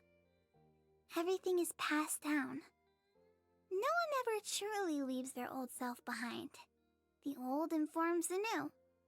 It'd be imaginary without it. And not just ourselves, but others too. It's not scary, not one tiny bit, because any part of yourself that's ever been will always be. I wonder who she's talking to at this point. It's cheeky. More like a sneaky imp than a delicate angel. But who can stand beside an angel and argue with their message aside from the devil and his advocates? So the residual effects of misery last forever, huh? Yes, as the building blocks to much better things. Only to be tossed into the lake of fire. Now that's real obliteration. Strands of Zion's gold hair flutter in the breeze. Petals and leaves fall off her body, drifting into the clear, blue sky. Back in California, at the cabin, I'll bet the storm is still raging. Dark skies and howling wind. National parks have the range of a choir. So, can I ask a question? I think you just did, but another one is okay too. Ah, yes, the cheeky. You already asked the question just then. Do you, have the wings because of the names of places like this, or is there a logistical reason for it?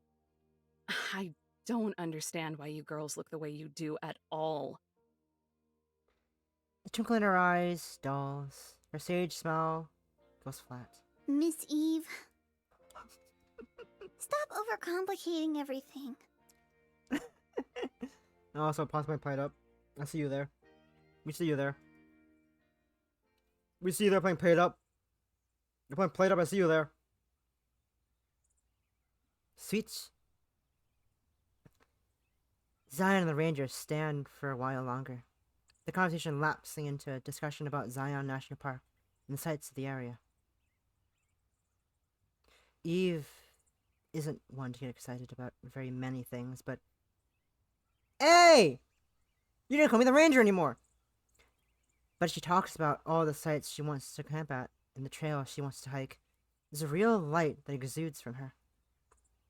To be truthful, I prefer it to the hopelessness that weighs down her personality near constantly. It's easier to imagine myself with that kind of light when she's an example to follow by. Eventually, they grab hands and vanish within a blink of an eye. A quick scuff of wind is the only proof that they were ever there. I don't think they noticed me. Being observant is one of the things I pride myself most on, so lurking out of sight isn't a difficult task. You failed, but that's fine. Sifting out the brush, I take a seat on the edge of the cliff. Because of Zion's painting, I have immediate access to this place, but I choose not to come very often. It's a painful reminder of things I know I'll never remember. I'll need reminders of. Still, it's a wondrous view. It's unlike anything in my park. In me.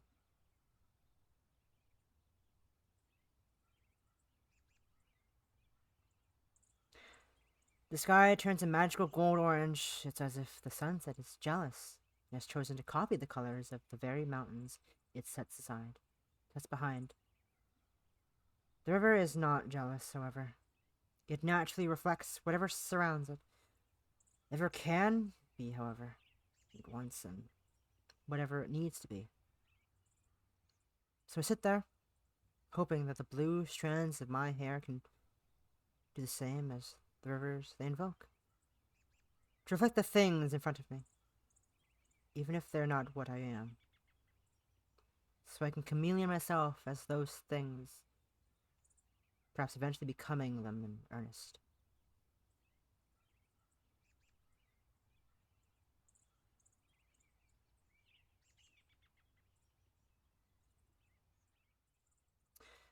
I do that until the light sinks below the horizon.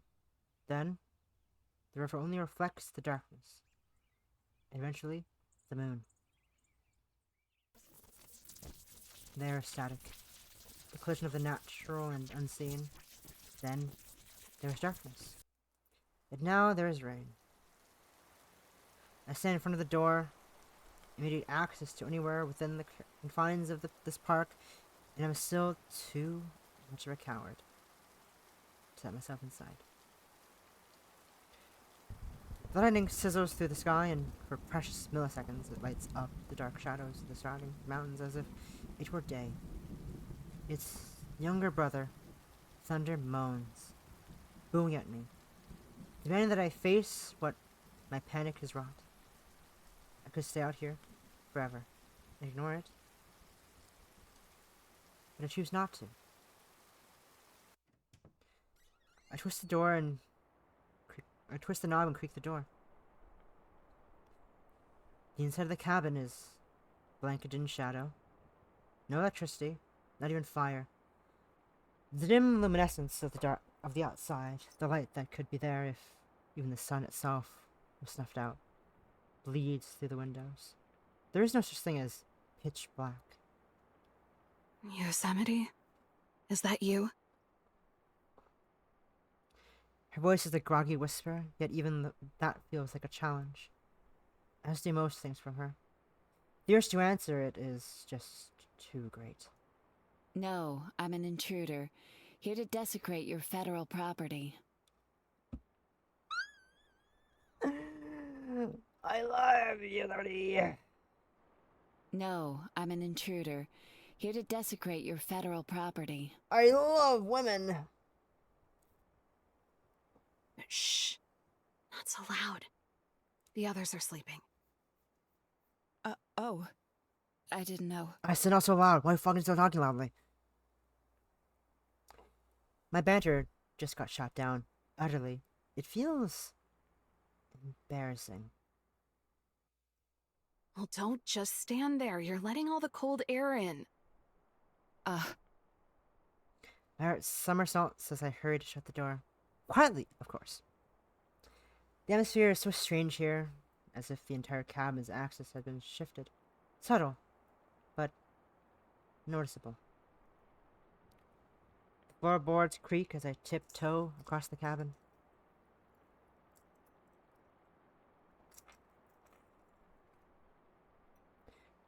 I take another step. There's a quiet grunt, more of an irritated breath than a growl. I look down to see the coyote puppy baring his top row of teeth at me. He's laying on his side, legs and ears spread out. It lessens the danger, but as scary to the ranger's shaped outline to the couch anyhow. Doc, my teeth keep falling out. Ah, Yellowstone! Don't think about that. That's spoopy. That's spoopy doopy. Yum.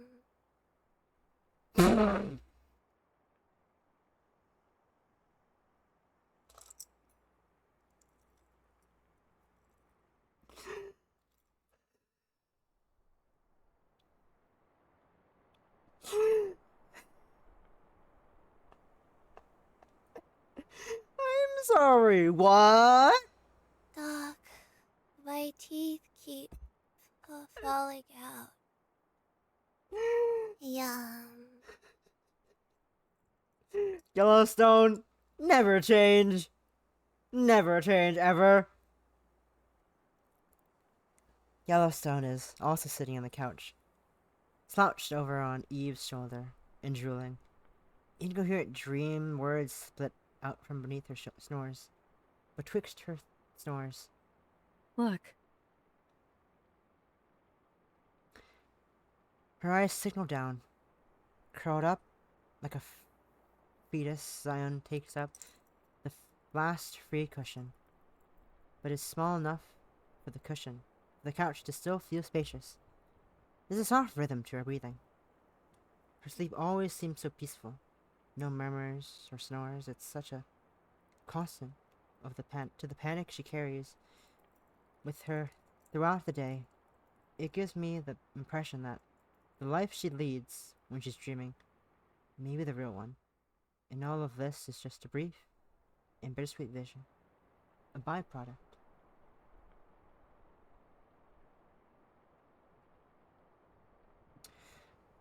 I brush her bangs out of the way and her forehead, and run my fingers through the rest of her hair. It's soft and weightless, as if it were made from the fabric and strands of all the feathers that have ever fallen from her wings. There's something broken in me, isn't there? Welcome to the club. Now sit down. Is that an offer? A demand? Probably both. I hesitate and somehow know that I'll be doing that a lot more lately. Hesitating, thinking, even though I already do far too much of the latter. Fear of forgetting and the fear of tomorrow will continue to color everything I do from now on. Just as it's coloring my perception of Zion at this very moment. From loving mentor to child I love, and now to Enigma.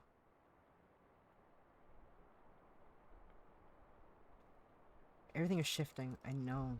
I know that despite how much I try to fight against it. Does doing so make me a worse version of myself? Try to uncover the truths. I want to uncover the truths. It's all I devote myself to. Yet here I am, kicking against the inconvenient ones. I slide onto the couch, careful not to stir Zion.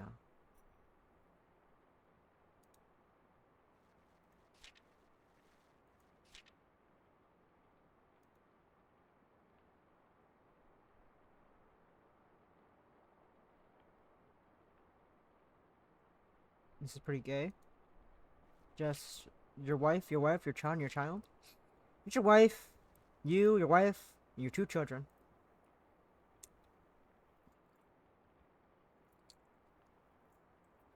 Gently, I sift her onto my lap. She tosses and my heart drops as I try to will her from waking up. It seems to work, because she only nuzzles herself deeper into my... Eve does her best attempt to turn her head as she tries to navigate the uncomfortable vision of Yellowstone's volcano weighing down most of her left neck muscles. I called you selfish earlier. You did? It's not damning. It should be, though. I know what I am. You do? Of course. I'm selfish. Vindictive and scared. In my crisis, I drag down others to my low. Make them as afraid and uncertain as me. Well, that's not right. I look at Yellowstone. Her sleeps are never quite as restful as Zion's. I've heard her mumble lists of chores and expectations in her sleep before. I've heard her whimper as well. Then I look to Zion, an image of perfection that I'm unsure ever even existed. Despite being so sure this morning, but probably not. The ranger, Eve, chews on her bottom lip. Contemplating my words, the things I've always treated as weapons. That are really just shields. It's true. You're all of those things. I've been right about you since day one. It's fine, though.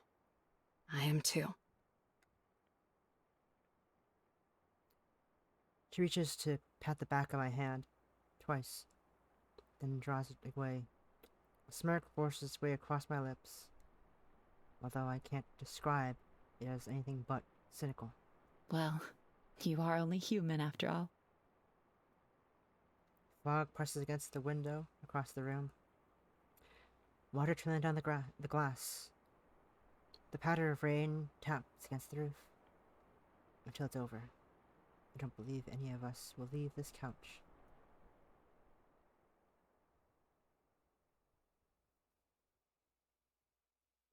Oopsies. Well, you are only human after all.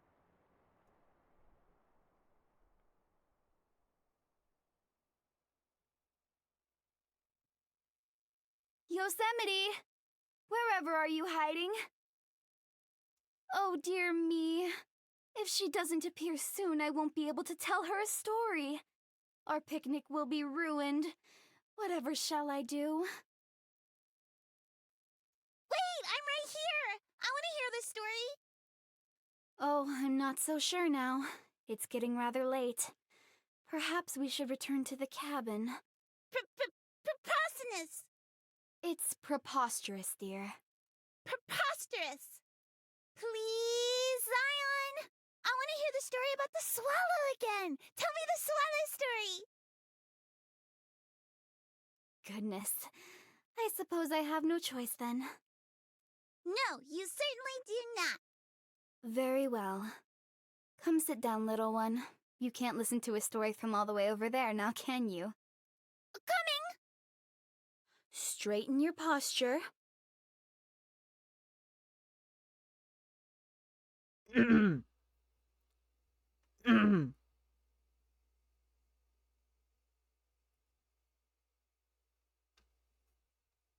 Respectfully, you're pretty. Look, we're both thinking the same thing. The tree, the trees sure look nice. That really was a log. Yeah, it's a stump. That's more of a log than a stump.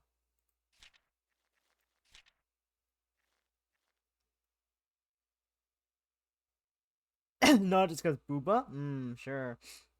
Sure. Zion, sweetie, you're gonna catch a cold! Yes, that's also... Yosemite is also adorable. I like her outfit. But Zion, must I really? Yes. Straighten your posture. Only if you respect yourself. I don't. Now? Once upon a time, there was a poor man in a field. In the past, he had been quite popular, but rambunctiousness had gotten the better of him, and he had spent all his valuable possessions, including his clothes. While wandering the endless field, he saw a swallow overhead.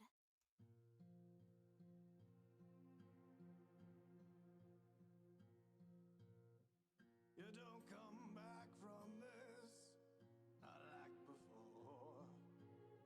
Desolation loves all who knocks on her door.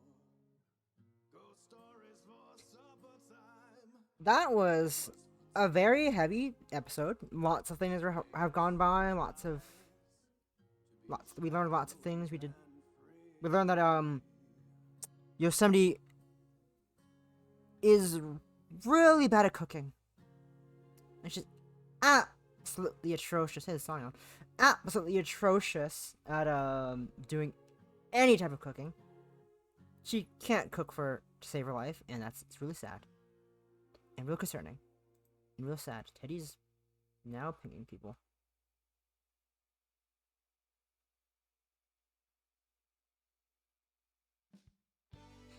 Howdy-o, campers! And Howdy-ho! welcome back to another edition of mine and Zion's Fireside Chat! Hello! It's very nice to be here. I'm gonna save here for a minute before I press the auto button. Today we're gonna talk about something we've seen a whole lot of people getting discombobulated over. Discombobulated? Is it your head? Not this time! Though to be really about the dealio with ya, I'm starting to get a little sensitive about that. Nah, Oh. this time we're gonna explain once and for all the difference between a national park and a national monument. Wow! There's a surprising amount of confusion over this. So Wow! hopefully we'll be able to help. It ain't that surprising. I mean, they both got the word national in them. Not Most wrong folks there. just zone out after the first word or phrase. They do? They do. Oh, maybe only I do that. Maybe only you do that. I love you, Yellowstone. We love Yellowstone as well. Wait, why doesn't it sound like you mean it? So, there are more details to go into, but the most important thing to understand is that a national park can only be established by an act of Congress. A national monument is established through a presidential proclamation. Huh? It's that simple? Hot diggity, this is gonna be our shortest episode yet! Except. Not so fast, Yellowstone. These nice people are here to be educated. We have sure to are. do our jobs for We their are. sake. For our sake. Huh? Are you sure? What if they get funny ideas and start making weird fan art about National Monument girls? I don't think I'm ready for that. It's a risk we have to be willing to take for education. For education. For education. For education. So, if national parks are decided by Congress and national monuments are decided by the president, doesn't that mean any old place can become one or the other? Maybe. Not quite. This is when things start to get a little more complicated. Please bear with us by standing your ground and appearing large. Yellowstone, you're confusing your bears again. Even if that's true, it'll never stop me from bearing my soul. Never change, Yellowstone. Never change. For monuments, it's a little easier. As long as a building, site, or piece of land is significant in some way, then it can be declared a national monument. In fact, this is how we determine the difference between a national historic site and a national historical park. Wow. Don't tell me there's a difference. Boy, this is only getting more and more confusing. I'm following I'll try along my quite best well. to explain. Quite well. Basically, sites can be historic in that significant events happened there, like Ford's Theater, where President Lincoln was assassinated. Whoa! Meanwhile, Assassination! parks are designated independently of any events that may have occurred there. They may be historical, but in order for a place to be considered a park, national historic or otherwise, it has to have opportunities for recreational activities. Like hiking and rock climbing and other trail junk. Woo! Trail junk. That's right! Size is also important too. Small parks used to be established on occasion, but in modern times, it's expected for a park to be big enough for broad use. So if it makes you feel itty-bitty and tiny, then it's probably a park? That's a good way to look at it, although there will always be exceptions. Seems like there's a tractor load of those. Yeah, it's a teeny bit messy. Most monuments, parks, and sites are managed by the National Park Service, though. But sometimes, the Bureau of Land Management is in charge of them, or even other departments. Sometimes people push for things to be more organized, but that's probably a long ways off, so you shouldn't hold your breath. No, seriously, Yellowstone, stop holding your breath. Wait, what? Yellowstone, stop doing that. Oh well, guess for now we just gotta keep appreciating the messy beauty we got now. Who cares about names or what's official? As long as folks get a chance to see neato places, it's all square in my book. Just make sure to come visit us first, or else we'll get lonely. Well, thanks for dropping by, but it looks like we gotta split. Catch you next time, campers, and remember to love our parks! Love our park. Love Yosemite Park. Love Yosemite Park. Love her. Nice and gentle. Love the parks, guys. Bye-bye! Bye, boy. Boy, boy.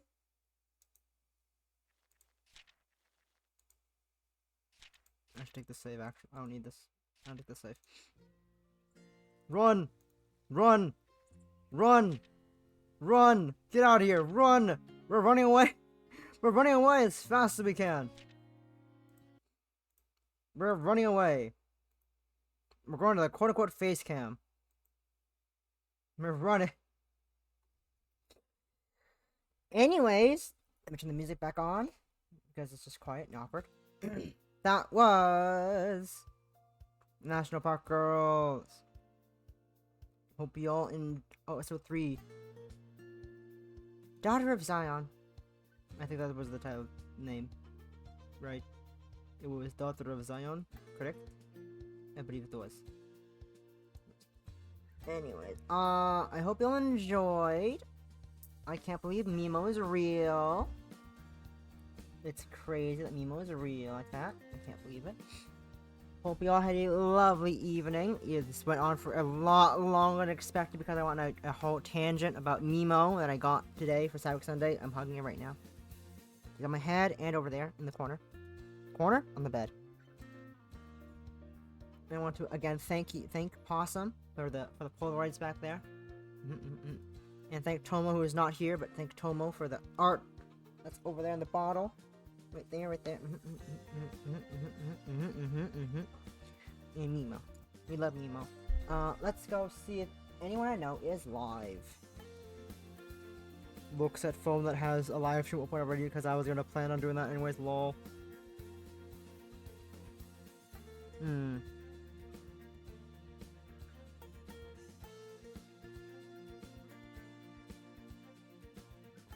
Let's see. Anyone else actually before I do that one? Anyone else I know? Wait, what's this? What's this? Wait a minute. I'm sorry, friend, but there's something else that's more important. They're beer backing. Oh, stall. We can stall for a minute. We can stall. Hi, Kaizen. Kaizen, look fucking down. Kaizen, look down. It's right there. It's right there. It's right there, my guy. It's right there. It was there. It was there since like last night. I added it once I got the package. I added it to the table, so it was there. Also, guys, the Polaroids are back there. The Polaroids are on the wall. Chat's also blocking it, but there. You're blind as fuck. It's just there. But yeah, it's there. A bitch. Hey, Kaizen, guess what started like last week? Tokyo Revenger. Also realized I need to.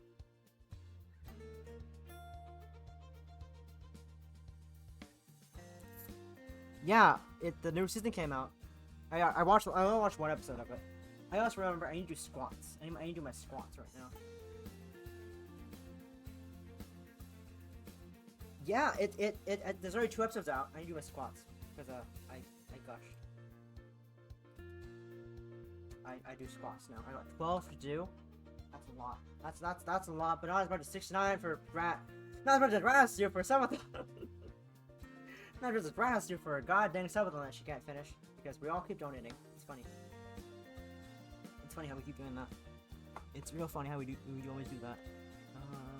Zoom out.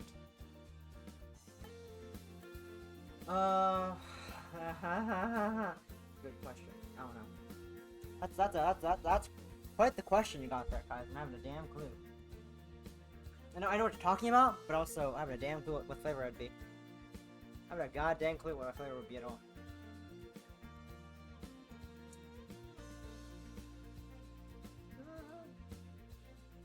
Probably like something. Judging by the color, maybe like something blueberry flavored. But personally, I don't know. I'd say something mint, but like if it wasn't like if we're talking like realistically, maybe I want to say mint, but also I don't think mint is a very good Gamer Subs flavor. I just love mint. Ooh, and Blue Moon. That's good name.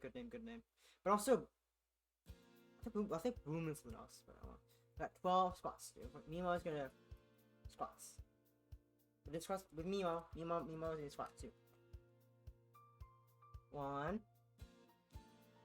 2, 3. I go squats first, Kaizen. 4, 5. 6, 7. Pause your chat! Hydrate! This is for you guys, it's weird. Tuck thing. I'm doing fucking squats here. What is that? Fuck, I forgot. Thanks a lot. 6. 7. 8. 9. 10. 11. And 12. I have done more than that. I've done more than 12 before in general. Well, what do you expect, Awesome? It's Savic Sunday. Did you really expect anything else besides me gushing? So well until you mess it up for me. I didn't mess it up, but I was Shut up! I don't want to talk to you right now. Gosh. Sure. Yeah, sure. Okay, well, here it goes. Screw this up. Whoa. What? I messed up! What? I messed it up! Bro, how? You messed up 1. I messed up 1! Bro. You got this. I fucking posted it and I posted the link in the chat anyways. We're gonna raid someone playing another Alien Vision novel game because we love Alien games. Awesome loves Alien games. I love Alien games. It's / raid. You hot.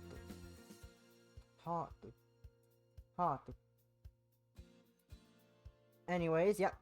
We're gonna do a raid. Hope you have a lovely evening. Thanks for hanging out, everyone. Fuck you, Kaizen, for popping in. It's women. It's Savic Sunday. We have to. It's Savic Sunday. We have to. No, I struggle to copy my own raid message. Anyways, hope you have a lovely evening. Thanks for stopping by. I appreciate y'all. Hope you have a lovely evening. And bye-bye.